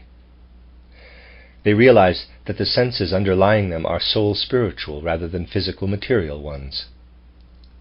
If they receive something like an impression of warmth, they do not attribute it to a piece of hot iron, for example, but think of it as emanating from a soul process similar to the ones they had, until now, been familiar with only in their own soul life. They know that soul-spiritual things and processes stand behind these imaginative perceptions, just as material, physical beings and realities stand behind physical perceptions.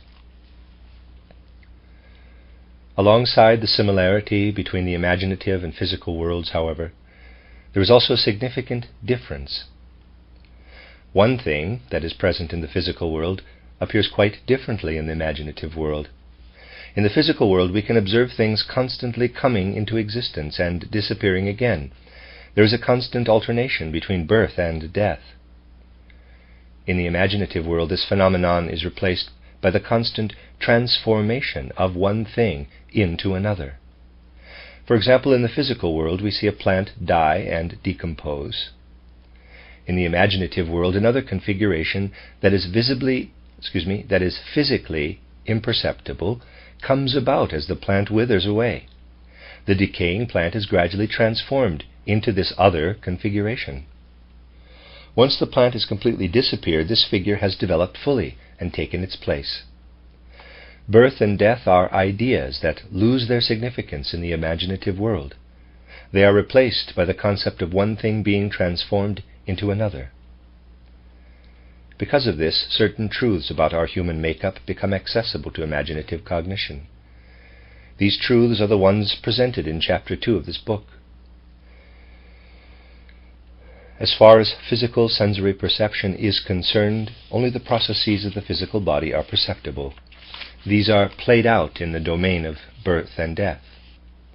The other members of our human makeup, the life body, the sentient body, and the eye, are subject to the laws of transformation and are perceptible to imaginative cognition. Anyone who has advanced to this stage perceives how something that goes on living after death in another state of existence releases itself, so to speak, from the physical body at death. However, inner development does not stop at the level of the imaginative world.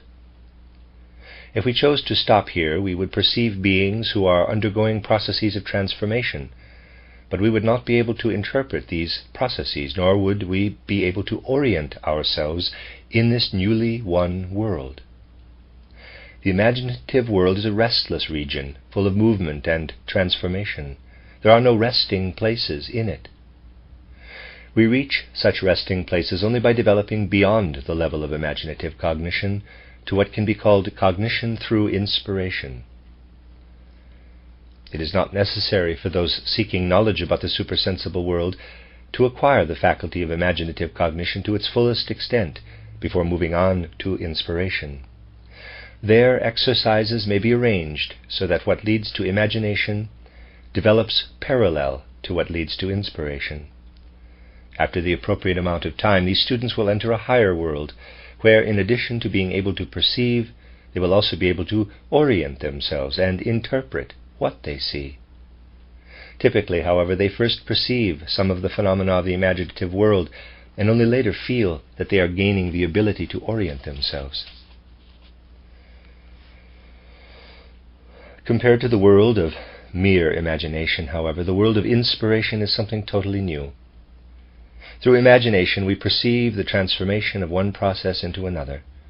But through inspiration, we become familiar with the inner qualities of the beings who are undergoing transformation. Through imagination, we recognize the soul expression of these beings but through inspiration we penetrate their inner spiritual nature. Above all, we recognize a multitude of spiritual beings and the relationships between them.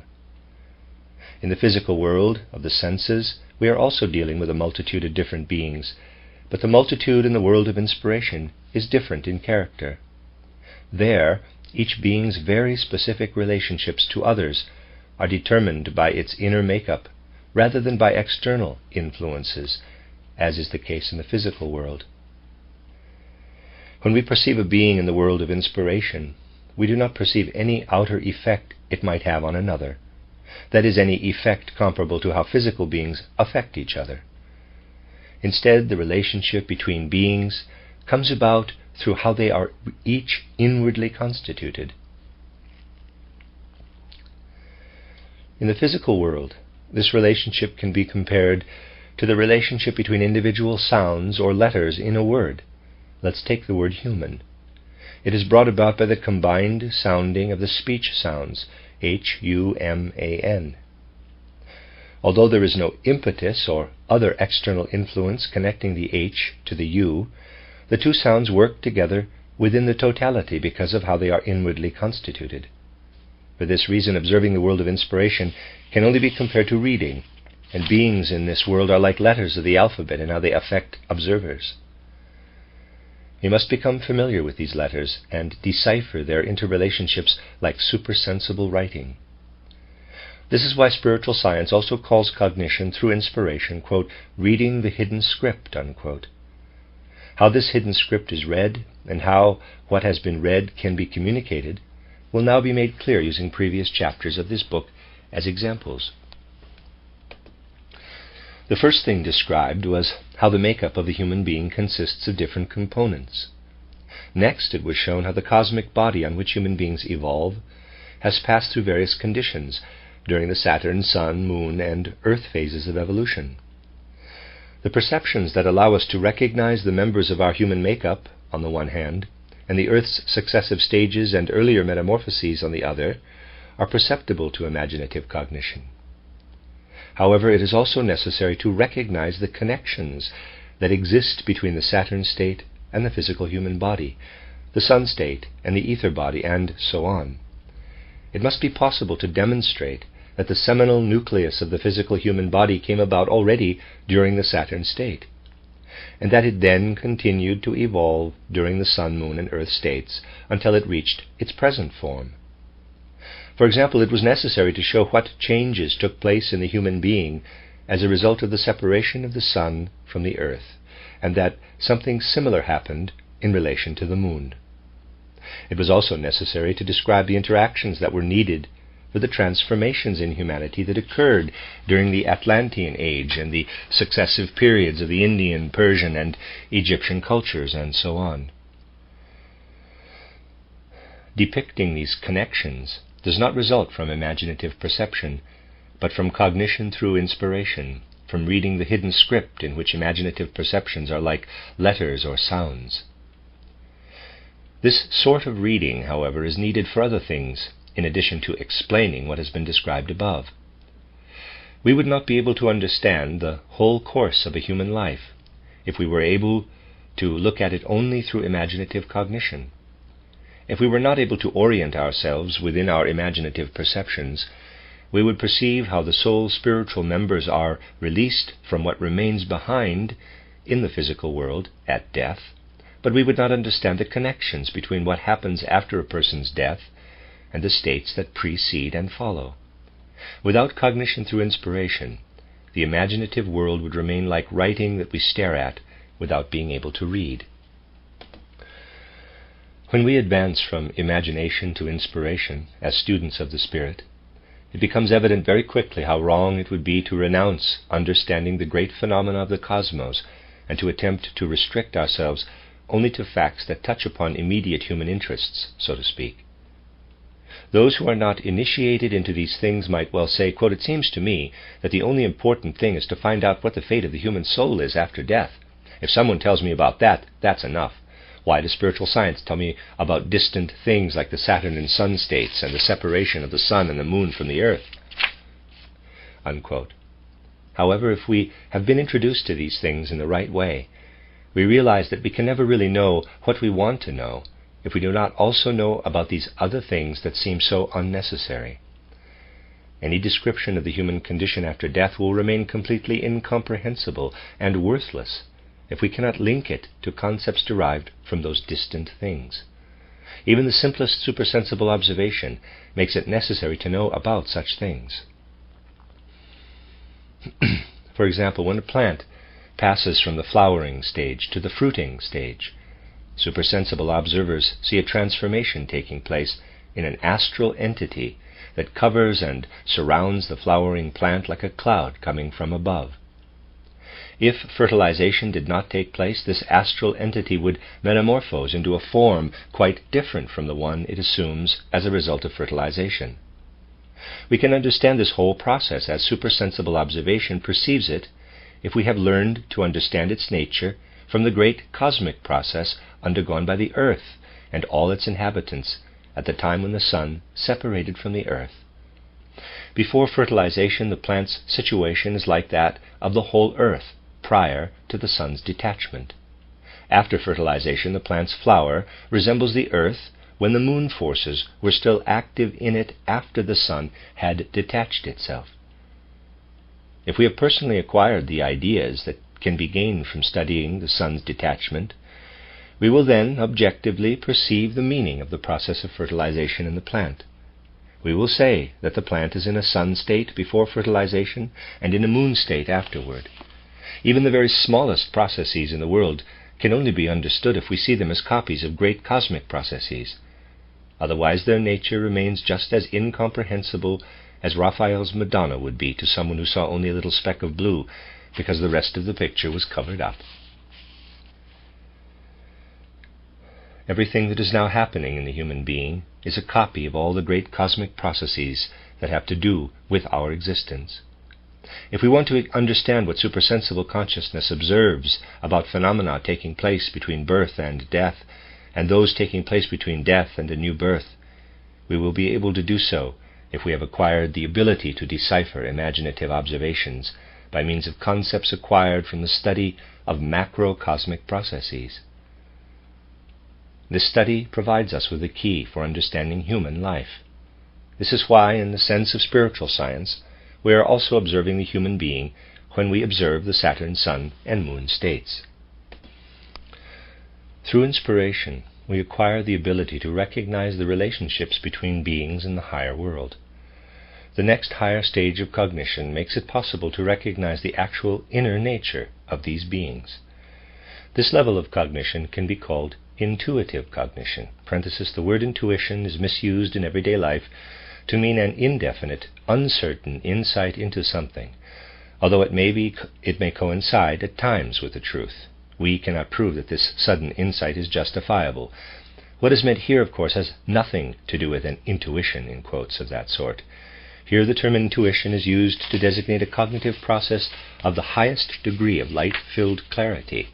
If we have it, we are fully conscious of its justification. To have knowledge of a sense-perceptible being means to stand outside it and assess it according to external impressions. To have knowledge of a spiritual being through intuition means having become completely at one with it, having united with its inner nature. Students of the Spirit rise to this level of knowledge step by step. Imagination brings us to the point where we no longer feel that perceptions are external qualities of beings. Instead, we recognize in them the emanations of something that is soul spiritual in character.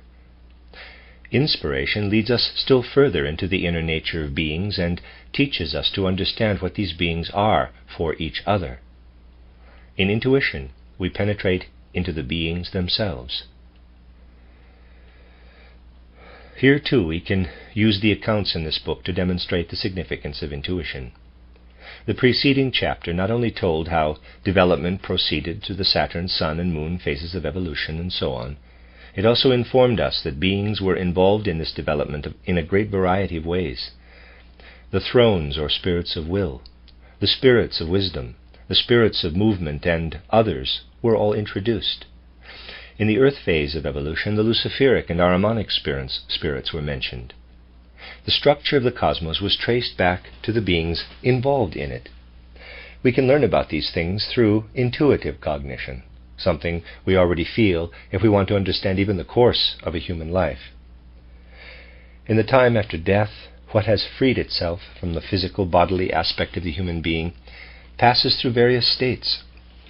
Imaginative cognition would still be more or less able to describe the states immediately following death. However, what happens when a human being advances further into the period between death and a new birth would remain totally incomprehensible to imagination if inspiration were not added to it. Only inspiration is able to discover what can be said about human life after purification in the land of spirits. However, inspiration is no longer adequate for the next stage. It loses the thread of understanding at this point, so to speak.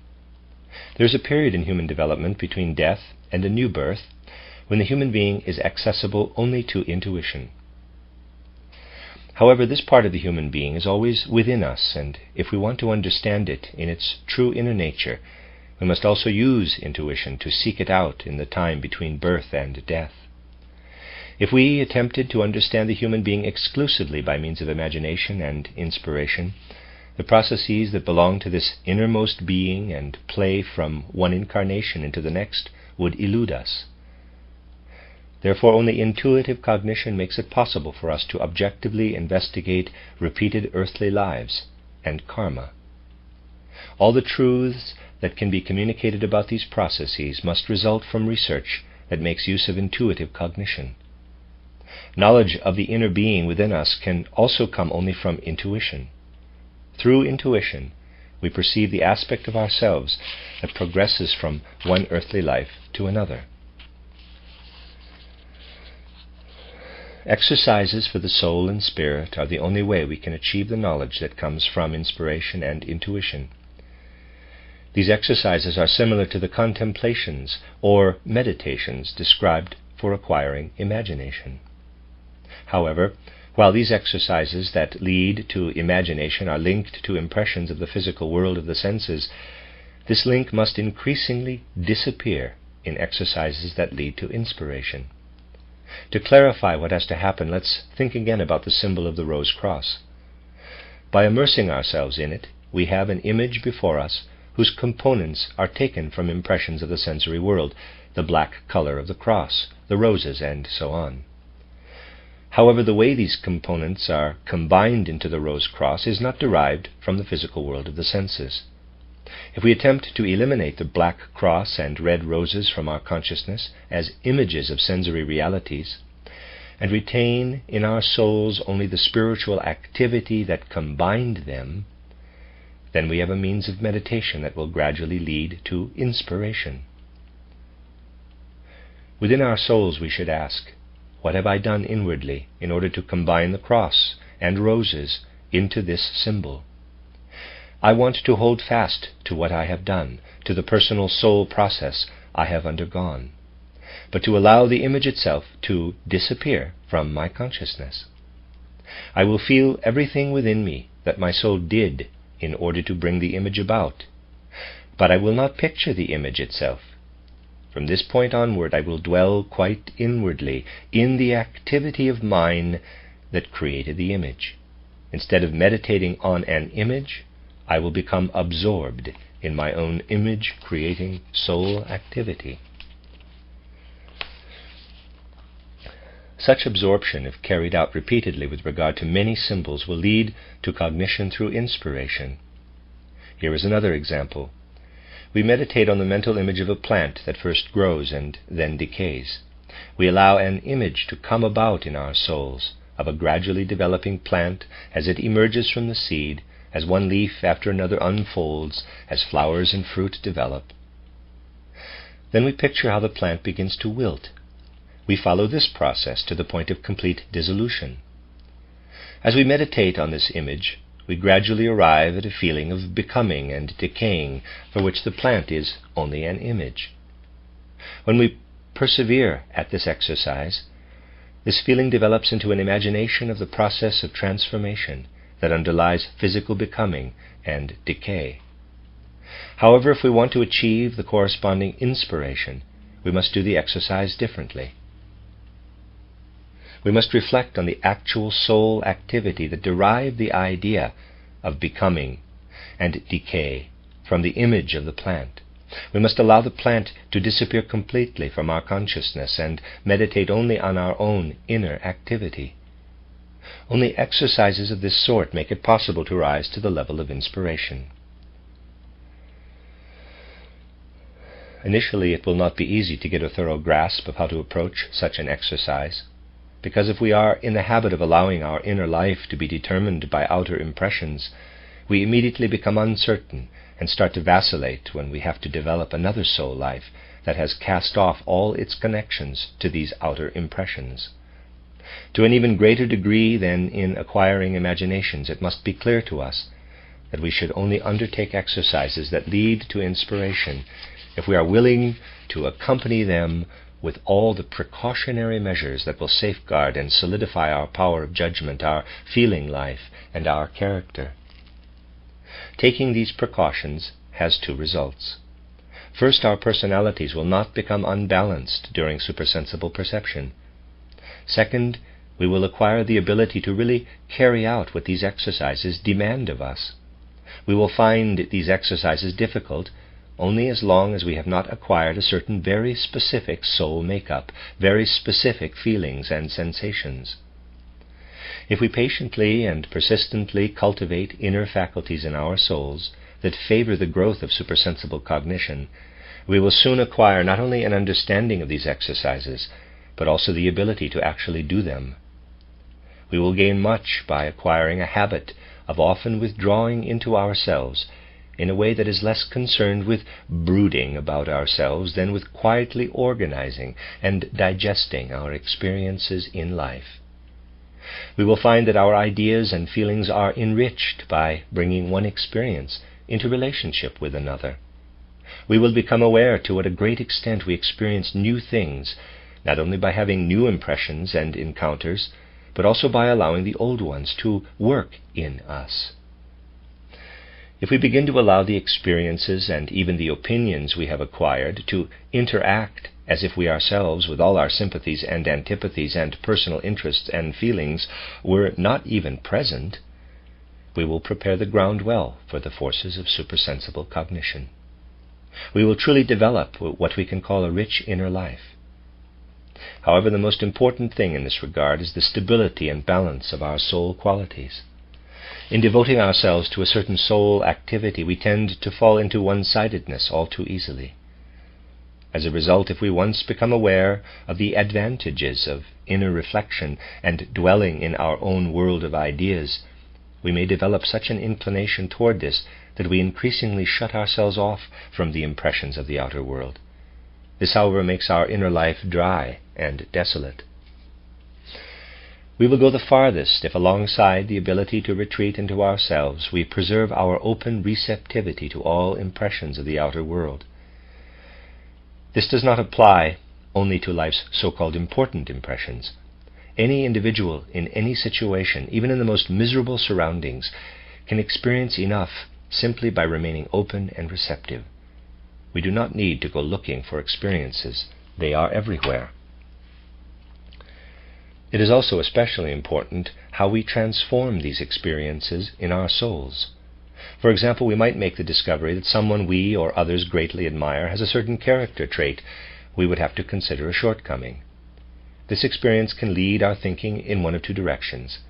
We could simply say, now that I've realized this, I can no longer respect this person the way I used to. Or we could ask ourselves, how is it possible for this respected person to be afflicted with this particular fault? What must I do to imagine this fault not only as a shortcoming, but as something caused by this person's life, or perhaps even by his or her great qualities? If we were to ask ourselves these questions, we might come to the conclusion that our respect is in no way diminished by having observed this shortcoming. Every time we come to such a conclusion, we learn something and increase our understanding of life. Now, it would certainly be a bad thing if the merits of this way of looking at life were to mislead us into excusing everything possible in people or things that have our sympathy, or if we were to acquire a habit of disregarding everything that deserves criticism on the grounds that doing so is advantageous for our inner development. This is not the case when the impulse not only to censure but also to understand the faults comes from our own motivations.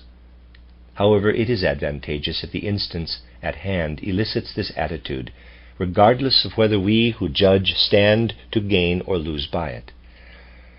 It is absolutely correct that we cannot learn by condemning a fault, but only by understanding it. However, if we want to exclude disapproval entirely for the sake of understanding, we will not get far either. Once again, the important thing is stability and balance in our soul forces, not one-sidedness in one direction or another. This is particularly true of one soul quality that is exceptionally significant for individual development, namely the feeling we call reverence or devotion.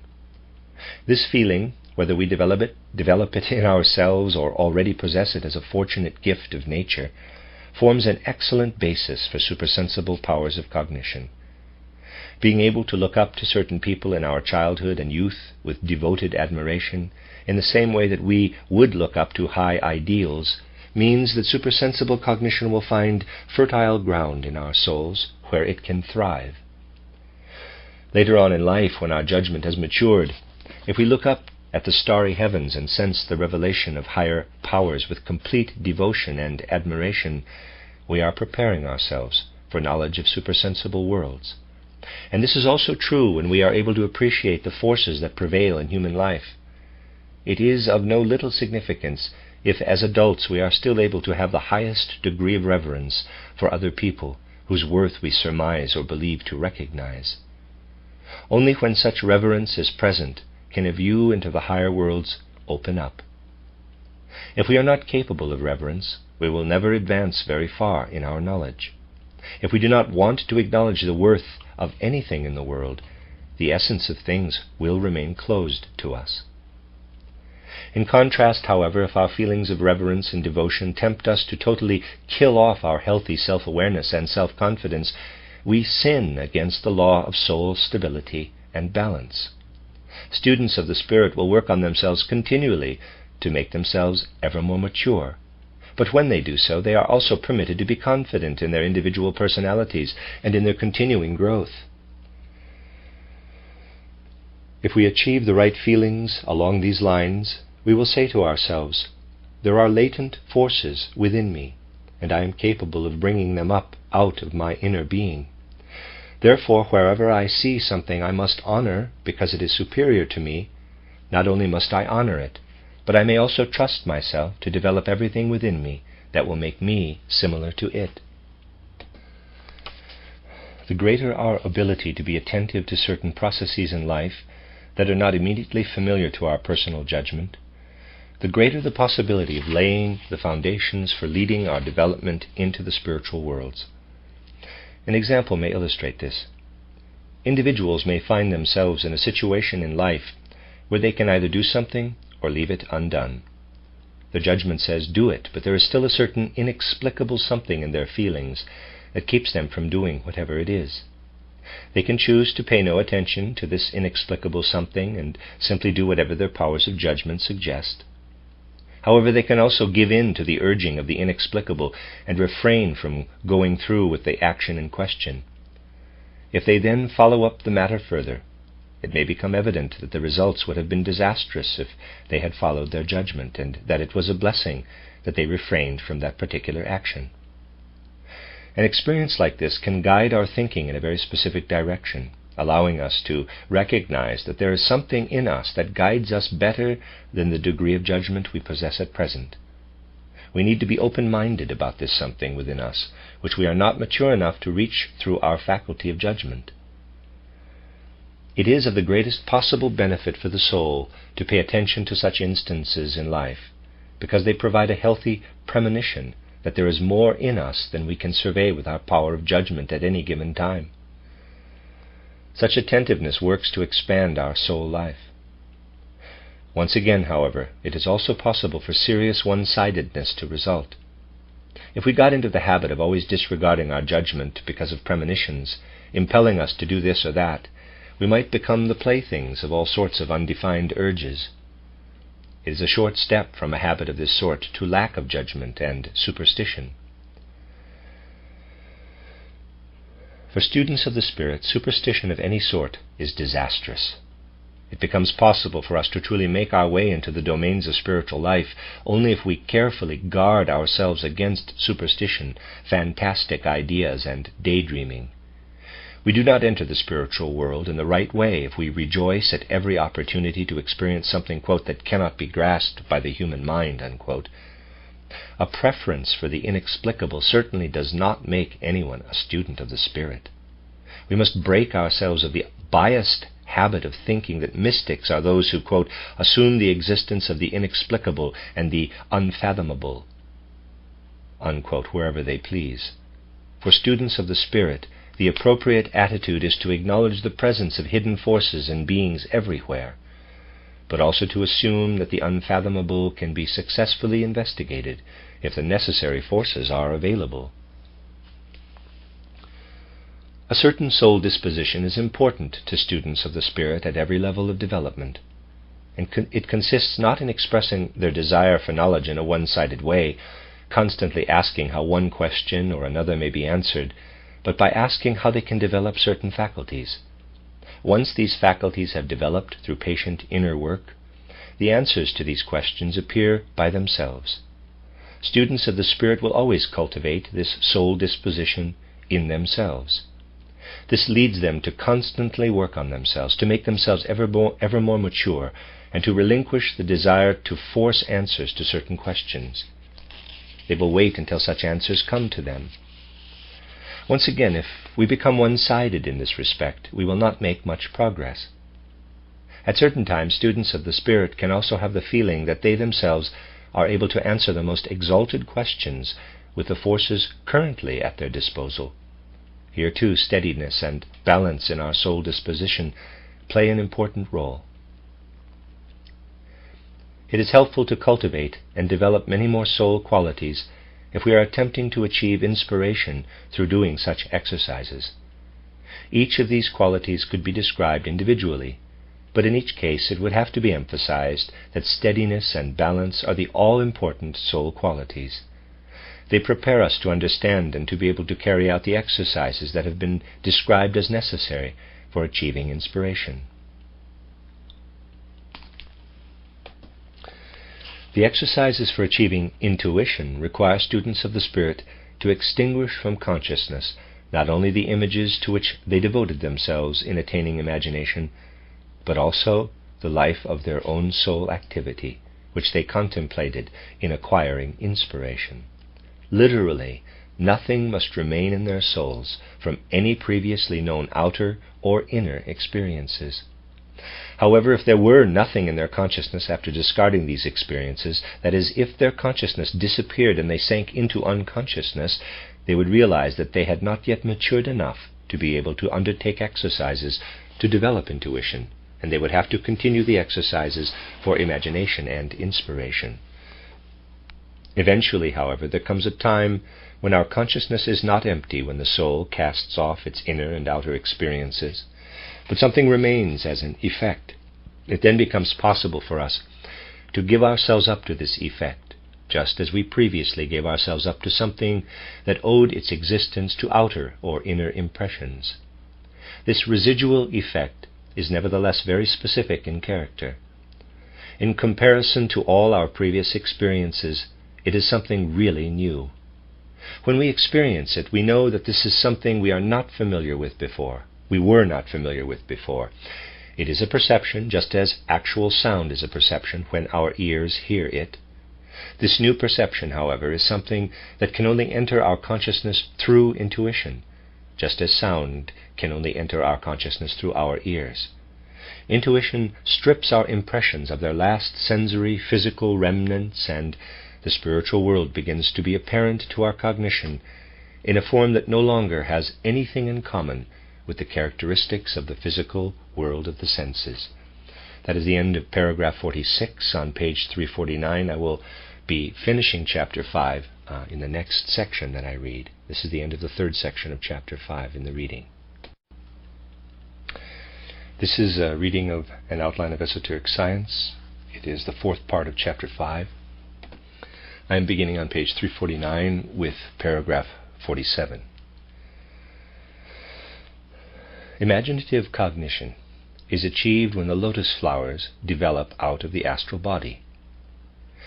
Through the exercises we undertake in order to reach inspiration and intuition, specific movements, configurations, and currents that were not there before appear in our ether body or life body.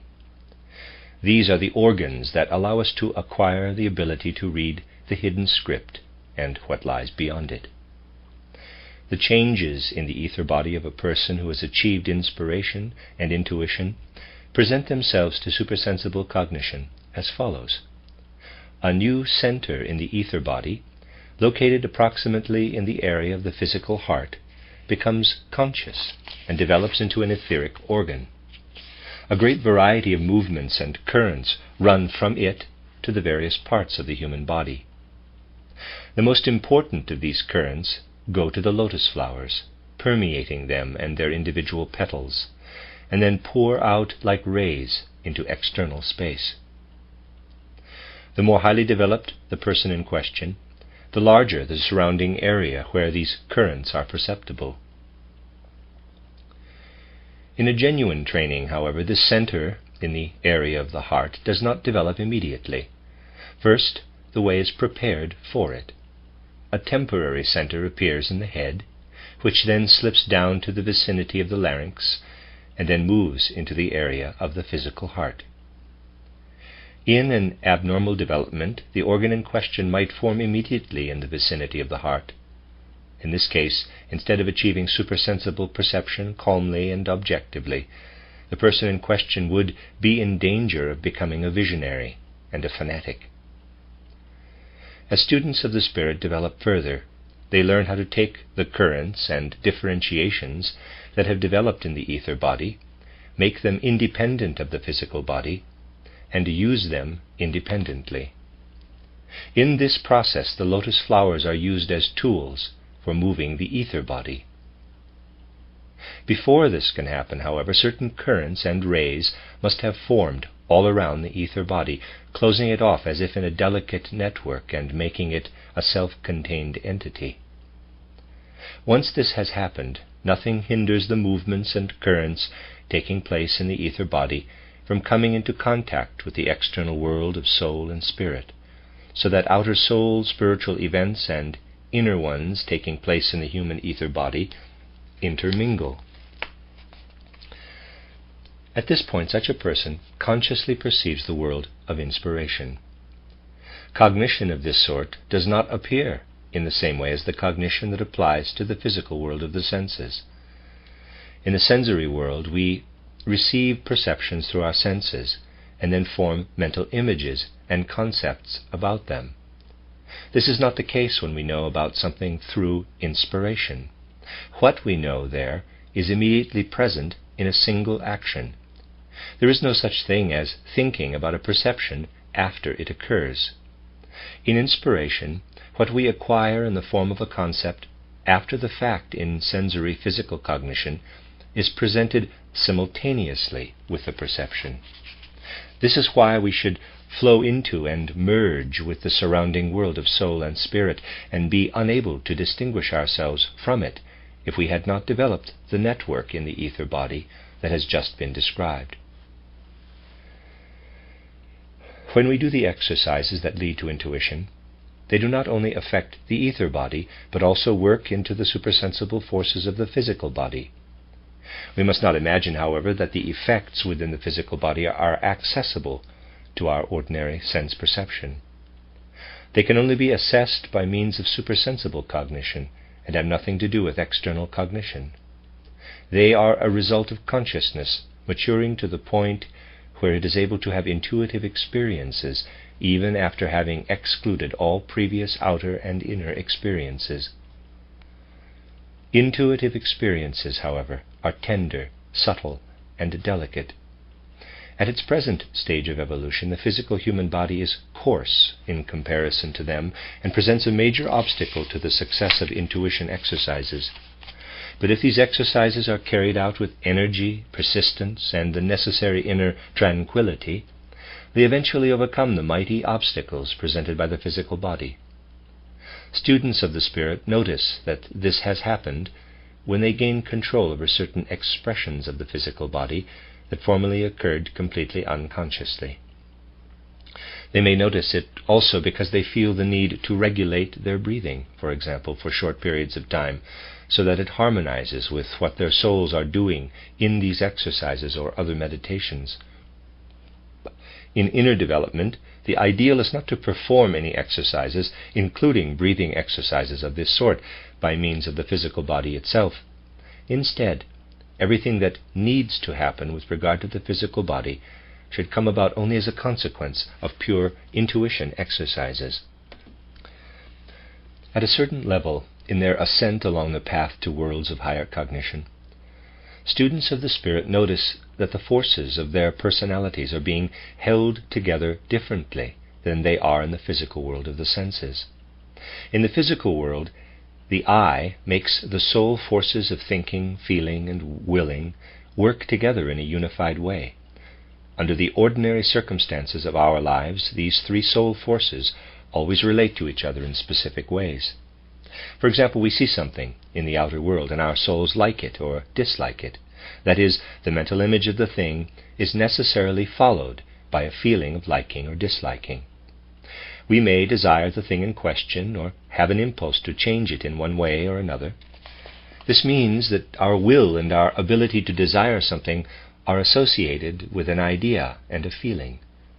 This happens because the I unites visualizing, thinking, feeling, and willing, thus bringing order into the forces of the personality. This healthy order would be disrupted if the I were to prove powerless in this respect, if our desires wanted to take a different direction from our feeling or thinking, for example. Thinking that a certain thing is right, while wanting to do something that we do not think is right, or wanting what we dislike instead of what we like, would not indicate a healthy state of mind. On the path toward higher cognition, however, we actually notice that thinking, feeling, and willing separate and acquire a certain independence from each other. For example, that certain thoughts no longer seem to automatically impel us toward a specific way of feeling and willing. At this point, although in thinking we can perceive something correctly, we again require an independent impulse coming from ourselves in order to come to any feeling or willed decision about it. During supersensible observation, thinking, feeling, and willing do not remain three forces radiating from their common center in the I of the person in question. They become independent beings, three separate personalities, so to speak. The individual I must become that much stronger, because rather than simply having to impose order on three forces, it must now guide and direct three beings. This separation, however, should persist only as long as supersensible observation continues. Here again it becomes apparent how important it is for exercises leading to higher training to be accompanied by ones that provide stability and firmness for our capacity for judgment and our life of feeling and will.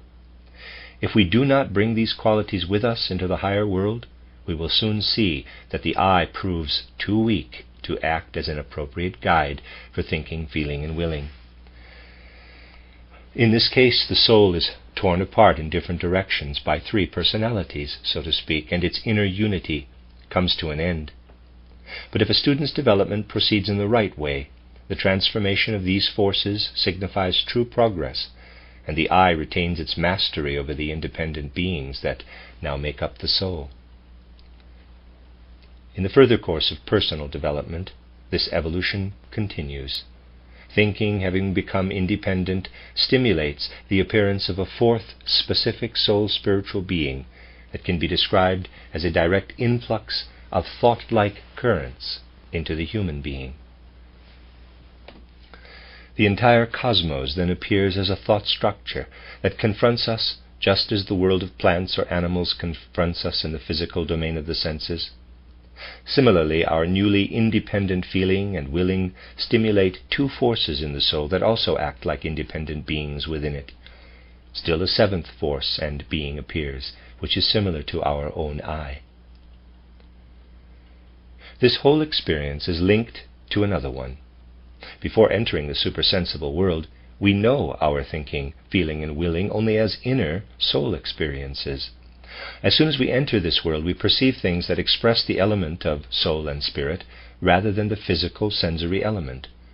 There are now beings of soul and spirit standing behind the perceived qualities of this new world and presenting themselves to us as an outer world, in the same way that stones, plants, and animals present themselves to our senses in the physical domain. Students of the spirit can perceive a significant difference between the world that is now disclosing itself to them and the one they are accustomed to perceiving with their senses. A plant in the world of the senses remains the same, regardless of what the human soul feels or thinks about it. Initially, this is not the case with the images of the world of soul and spirit. They change according to what we feel or think. We imprint a certain character on them in accordance with our own essence. Let's imagine that a certain image appears in the imaginative world in front of us. It shows itself in one form if our souls remain indifferent to it. But as soon as we experience liking or disliking with regard to this image, it changes its form. To begin with, therefore, these images not only express something independent of and external to us, but also reflect what we are. They are thoroughly permeated with our own human essence, which is drawn over the beings in question like a veil. Even when we are confronted by a real being, we see something of our own creation instead of the being itself. We can actually have something totally true in front of us and still see something false. And this is not only the case with regard to the aspects of our essential nature that we actually notice in ourselves, but everything else in us also influences this world in the same way. For example, we may have hidden tendencies that do not become evident in our life because of our education and character, but they do influence the world of spirit and soul, which assumes a particular coloration as a result of the total being of each one of us, regardless of how much we ourselves know or do not know about this essential being. To advance beyond this level of development, we must learn to distinguish between ourselves and the spiritual outer world. We must learn to exclude all the effects of the individual self on the world of soul and spirit around us. The only way we can do this is by knowing about what we ourselves bring into this new world. The important thing, therefore, is that we must first have a true and thorough knowledge of ourselves, so that we can perceive the surrounding world of soul and spirit in a pure way.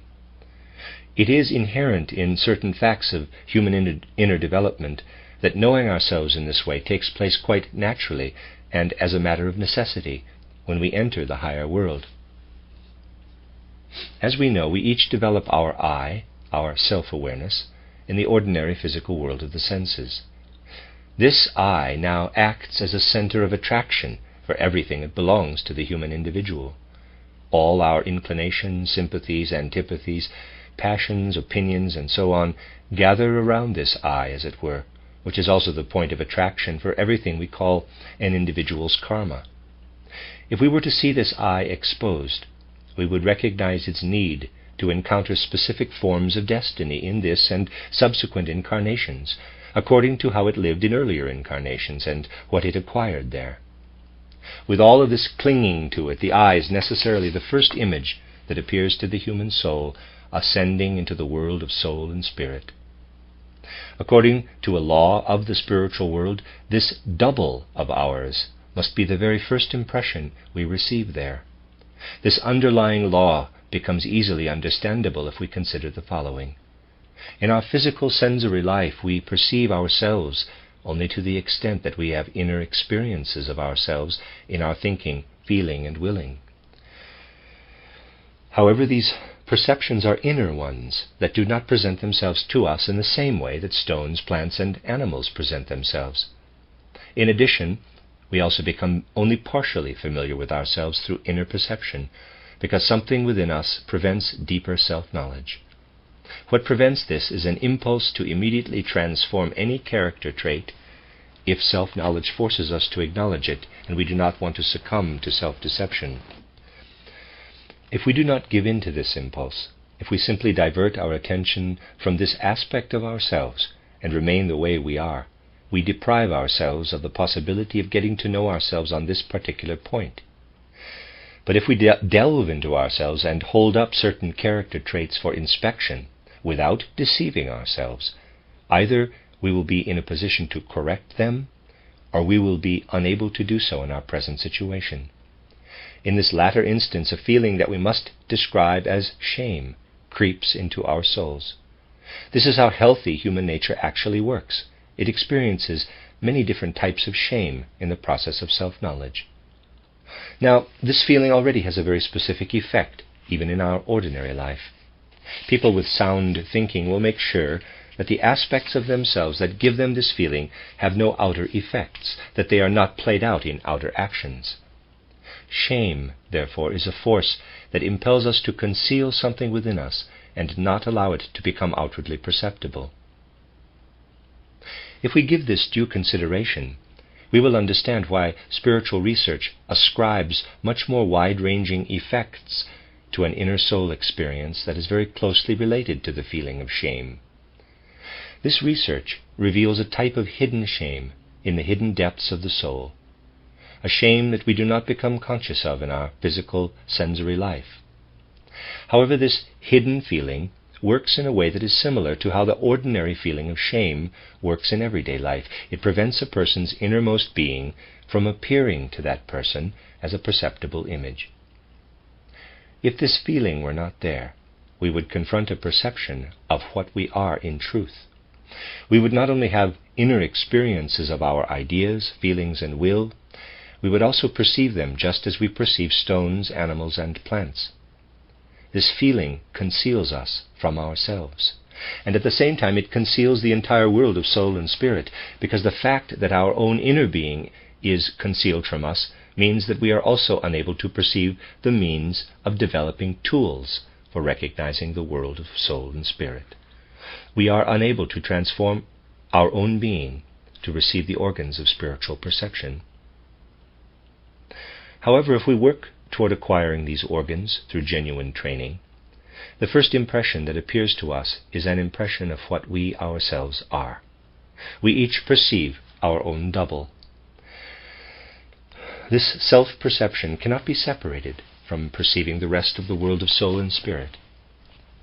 In ordinary life, in the physical sensory world, the effect of the feeling described above is that it constantly closes the door of the soul-spiritual world in our faces.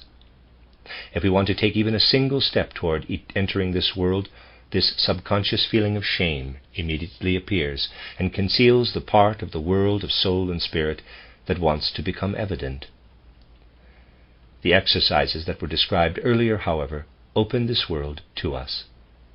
And in fact, this concealed feeling acts like a great benefactor of human beings, because any powers of judgment, feeling, life, or character we acquire without spiritual scientific training do not make us capable of standing up to the perception of our own nature in its true form without further preparation.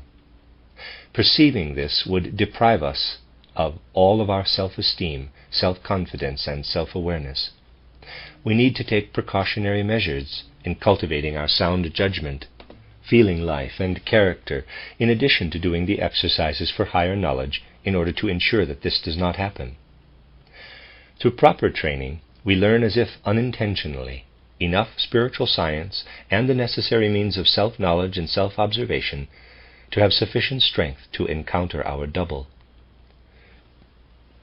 For students of the Spirit, it is then like seeing what they have already learned in the physical world in another form, as a picture of the imaginative world. If we have already acquired a rational grasp of the law of karma in the physical world, we will not be unduly shaken by seeing the seeds of our destiny imprinted on the image of our double. If we have used our powers of judgment to become familiar with the evolution of the cosmos and of humankind, and if we know that at a certain point in this evolution the forces of Lucifer invaded the human soul, it will not be difficult for us to bear it when we become aware that Luciferic beings and all their influences are contained in this image of our own essential nature. We see from this how necessary it is that we not demand to enter the spiritual world ourselves before we have understood certain truths about this world through the ordinary powers of judgment that we develop in the physical world of the senses. Before wanting to actually enter the supersensible worlds, students of the Spirit should make their own the information in this book that precedes the discussion of knowing higher worlds. In the course of a legitimate self-development process, they should do this on the basis of their ordinary powers of judgment.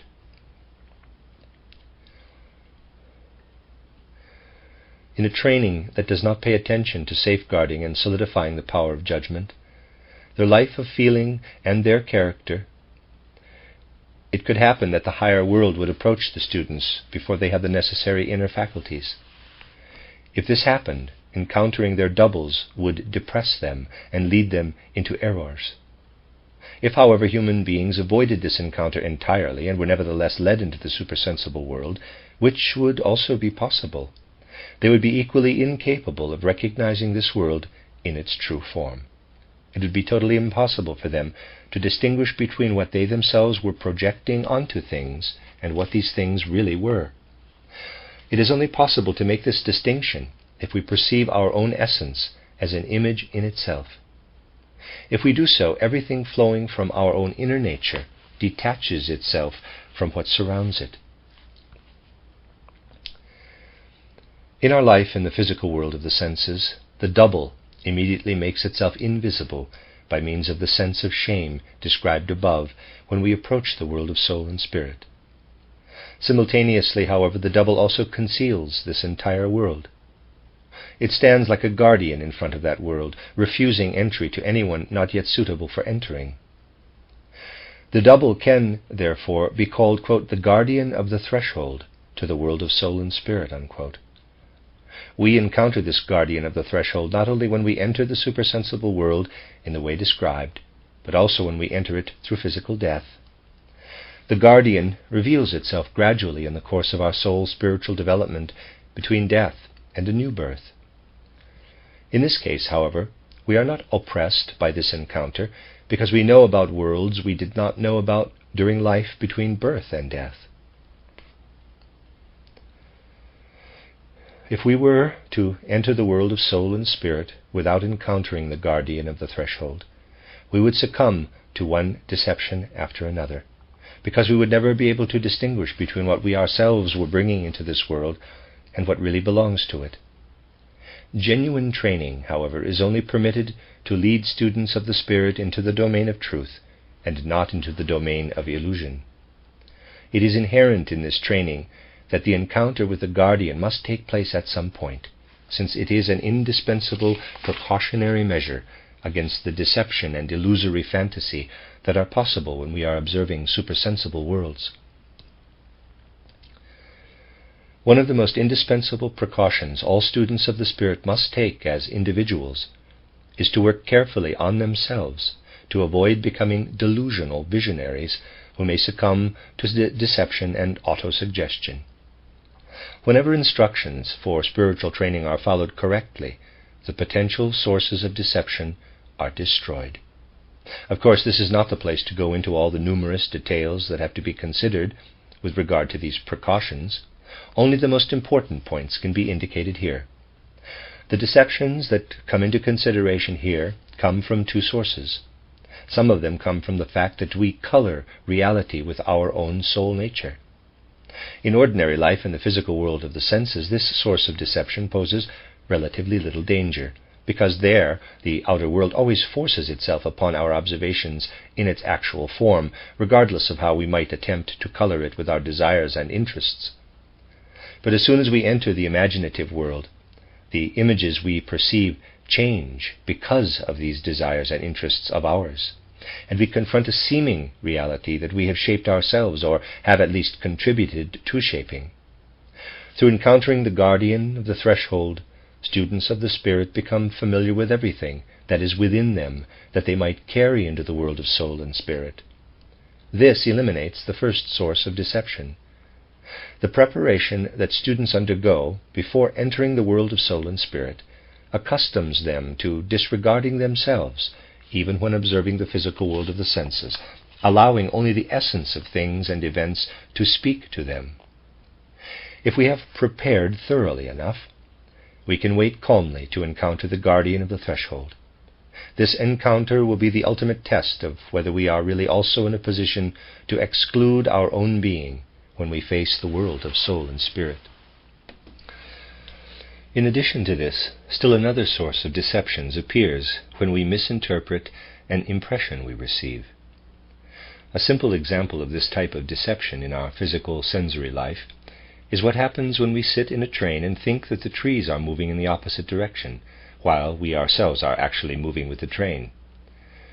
Although in many cases such deceptions in the physical world of the senses are more difficult to correct than this simple one, it is easy to see that in this world we find the means to do away with such deceptions if our sound judgment takes everything into account that can contribute to an appropriate explanation. The situation is different, of course, as soon as we make our way into supersensible domains. In the world of the senses, facts do not change when human beings are deceived, so it is possible for unbiased observation to use the facts to correct the deception.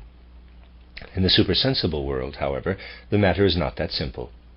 If we apply false judgments in approaching a supersensible process we are trying to observe, we insert these false judgments into the process itself, where they become so entangled with actual fact that it is not immediately possible to distinguish them from the fact. In this case, the error is not inside us, and the correct fact outside. Our error has become a component of the external fact, and can therefore not be corrected simply by observing the fact in an unbiased way. With this we have pointed to a superabundant source of possible deceptions and illusory fantasies for those who approach the supersensible world without the right preparation. Just as students of the Spirit acquire the ability to exclude deceptions that come about because of how their own nature colors supersensible phenomena, they must also acquire the gift of inactivating this second source of deception. They become able to exclude what comes from themselves once they have recognized the image of their own double, and they will be able to exclude this second source of deception once they have acquired the ability to recognize from the makeup of a supersensible fact whether it is the truth or a deception. If deceptions looked exactly the same as facts, it would be impossible to distinguish between them, but this is not the case. In the supersensible worlds, deceptions have inherent qualities that distinguish them from realities. It is essential for students of the Spirit to know which qualities distinguish the realities. It seems self-evident that someone unacquainted with spiritual training might ask, how is there any possibility of protecting ourselves against deception, since there are so many sources of it? And are students of the Spirit ever certain that all their so-called higher knowledge is not based only on deception and autosuggestion? Anyone who talks like this is not taking into account the fact that the very way a true spiritual training takes place blocks deceptions at the source. In the first place, through their preparation, true students of the Spirit will have acquired enough knowledge about the causes of deception and autosuggestion to be able to protect themselves. In this respect, they have more opportunities than any others to become sufficiently matter-of-fact and competent to judge what they encounter in life. Everything they experience makes them distrust indefinite premonitions and questionable flashes of so-called inspiration. Their training makes them as careful as possible. In addition, any true training first guides its students to thoughts about great cosmic events, that is, to things that force them to exert their powers of judgment, refining and sharpening them in the process. The only way we could miss out on this sharpening of our healthy powers of judgment, which give us certainty in distinguishing between deception and reality, would be by refusing to enter such distant realms and insisting on restricting ourselves to quote-unquote revelations closer at hand. However, all of this is not the most important thing. What is most important is inherent in the very exercises that are used in genuine spiritual training. They have to be arranged in such a way that the student's consciousness has a complete and exact overview of what is going on in the soul during meditation. First of all, a symbol is developed to bring about imagination. There are still images taken from outer perceptions in this symbol. We are not solely responsible for its content. And since we do not create it ourselves, it is possible for us to delude ourselves about how it comes about. We may misinterpret its origin. However, students of the Spirit remove this content from their consciousness when they move up to the exercises for inspiration, where they contemplate only their own soul's activity that shaped the symbol. Here, too, error is possible. We have acquired the character of our soul activity through our upbringing, education, and so on. We cannot know everything about the origin of this activity. However, students of the Spirit also remove this activity of theirs from their consciousness. So if something still remains, there is no remnant of anything that cannot be surveyed. Anything that can possibly mingle with this can be assessed with regard to its entire content. In their intuition, students of the Spirit thus possess something that shows them the makeup of anything that is a totally clear reality in the world of soul and spirit. If they then apply the signs they have recognized as being characteristic of soul-spiritual reality to everything that presents itself to their observation, they will be able to distinguish semblances from realities. And they can be certain that applying this law will protect them from deception in the supersensible world, just as certainly as they will not mistake an imagined piece of hot iron for a real one that actually burns them in the physical world of the senses. It goes without saying that we will only apply these criteria to knowledge we regard as our own experience in the supersensible worlds, and not to what we receive as communications from others, and understand with our physical intellect and our healthy feeling for the truth. Spiritual science will attempt to draw a precise boundary between what they have acquired in these two different ways. They will willingly receive information about the higher worlds and attempt to understand it with their powers of judgment, but when they categorize something as personal experience or direct observation, they will have tested whether it presents the very same characteristics that infallible intuition has taught them to perceive. Once students of the Spirit have the encounter with the guardian of the threshold behind them, they face further experiences as they ascend into supersensible worlds. First of all, they notice a certain inner relationship between this guardian and the seventh soul force that was described above as forming itself into an independent entity. In a certain respect, this seventh being is none other than the double, the actual guardian of the threshold.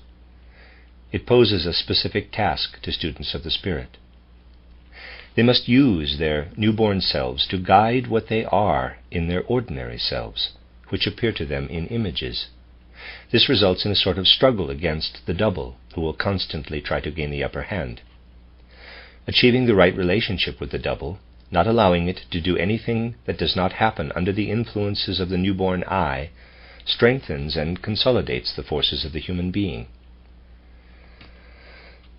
In the higher world, self-knowledge is different in some respects than it is in the physical world of the senses, where self-knowledge appears only as an inner experience.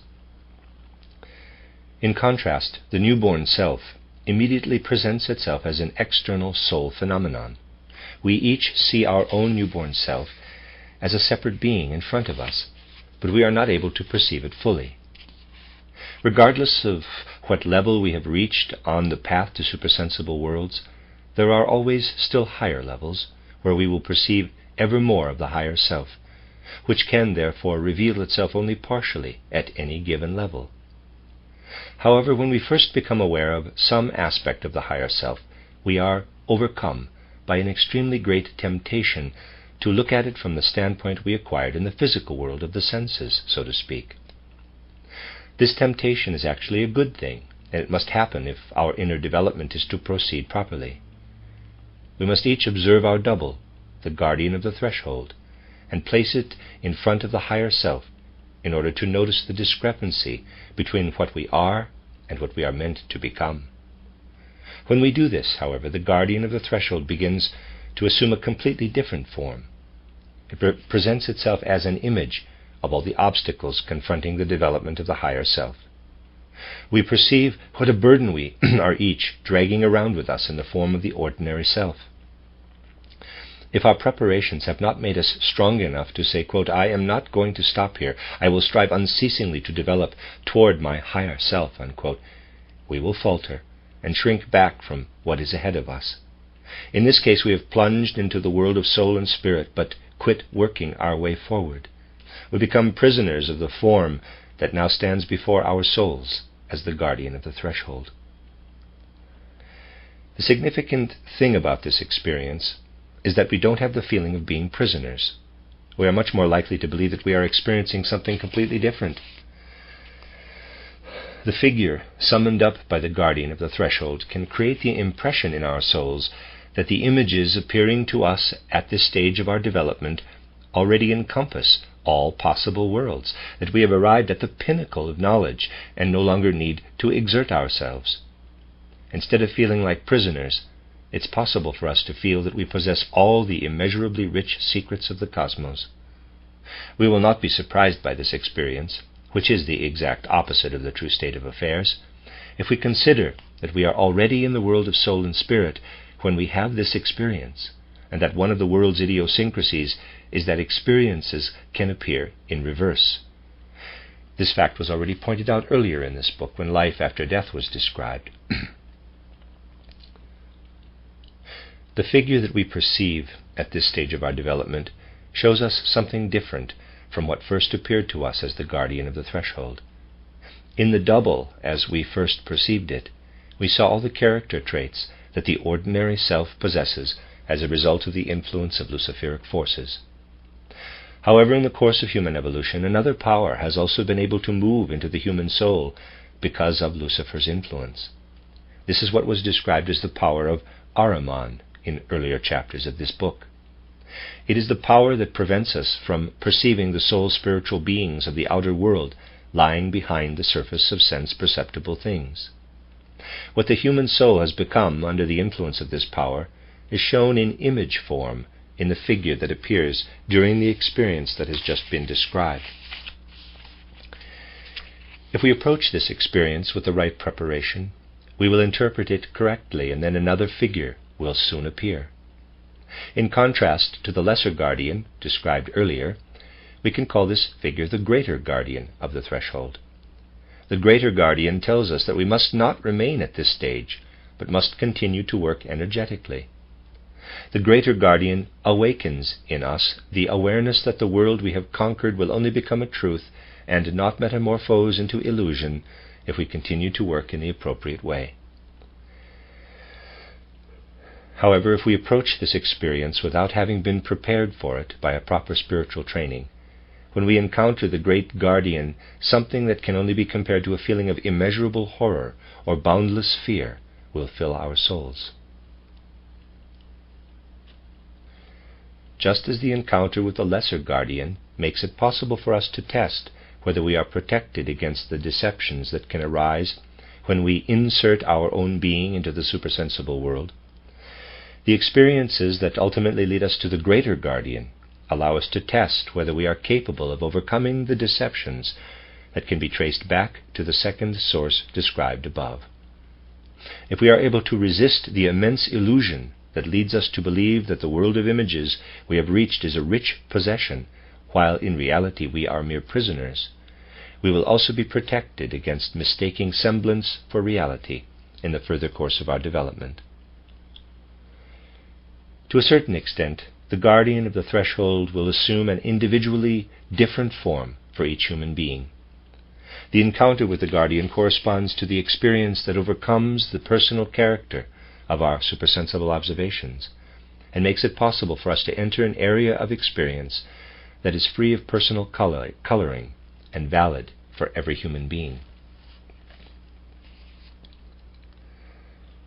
Students of the Spirit who have had the experiences described above are then able to distinguish what they themselves are from what is outside of them in their soul's spiritual surroundings. They will then realize that we need to understand the cosmic process described in this book in order to understand human beings themselves and their lives. We understand the physical body only if we recognize how it has been built up through Saturn's Sun, Moon, and Earth phases of evolution. We understand the ether body only if we trace its development through the Sun, Moon, and Earth phases, and so on. However, we also understand what is presently involved in the Earth's evolution if we recognize how all this has unfolded gradually. Spiritual training puts us in a position to recognize that everything in the human being is related to corresponding facts and beings in the world outside of us. It is a fact that every part and organ of the human being is related to all the rest of the world. In this book it has only been possible to present a sketchy outline of the facts. However, we must keep in mind that the physical human body, for example, was present only in seminal form during the Saturn phase of evolution. Later, during the Sun, Moon, and Earth phases, its organs, hearts, lungs, brain, evolved from this seminal endowment. Thus our heart, lungs, and so on are related to the Sun, Moon, and Earth phases of evolution. Something similar is true of the organs of the ether body, sentient soul, and so on. Human beings took shape out of the entire world, immediately surrounding them, and every detail of our human makeup corresponds to a process or being in the outer world. At the appropriate level of inner development, students of the Spirit begin to recognize this relationship between their own individual beings and the greater world. This level of cognition can be described as becoming aware of the correspondence between the microcosm or smaller world, that is the human being, and the macrocosm or greater world. Having broken through to this stage of knowledge, students of the Spirit can then begin to have a new experience. In spite of being aware of themselves in their full independence, they begin to feel as if they have grown together with the entire structure of the cosmos. They have a feeling of merging with the entire cosmos and becoming one with it, yet without losing their essential nature. We can describe this level of development as, quote, becoming one with the macrocosm, unquote. It is important not to think of this as a cessation of an individual consciousness, as if the essence of a human individual were flowing out into the universe. To think of it in this way would only reflect the opinion of an untrained faculty of judgment. In the sense of the initiation process described here, the individual stages of higher cognition can be listed as follows. Number 1, studying spiritual science by initially making use of the power of judgment which we have acquired in the physical world of the senses. 2, acquiring imaginative cognition. 3, reading the hidden script. This corresponds to inspiration. 4, living one's life into the spiritual surroundings. This corresponds to intuition. 5, recognizing the relationship between the microcosm and the macrocosm. 6, becoming one with the macrocosm. 7, experiencing all of these previous experiences as a totality, as a fundamental mood of soul. We do not necessarily need to think of these stages as happening one after the other. On the contrary, depending on the individual student, training may proceed so that one level has been only partially completed before the student begins with exercises that correspond to the next level. For example, it may be very good for a certain student to do exercises leading to personal experiences in inspiration, intuition, or recognizing the connection between microcosm and macrocosm, even though he or she has only acquired a few imaginations with any degree of certainty. Once students of the Spirit have experienced intuition, in addition to being able to recognize the images of the world of soul and spirit and read their interrelationships in the hidden script, they will also acquire direct knowledge of the actual beings who work together to bring about the world to which we human beings belong. Through this, they also get to know themselves in the forms they possess as spiritual beings in the world of soul and spirit. They have worked hard to be able to perceive the higher I, and have realized how they need to continue working in order to control the double, the guardian of the threshold. But they have also encountered the greater guardian, who constantly urges them on to greater effort. This greater guardian becomes the example they want to emulate. And once this has happened, it becomes possible for them to recognize who it is standing in front of them in the form of the greater guardian. In the student's perception, the greater guardian is now transformed into the figure of the Christ. The essence of this being and his intervention in Earth's evolution has been made clear in earlier chapters of this book. In this way, students of the Spirit are initiated into that same exalted mystery that is linked with the name of Christ. The Christ discloses himself to them as the great example for human beings on earth.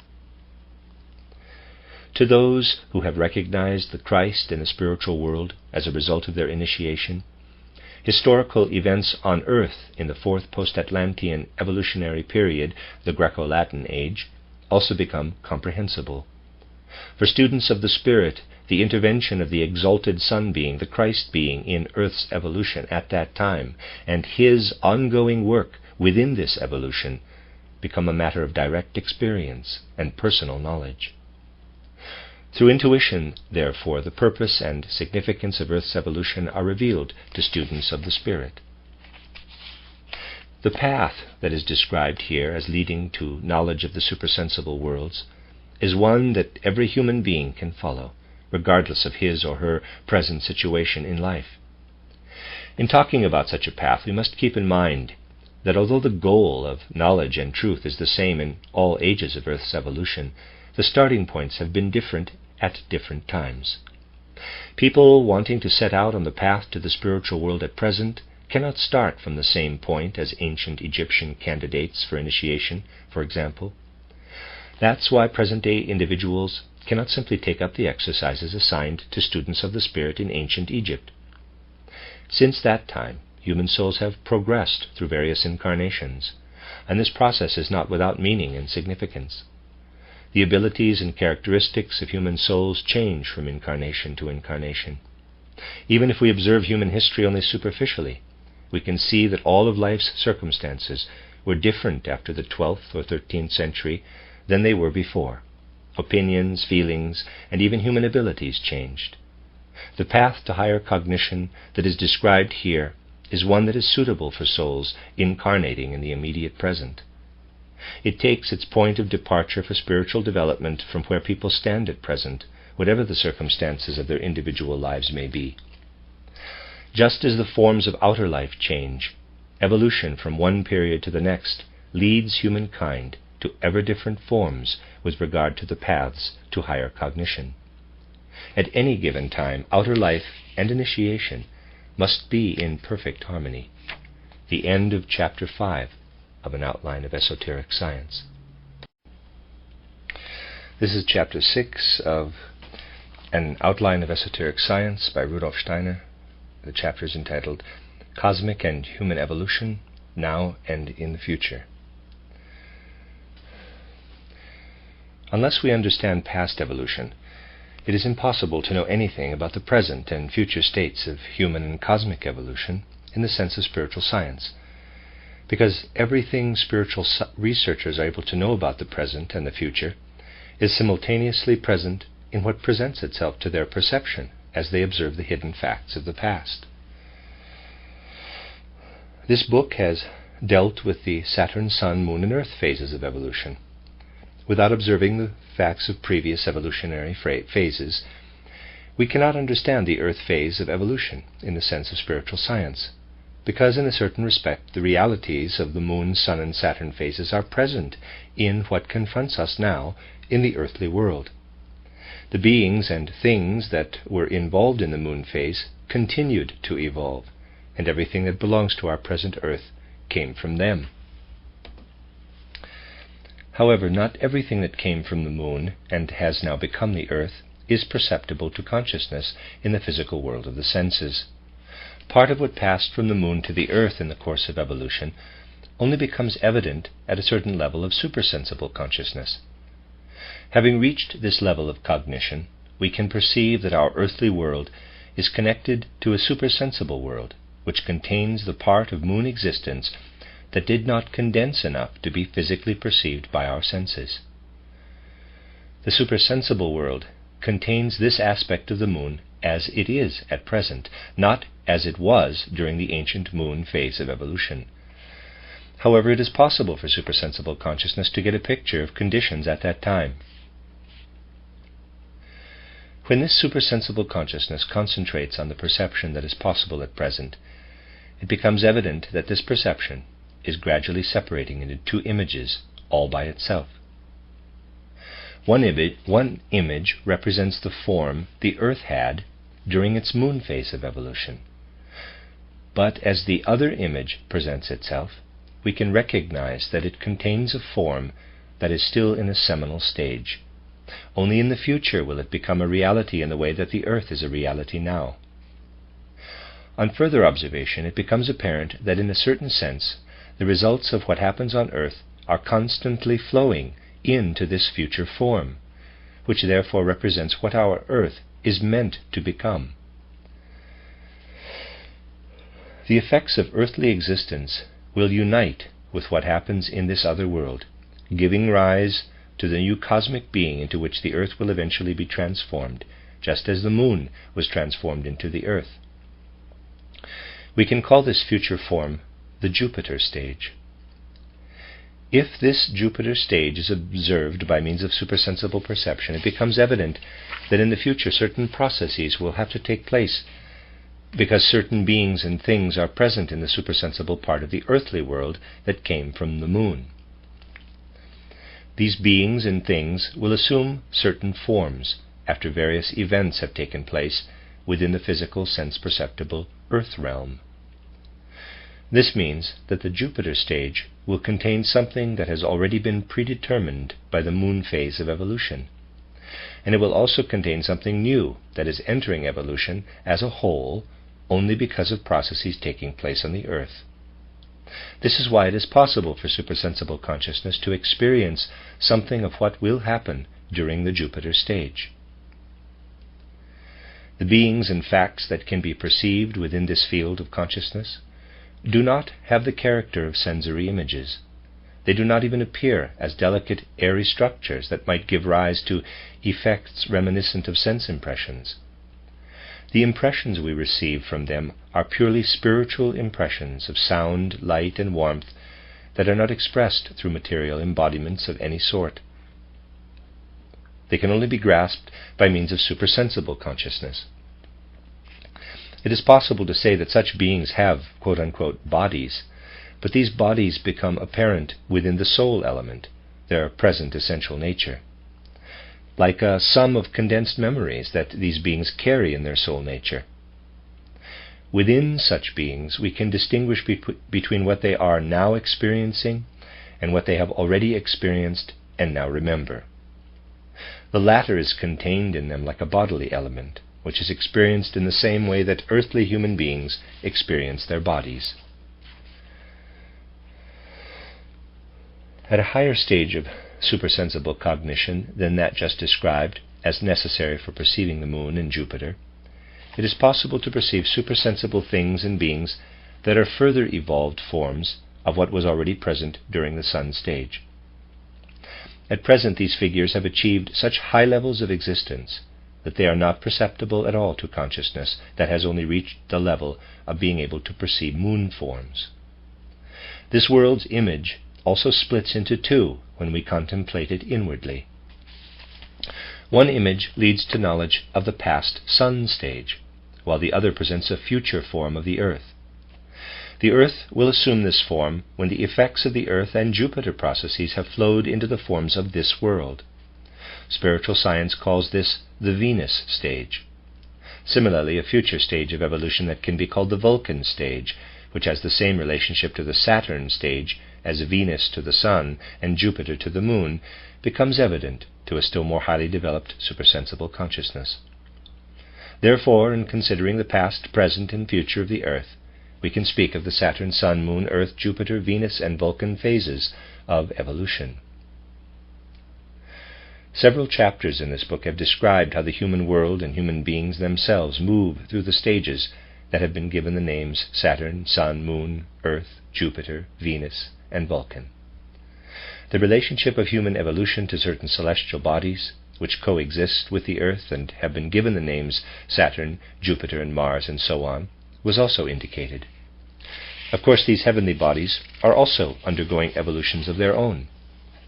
At the present time, they have reached the stage where their physical aspects present themselves to our perception as the entities that physical astronomy knows as Saturn, Jupiter, Mars, and so on.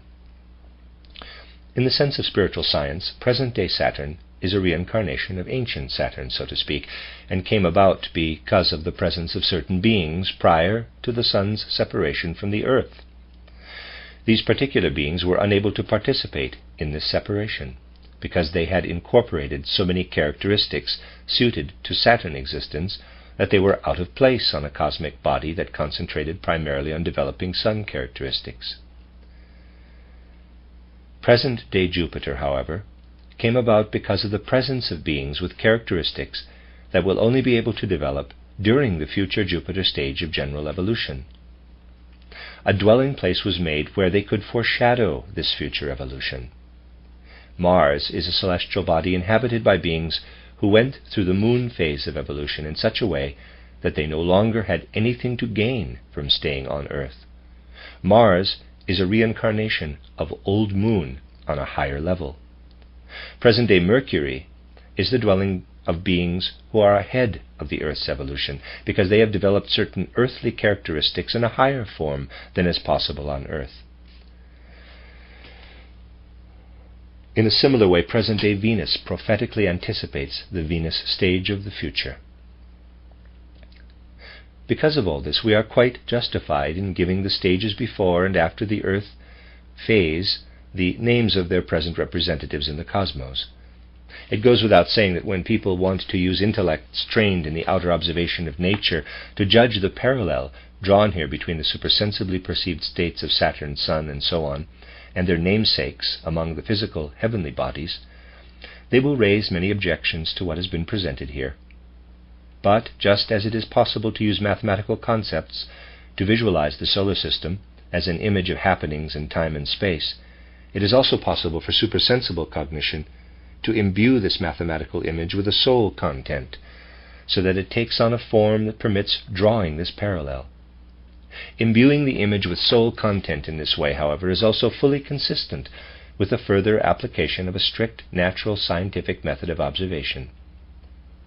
At the moment, this natural scientific method still restricts itself to trying to express the interrelationship between the solar system and the Earth in purely mathematical, mechanical concepts, while the natural science of the future will of itself be driven to expand these mechanical concepts to include ones imbued with soul. It would certainly be possible to show that these modern natural scientific ideas already provide sufficient grounds for expanding these concepts, but this undertaking would require a whole book in itself. All that can be done here is to point to this matter, although doing so exposes it to many misunderstandings as well as a result. The disagreements between spiritual science and natural science are often only apparent ones. They result simply from the refusal of natural science to formulate ideas that are demanded not only by supersensible cognition, but also, if the truth be told, by cognition that restricts itself to sense-perceptible things. Everywhere in the results of modern natural scientific observations, unbiased observers can find indications of other fields of purely sensory, physical observation that will have to be investigated in a purely natural scientific manner in the future. Such investigations will show that a full observation of nature confirms what supersensible perception reveals about any supersensible cosmic events with corresponding sense-perceptible manifestations. In addition to the comprehensive circumstances of Earth's evolution, observations of the nearer future also present themselves to our consciousness. Every image of the past corresponds to one of the future. However, in discussing these things, we must emphasize something that urgently needs to be taken into account. If we want to know about things like this, we must totally relinquish the view that philosophical contemplation, educated merely by sense-perceptible reality, is capable of discovering anything about them. These things cannot and should not ever be researched by thinking about them in this way. If we were to believe that because spiritual science has already supplied us with information about the moon phase of evolution, we will now be able to discover what things will look like on Jupiter by comparing the circumstances of Earth and Moon and applying this kind of thinking, we will succumb to enormous deceptions. These circumstances should only be researched through supersensible consciousness that rises to the level necessary to observe them. Only when the results of this research have been communicated is it also possible to understand them without supersensible consciousness. Spiritual researchers are in a different position with regard to communications about the future than they are with regard to those about the past. We are not initially able to confront future events as impartially as we confront the past. What will happen in the future stirs up our feeling and willing, but we tolerate the past quite differently. Anyone who observes life will know that this is true even of our ordinary existence, but only those who are aware of certain things in the supersensible worlds can know what forms this tendency assumes, and to what an enormous extent it increases with regard to life's hidden facts. This is the reason why knowledge of these things is kept within very specific limits. Just as the greater cosmic evolution can be presented as a succession of states from Saturn through the Vulcan phase, it is also possible to present shorter spans of time, such as those that make up the Earth phase of evolution. The enormous upheaval that brought an end to life on Atlantis was followed by the stages in human evolution that have been described in this book as the ancient Indian, ancient Persian, Egypto-Chaldean, and Greco-Latin cultural periods. The fifth period is where we stand now, the present. This period began gradually around the 12th, 13th, and 14th centuries AD, after having been prepared ever since the 4th and 5th centuries. It has been clearly evident ever since the 15th century. The Greco-Latin period that preceded it began around the 8th century BC, and at the end of its first third, the Christ event took place. The disposition and faculties of the human soul changed during the transition from the Egypto-Chaldean period to the Greco-Latin. During the Egypto-Chaldean period, what we now know as logical thinking, or grasping the world through reason, did not yet exist. At that time, the knowledge we now make our own through our intellect was acquired in a way that was appropriate then, directly through an inner knowledge that was supersensible in a certain respect. While people perceived things, the necessary concept or image of those things simply appeared in their souls. When the faculty of cognition is like this, not only do images of the physical world of the senses appear, but a certain knowledge of non-sensory realities and beings also rises out of the soul's depths. This was a remnant of the ancient dusk-like supersensible consciousness that all of humankind had formerly possessed. In the Greco-Latin age, there were more and more people who lacked this faculty. In its place, the capacity for intellectual reflection appeared. People became more and more removed from direct, dreamlike perception of the world of soul and spirit, and ever more dependent on their intellect and feelings to provide an image of that world. In some respects, this state of affairs continued throughout the fourth post-Atlantean period. Only those individuals who had retained the legacy of the former soul disposition, so to speak, were able to admit the spiritual world into their consciousness directly. These people, however, were holdovers from an earlier age. Their type of cognition was no longer suited to the new age, because as a result of the laws of evolution, an old soul capacity loses its full significance when new faculties appear. Human life adapts to these new faculties and no longer knows what to do with the old ones. There were also individuals, however, who quite consciously began to develop other, higher powers, in addition to the powers of intellect and feeling they had acquired. These powers made it possible for them to break through into the world of soul and spirit again.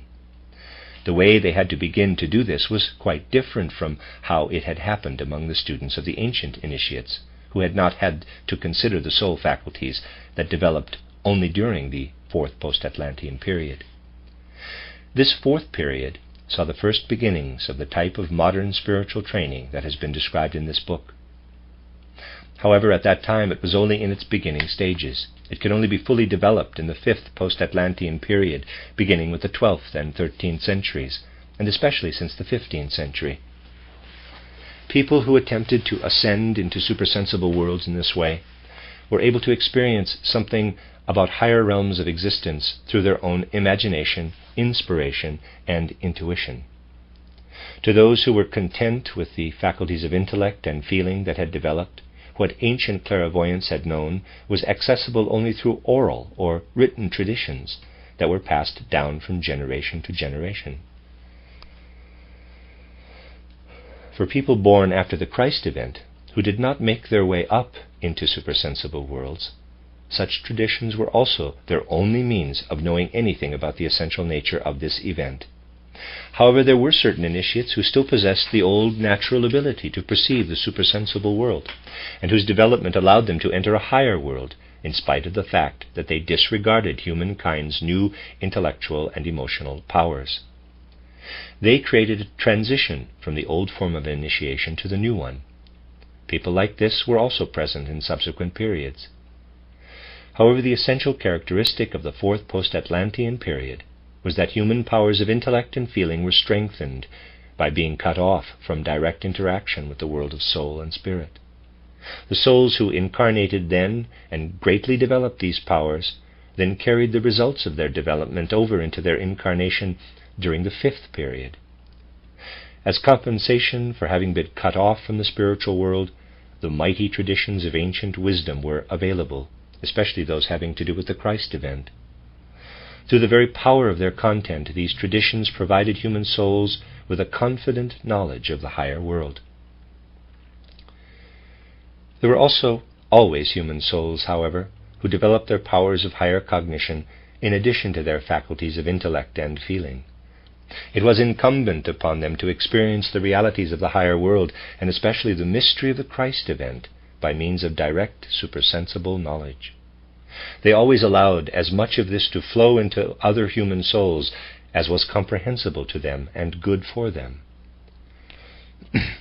In harmony with the purpose of Earth's evolution, the first expansion of Christianity was meant to take place at a time when most of humankind had not developed faculties of supersensible cognition. This is why the force of tradition was so powerful at that time. An extremely powerful force was needed to make people confident in the supersensible world if they themselves were not able to behold this world.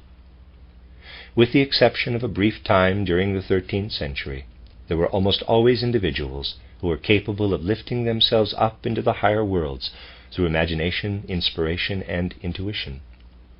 In the Christian era, these people were the successors of the initiates of antiquity, who had been leaders and members of the centers of mystery wisdom. The task of these new initiates was to recognize once again, through their own faculties, what had once been comprehended through ancient mystery wisdom, and to add to this a knowledge of the essential nature of the Christ event. Thus the knowledge arising among the new initiates encompassed all the subject matter of ancient initiation, but from its center radiated the higher knowledge of the mysteries of the Christ event. As long as the human souls of the fourth post-Atlantean period were meant to be consolidating their faculties of intellect and feeling, this knowledge was only able to flow into general life to a limited extent. So, during that time, it was really quite hidden. Then the new age of the fifth cultural period dawned. Its main feature was the further development of intellectual abilities, which blossomed exuberantly then and will continue to unfold in the present and future. A gradual build-up to this period began in the 12th and 13th centuries, and its progress accelerated from the 16th century onward into the present. Under these influences, cultivating the forces of reason became the chief concern of evolution in the fifth cultural period. In contrast, traditional knowledge of and confidence in a supersensible world lost more and more of its power over human souls. However, it was replaced by what we may call an increasingly strong influx into human souls of knowledge derived from modern supersensible consciousness. Quote-unquote hidden knowledge was now flowing, although imperceptibly to begin with, into people's ways of thinking. It is self-evident that intellectual forces have continued to reject this knowledge right into the present. But what must happen will happen in spite of any temporary rejection. Symbolically, this hidden knowledge, which is taking hold of humanity from the other side, and will do so increasingly in the future, can be called, quote, the knowledge of the Grail, unquote. If we learn to understand the deeper meaning of this symbol, as it is presented in stories and legends, we will discover a significant image of what has been described above as the new initiation knowledge, with the Christ mystery at its center. Therefore, modern initiates can also be known as Grail initiates. The path to supersensible worlds, whose first stages have been described in this book, leads to, quote, the science of the Grail, unquote. A unique feature of this knowledge is that its facts can only be investigated by those who acquire the means of doing so that are described in this book. Once these facts have been discovered, however, they can then be understood by means of the soul forces that have been developing during the fifth cultural period. In fact, it will become increasingly evident that these forces will find their satisfaction in this knowledge to an ever greater extent. At present, we are living in a time when more of this knowledge ought to enter human common consciousness than was formerly the case.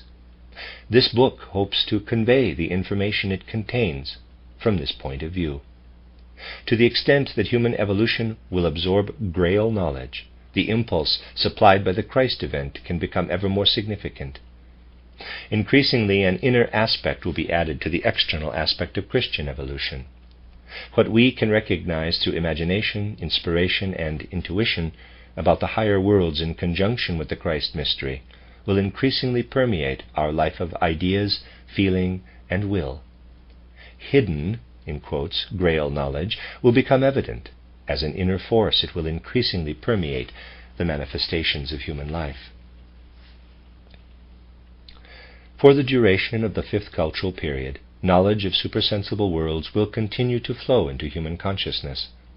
When the sixth period begins, humanity will have been able to reacquire the non-sensory perception it possessed in a dusk-like way in earlier times, but now on a higher level, and in a form that is quite different from the old perception.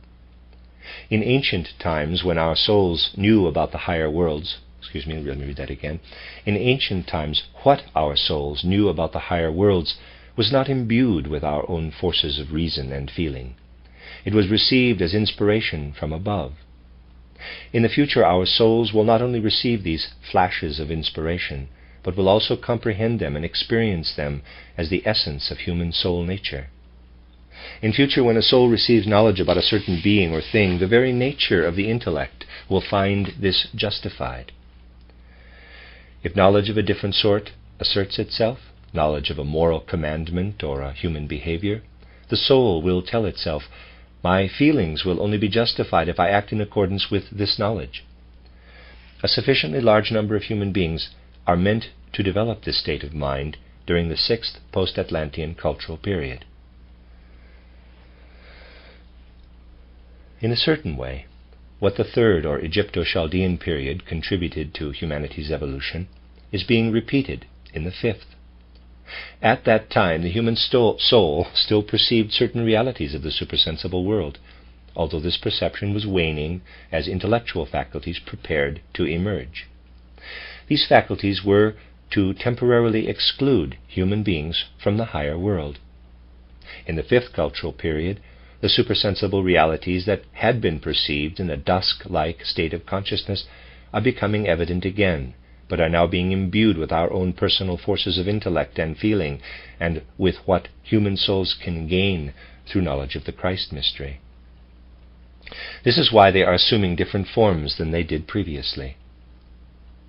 In ancient times, impressions from the supersensible worlds were experienced as forces that urged human beings on, but emanated from an outer spiritual world that did not include them.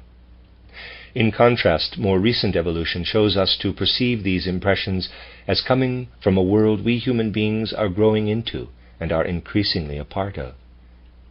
No one ought to believe that the Egypto-Chaldean cultural period will be repeated in such a way that our souls will simply be able to take up what was then present and has come down to us from those times.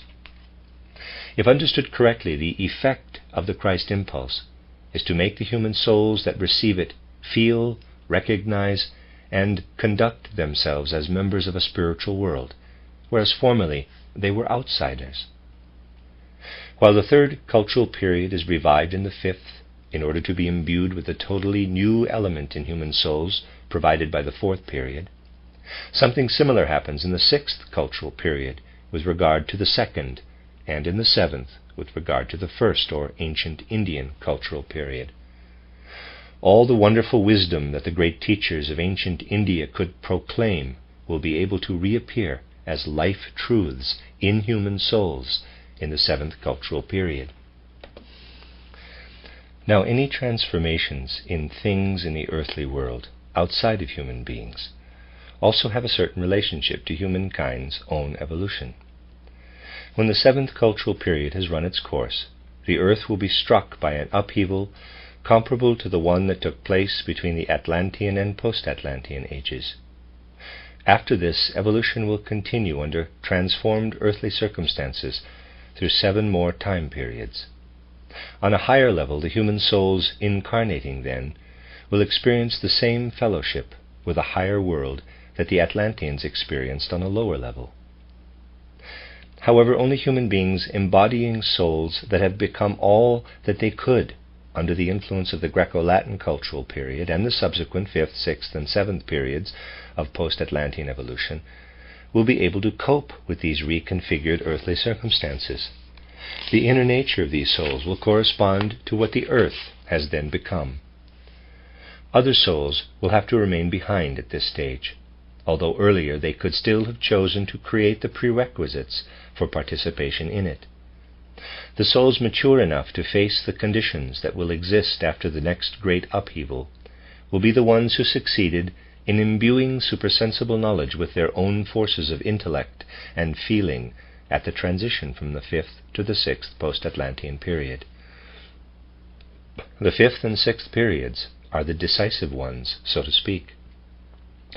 In the 7th period, although the souls who have achieved the goal of the 6th will continue to develop accordingly, the changed circumstances in their surroundings will provide little opportunity for the others to make up for lost time. The next opportunity will present itself only in the distant future. This is how evolution is proceeding from one age to the next. Supersensible cognition observes not only future changes involving the earth alone, but also ones that occur in interaction with the neighboring heavenly bodies. There will come a time when both the earth and humanity have made such progress in evolution that the forces and beings that had to separate from the earth during Lemurian times to enable earthly beings to continue to progress will be able to reunite with the earth. At that time, the moon will reconnect with the earth. This will happen because sufficient numbers of human souls possess enough inner strength to make these moon forces fruitful for further evolution. This will take place at a time when another development that has turned toward evil will be taking place alongside the high level of development reached by the appropriate number of human souls. Souls whose development has been delayed will have accumulated so much error, ugliness, and evil in their karma that they temporarily form a distinct union of evil and aberrant human beings who vehemently oppose the community of good human beings. In the course of its development, the good portion of humankind will learn to use the moon forces to transform the evil part, so that it can participate in further evolution as a distinct earthly kingdom. Through the work of the good part of humanity, the earth, then reunited with the moon, will become able to reunite with the sun after a certain period of evolution, and also with the other planets. After an interim stage that resembles a sojourn in a higher world, the earth will transform itself into the Jupiter state. During the Jupiter stage, what is now called the mineral kingdom will not exist. Mineral forces will have been transformed into plant forces. The lowest kingdom appearing during the Jupiter stage will be the plant kingdom, which will have a form entirely different from what it has now. Above that will be the animal kingdom, which will have undergone a comparable transformation, followed by a human kingdom, consisting of the descendants of the evil union that came about on earth. Above these there will be a higher human kingdom, consisting of the descendants of the community of good human beings on earth. A great deal of the work of this second human kingdom will consist of ennobling the fallen souls in the evil union, so that they will still be able to find their way back into the actual human kingdom. At the Venus stage, the plant kingdom will also have disappeared, and the lowest kingdom will be the animal kingdom, transformed once more. Above that there will be 3 human kingdoms of different degrees of perfection. During the Venus stage, the earth will remain united with the sun. In contrast, as evolution proceeds on Jupiter, the sun will once again break away from Jupiter and influence it from outside. Then a reunification of the sun and Jupiter will take place, and the transformation into the Venus stage will gradually continue. During the Venus stage, a distinct cosmic body will break away, containing all the beings who have resisted evolution and constituting an quote-unquote unredeemable moon, so to speak, in quotes. It will move toward an evolution that is so different in character from anything we can experience on earth that there are no words that can possibly express it. The part of humanity that has continued to evolve, however, will move on to the Vulcan phase of evolution in a fully spiritualized form of existence. Describing this state falls outside the scope of this book. We see that the highest imaginable ideal of human evolution results from Grail knowledge, that is, the spiritualization that we achieve through our own work. Ultimately, this spiritualization will appear as the result of the harmony that human beings were able to bring about in the 5th and 6th cultural periods between their forces of intellect and feeling and their knowledge of supersensible worlds. What they produced there in their inmost souls will ultimately become the outer world. The human spirit raises itself up to the mighty impressions of its outer world, first divining and later recognizing the spiritual beings behind these impressions, while the human heart senses the infinite loftiness of this spiritual element. However, human beings can also recognize their own inner experiences of intellect, feeling, and morality as the seeds of a future spiritual world. If we believe that human freedom is incompatible with foreknowledge and with predestination of the shape of things to come, we should think of it like this. Our free action in the future will depend as little on what predestined things will be like then as it does on our intention to be living a year from now in a house we design today. To the extent that our inner nature permits, we will be free in the house we have built for ourselves, and we will also be free in the circumstances that come about on Venus and Jupiter, to the extent that our own inner nature permits. Our freedom will not depend on what is predestined by prior circumstances, but on what our souls have made of themselves. The Earth stage contains what evolved during the preceding Saturn, Sun, and Moon phases of evolution. Earthly human beings find wisdom in the events taking place around them. It is there as the result of what happened previously. The Earth is the descendant of the old Moon, which shaped itself and everything belonging to it into the cosmos of wisdom. The Earth, which is the beginning of an evolution that will inject new force into this wisdom, brings human beings to the point where they experience themselves as independent members of a spiritual world. This is due to the fact that the human eye was fashioned by the spirits of form during the Earth phase of evolution.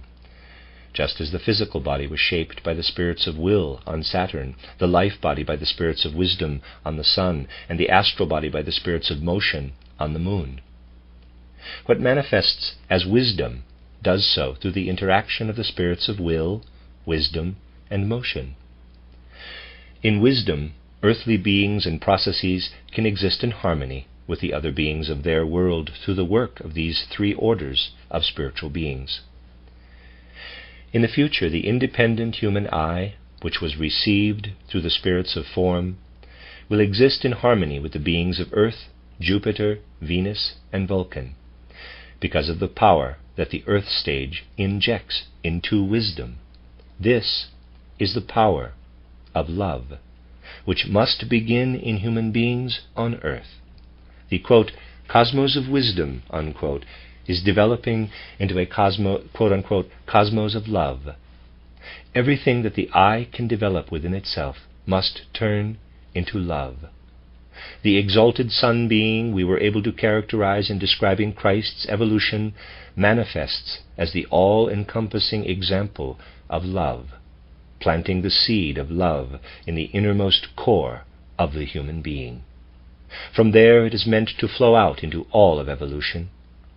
Just as wisdom, which formed earlier, discloses itself in the forces of the sense-perceptible earthly world, in present-day forces of nature, love itself will appear as a new natural force in all phenomena in the future.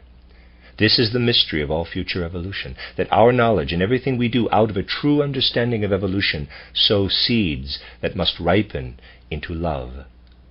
The greater the power of love that comes into being, the more we will be able to accomplish creativity on behalf of the future. The strongest forces working toward the end result of spiritualization lie in what will come from love. The more spiritual knowledge flows into the evolution of humanity and the earth, the greater the number of viable seeds will there be for the future. Through its very nature, spiritual knowledge transforms itself into love. The whole process that has been described, beginning with the Greco-Latin cultural period and extending throughout the present time, shows how this transformation is to proceed. It also shows us the purpose of this future evolution that is now in its beginning stages. The wisdom for which the groundwork was laid on Saturn, Sun, and Moon works in the human physical, etheric, and astral bodies, presenting itself as cosmic wisdom. In the I, however, it becomes inner wisdom. Beginning with the earth phase of evolution, the wisdom of the outer cosmos becomes inner wisdom in the human being. Internalized in this way, it becomes the seed of love. Wisdom is the prerequisite for love. Love is the result of wisdom that has been reborn in the I. If anyone is misled into believing that evolution, as it has been explained above, bears a fatalistic stamp, this is a result of having misunderstood the explanations. If we were to believe that evolution condemns a certain number of people to become members of the kingdom of evil humanity, in quotes, we would have failed to see how the interrelationship between the sense-perceptible and the soul-spiritual takes shape in the course of this evolution. Within certain limits, these worlds, both the sense-perceptible and the soul-spiritual, each constitute a separate evolutionary current. Through forces inherent in the sense-perceptible current, the forms of quote-unquote evil human beings come about. However, it will only be necessary for any given human soul to incarnate in such a body if it has created the necessary preconditions itself. It might also happen that the forms arising out of the forces of the sense-perceptible world find no reincarnating human souls to embody, because these souls have all become too good for such bodies. In that case, the cosmos would have to ensoul these forms with something other than formerly human souls. Such forms will be occupied by human souls only when these same souls have prepared themselves for such an incarnation. In this field, supersensible cognition is bound to report what it sees. For instance, that at a particular point in the future there will be two human kingdoms, one good and one evil. However, this does not mean that the present state of human souls forces supersensible cognition to the rational conclusion that this future state will be the natural and inevitable result. Supersensible cognition's ways of investigating the evolution of human forms and the evolution of the destinies of souls are and must be completely separate, and to confuse the two in our worldview would be a remnant of a materialistic attitude that would seriously impinge on the science of the supersensible. The end of Chapter 6 of An Outline of Esoteric Science. Okay, this is Chapter 7 of An Outline of Esoteric Science by Rudolf Steiner, entitled Details from the Field of Spiritual Science. The Human Ether Body. When we perceive the higher members of our human makeup through supersensible observation, this perception is never completely similar to a perception we have through our outer senses. When we touch an outer object and have a perception of warmth, we must distinguish between what comes from the object, what streams out of it, so to speak, and what we experience in our souls.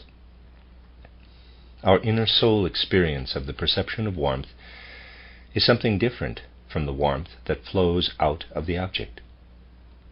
Now let's imagine this soul experience all by itself, without the outer object. Let's imagine the experience of a perception of warmth in the soul, with no physical outer object to cause it. If this experience were simply present without cause, it would be imaginary. However, students of the spirit do experience inner perceptions such as this that have no physical cause. Above all, they are not caused by the student's physical bodies. But at a certain level of inner development, these perceptions present themselves in such a way that the students can tell that the inner perception is not imaginary, but has been brought about by a being of soul and spirit in a supersensible outer world. Just as an ordinary perception of warmth, for example, is brought about by an external physical sense-perceptible object. It was shown earlier how the experience itself lets us know that it is not imaginary. Thus, this is also true if we speak about perceptions of color.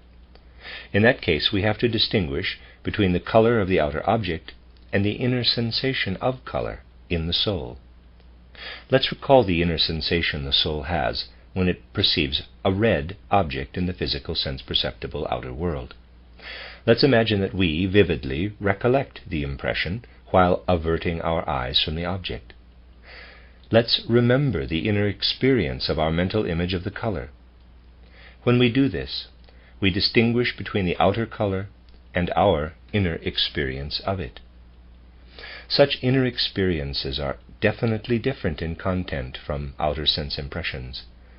They are much closer in character to what we experience as pain or pleasure than ordinary sensory perceptions are. Now let's think of such an inner experience arising in the soul without being caused by either an actual outer physical sense-perceptible object or a memory of one. People with supersensible cognition are able to have such experiences, and to know that they are not imaginary, but are expressions of beings of soul and spirit. If a soul-spiritual being calls forth the same impression as a red object in the physical sense-perceptible world, it can be called red. In the case of the physical object, however, the outer impression is always present before the inner experience of color, while in true supersensible perception in present-day human beings, the reverse must always be the case. The inner experience is there first, like a mere shadowy memory of color, followed by an image that becomes more and more vivid. This is how this process must take place, and the less attention we pay to this fact, the less we are able to distinguish between real spiritual perception and imaginary deceptions, illusions, hallucinations, and so on. The vividness of the image during soul-spiritual perception of this sort, whether it remains very shadowy, as if dimly visualized, or whether its effect is strong, like that of an outer object, depends totally on the perceiver's inner development. The general impression that a clairvoyant observer has of the human ether body can be described as follows.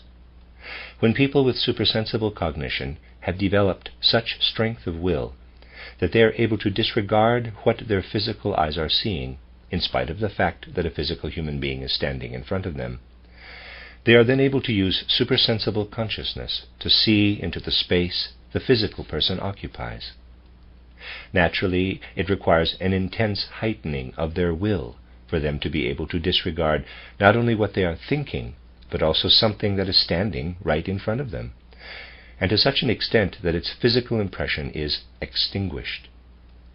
However, it is possible to bring this heightening about. It happens as a result of the exercises for achieving supersensible cognition. When people first perceive in this way, they get a general impression of the ether body.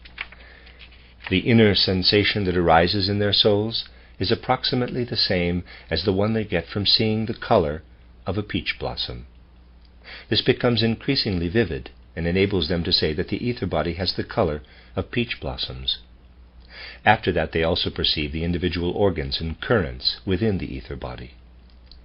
However, the ether body could be described further by presenting soul experiences that correspond to sensations of warmth, sound, and so on, because the ether body is more than just a color phenomenon. The astral body and the other elements of our human makeup could also be described in this same sense.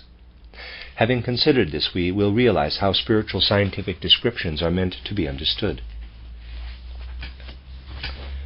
The astral world.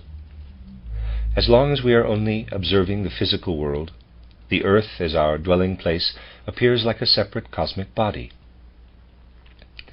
However, if supersensible cognition rises to the level of other worlds, this separation ceases.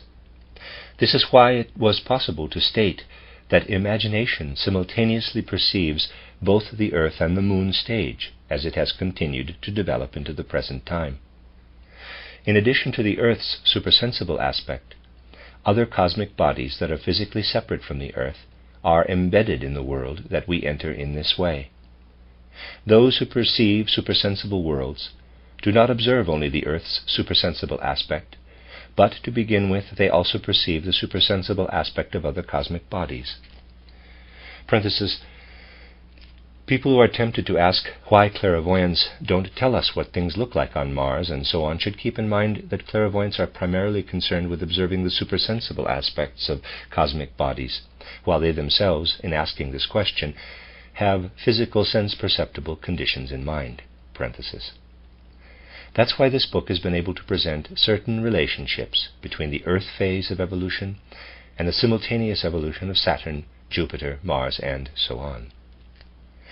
When the human astral body is carried off into sleep, it belongs not only to earthly conditions, but also to worlds in which still other cosmic domains, parenthesis, the worlds of the stars, parenthesis, take part.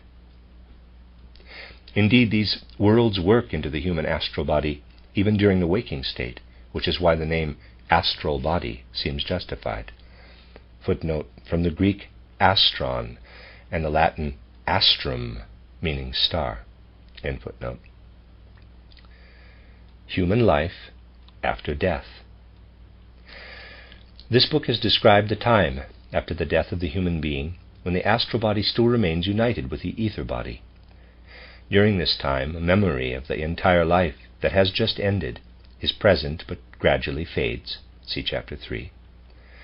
The length of this period of time is different for different people and depends on how strongly an individual's astral body clings to the ether body. That is, on how much power the astral body has over the ether body.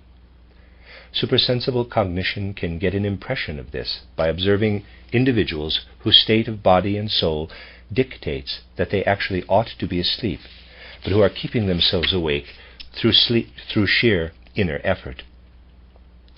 It becomes evident that the length of time individuals can keep themselves awake without being overcome by sleep varies from person to person. After death, our recollection of our past life, that is, the time of the astral body's connection to the ether body, lasts approximately as long as we would formerly have been able to remain awake in a case of extreme need. When the ether body is released from a human being who has died, something that can be described as an extract or essence of it still persists throughout this individual's later evolution. This extract contains the fruits of the life that has just ended and is the vehicle of everything that unfolds like a seed for the next life during the human being's spiritual development between death and a new birth. See Chapter 3. The length of time that elapses between death and a new birth, see Chapter 3, is determined by the fact that an I usually returns to the physical sense-perceptible world only after enough change has taken place there for it to be able to experience something new. While the I is in the domains of the spirit, its earthly dwelling is changing. In a certain respect, this change is linked to all the great changes going on in the cosmos, such as changes in the Earth's relationship to the Sun. However, these are all changes in which certain repetitions appear in connection with new conditions. For example, they are expressed outwardly in the fact that the point on the celestial sphere where the sun rises at the beginning of spring makes a complete circle in the course of approximately 26,000 years. During this period of time, therefore, the vernal equinox moves from one celestial region to another.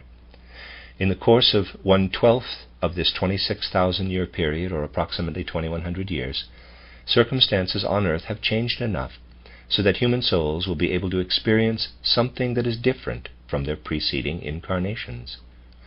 But since people's experiences differ depending on whether they incarnate as women or as men, as a rule 2 incarnations, one male, one female, take place during a period of this length. These things also depend, however, on the character of the forces we take with us from earthly existence into death. So everything indicated here should only be taken as the general rule. The details can vary in many different ways. How long a human I spends in the spiritual world between death and a new birth depends on the above-mentioned cosmic conditions in only one respect. In another respect, it depends on the evolutionary conditions a particular individual undergoes during this time. After a certain time has elapsed, evolution leads the I to a state of spirit that can no longer be satisfied by inner spiritual experiences. It then begins to long for a changed state of consciousness that finds satisfaction in being reflected by physical experience. The individual's re-entry into earthly life results from the interaction of this inner thirst for embodiment and the possibility the cosmos offers of finding a suitable bodily organism. Because these two things have to work together, incarnation may take place in one instance when this thirst has not yet peaked, but an approximately suitable embodiment can be realized. In another instance, it takes place when the thirst has already exceeded its normal intensity because there was no possibility of embodiment at the appropriate time. A person's general attitude toward life, which is due to the makeup of his or her bodily nature, is related to these circumstances. The course of a human life. The life of a human being, as expressed in the successions of conditions between birth and death, can be fully understood only when we consider the changes that take place in the supersensible aspects of a person's makeup, and not merely the physical, sense-perceptible body. We can look at these changes as follows. Physical birth represents an individual's breaking away from the sheltering physical body of the mother. After birth, the forces that the embryonic human being formerly shared with the mother's body are present only as independent forces within the newborn being. Later on in life, supersensible events similar to the events of physical birth take place and can be perceived by means of supersensible perception. Until a child begins to lose his or her baby teeth in the 6th or 7th year of life, the ether body is surrounded by an etheric covering, which falls away at this time, when the birth of the ether body takes place. Birth in quotes. However, the human being remains surrounded by an astral covering that falls away at puberty, sometime between the 12th and 16th years, when the quote-unquote birth of the astral body takes place. Still later, the actual I is born. These supersensible facts yield some fruitful viewpoints on education, which are presented in my booklet, The Education of the Child from the Viewpoint of Spiritual Science. This booklet also provides further explanations of things that can be mentioned only briefly here. Footnote: Die Erziehung des Kindes von Gesichtspunkte der Geisteswissenschaft. Gesichtspunkte Punkte, I think, sorry. First appeared as an article in Lucifer Gnosis, number 33, 1907. The magazine, founded and edited by Rudolf Steiner in GA 34, contained in The Education of the Child and Early Lectures on Education at the Anthroposophic Press, Hudson, New York, 1996, end footnote. After the birth of the I, we find our way into the circumstances of life and the world around us, and we become active within them in accordance with the aspects of our makeup that work through the I, the sentient soul, the mind soul, and the consciousness soul. After that comes a time when the ether body reverses its development, and it undergoes the reverse of its developmental processes from the 7th year onward. Previously, the astral body's development had initially consisted in developing the potentials latent in it at birth. Later, after the birth of the I, it enriched itself through experiences of the outer world. After a certain point, however, it begins to nourish itself spiritually by feeding off its own ether body. It gnaws on the ether body. As life continues, the ether body also begins to feed off the physical body. The decline of the physical body in old age is related to this. Thus, the course of a human life can be divided into 3 parts.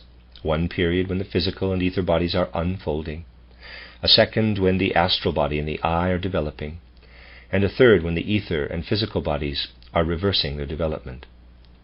However, the astral body is involved in all the processes that take place between birth and death, because spiritually it is actually born sometime between the 12th and 16th years of life, and because it has to feed off the forces of the ether and physical bodies during the last period of life, what it is able to accomplish through its own forces develops more slowly than it would if it were not taking place within the physical and etheric bodies. As a result, after the physical and etheric bodies are cast off at death, the development during the purification period takes only about 1/3 as long as life between birth and death. Compare Chapter 3. The higher domains of the spiritual world. Through imagination, inspiration, and intuition, supersensible cognition gradually ascends into the domains of the spiritual world, where it has access to the beings involved in human and cosmic evolution. This also enables it to trace the process of human development between death and a new birth in a way that makes this process understandable. However, there are still higher domains of existence that can be mentioned only briefly here. When supersensible cognition has raised itself to the level of intuition, it lives in a world of spiritual beings who are also undergoing evolutions of their own. The concerns of present-day humanity reach right into the world of intuition, so to speak. In fact, we also experience the effects of still higher worlds in the course of our development between death and a new birth. But we do not experience them directly. The beings of the spiritual world bring them to us. So, by observing these beings, we can discover everything that happens to the human being.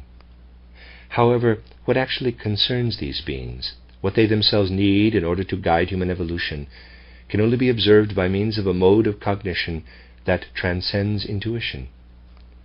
This points to worlds whose lowest spiritual concerns can be viewed as including Earth's highest spiritual concerns. For example, rational conclusions are among the highest concerns within the earthly domain, while the effects of the mineral kingdom are among the lowest. In these higher realms, rational conclusions are the approximate equivalent of mineral effects on Earth. Beyond the domain of intuition lies the domain where the cosmic plan is fashioned out of spiritual causes. The aspects of our human makeup. When it was said in Chapter 2 that the I works on the lower aspects of our makeup, the physical body, the ether body, and the astral body, and transforms them in reverse order into the spirit self, the life spirit, and the spirit body, this refers to how the I works on the nature of the human individual through the highest human faculties, which have only begun to evolve during the various stages of the earth phase of evolution. However, this transformation is preceded by one that takes place on a lower level, giving rise to the sentient soul, the mind soul, and the consciousness soul. When the sentient soul is forming in the course of a person's inner development, changes are taking place in the astral body. Similarly, the development of the mind soul is expressed in transformations in the ether body, while that of the consciousness soul is expressed in changes in the physical body. Details of these processes were included in this book's description of the earth phase of evolution. In a certain respect, therefore, we can say that even the sentient soul is based on a transformation of the astral body, the mind soul on a transformation of the ether body, and the consciousness soul on a transformation of the physical body. But we can also say that these three soul aspects are parts of the astral body, because the consciousness soul, for example, can exist only because it is an astral entity within a physical body that is adapted to it. It leads an astral life in a physical body that has been modified to become its dwelling place. The dream state. In this book, the dream state has already been described from a certain point of view in Chapter 3, quote, sleep and death, unquote. On the other hand, because the progress of evolution is such that earlier states play into later ones, we should think of the dream state as a remnant of the ancient pictorial consciousness that human beings possessed during both the moon phase of evolution and a large part of the earth phase. During our dreams, a remnant of what was formerly our normal state of consciousness appears in us. On the other hand, this state is also different from ancient pictorial consciousness. Ever since the eye first developed, it has been playing into the processes in the astral body that takes place during sleep while we are dreaming. So what manifests in our dreams is a pictorial consciousness altered by the presence of the eye.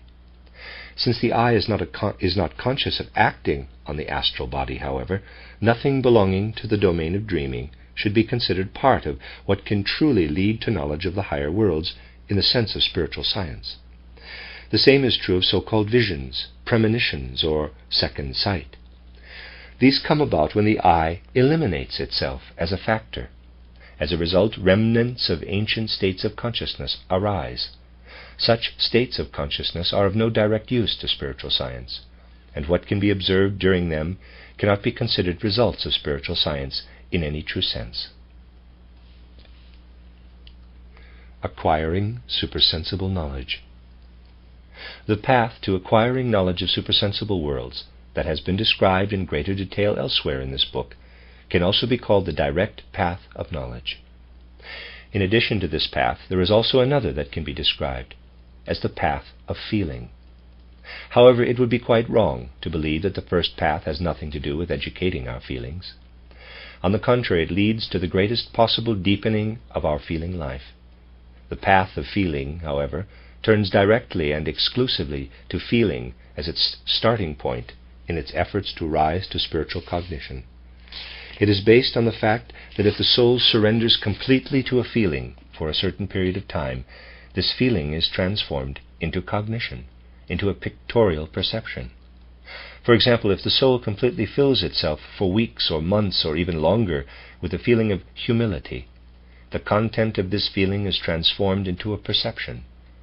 It is indeed possible to discover a path to supersensible domains by making one's way through such feelings one step at a time.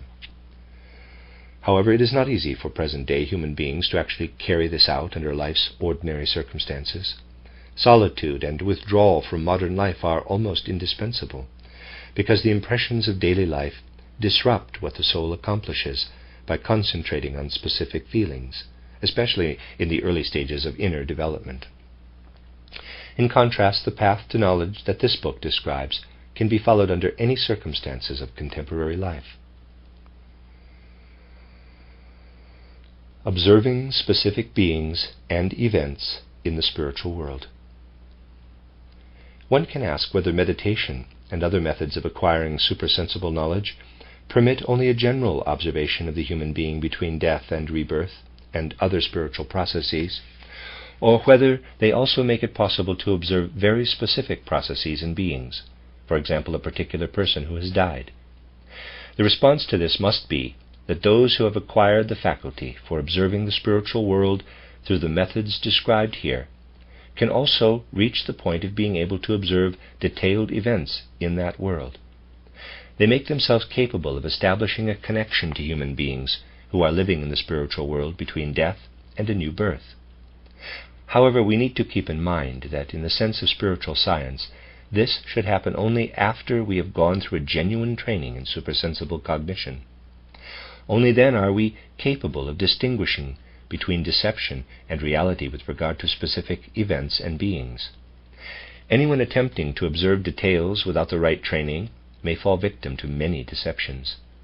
Even the most elementary things, such as understanding how to interpret impressions of specific realities in the supersensible world, are not possible without advanced spiritual training.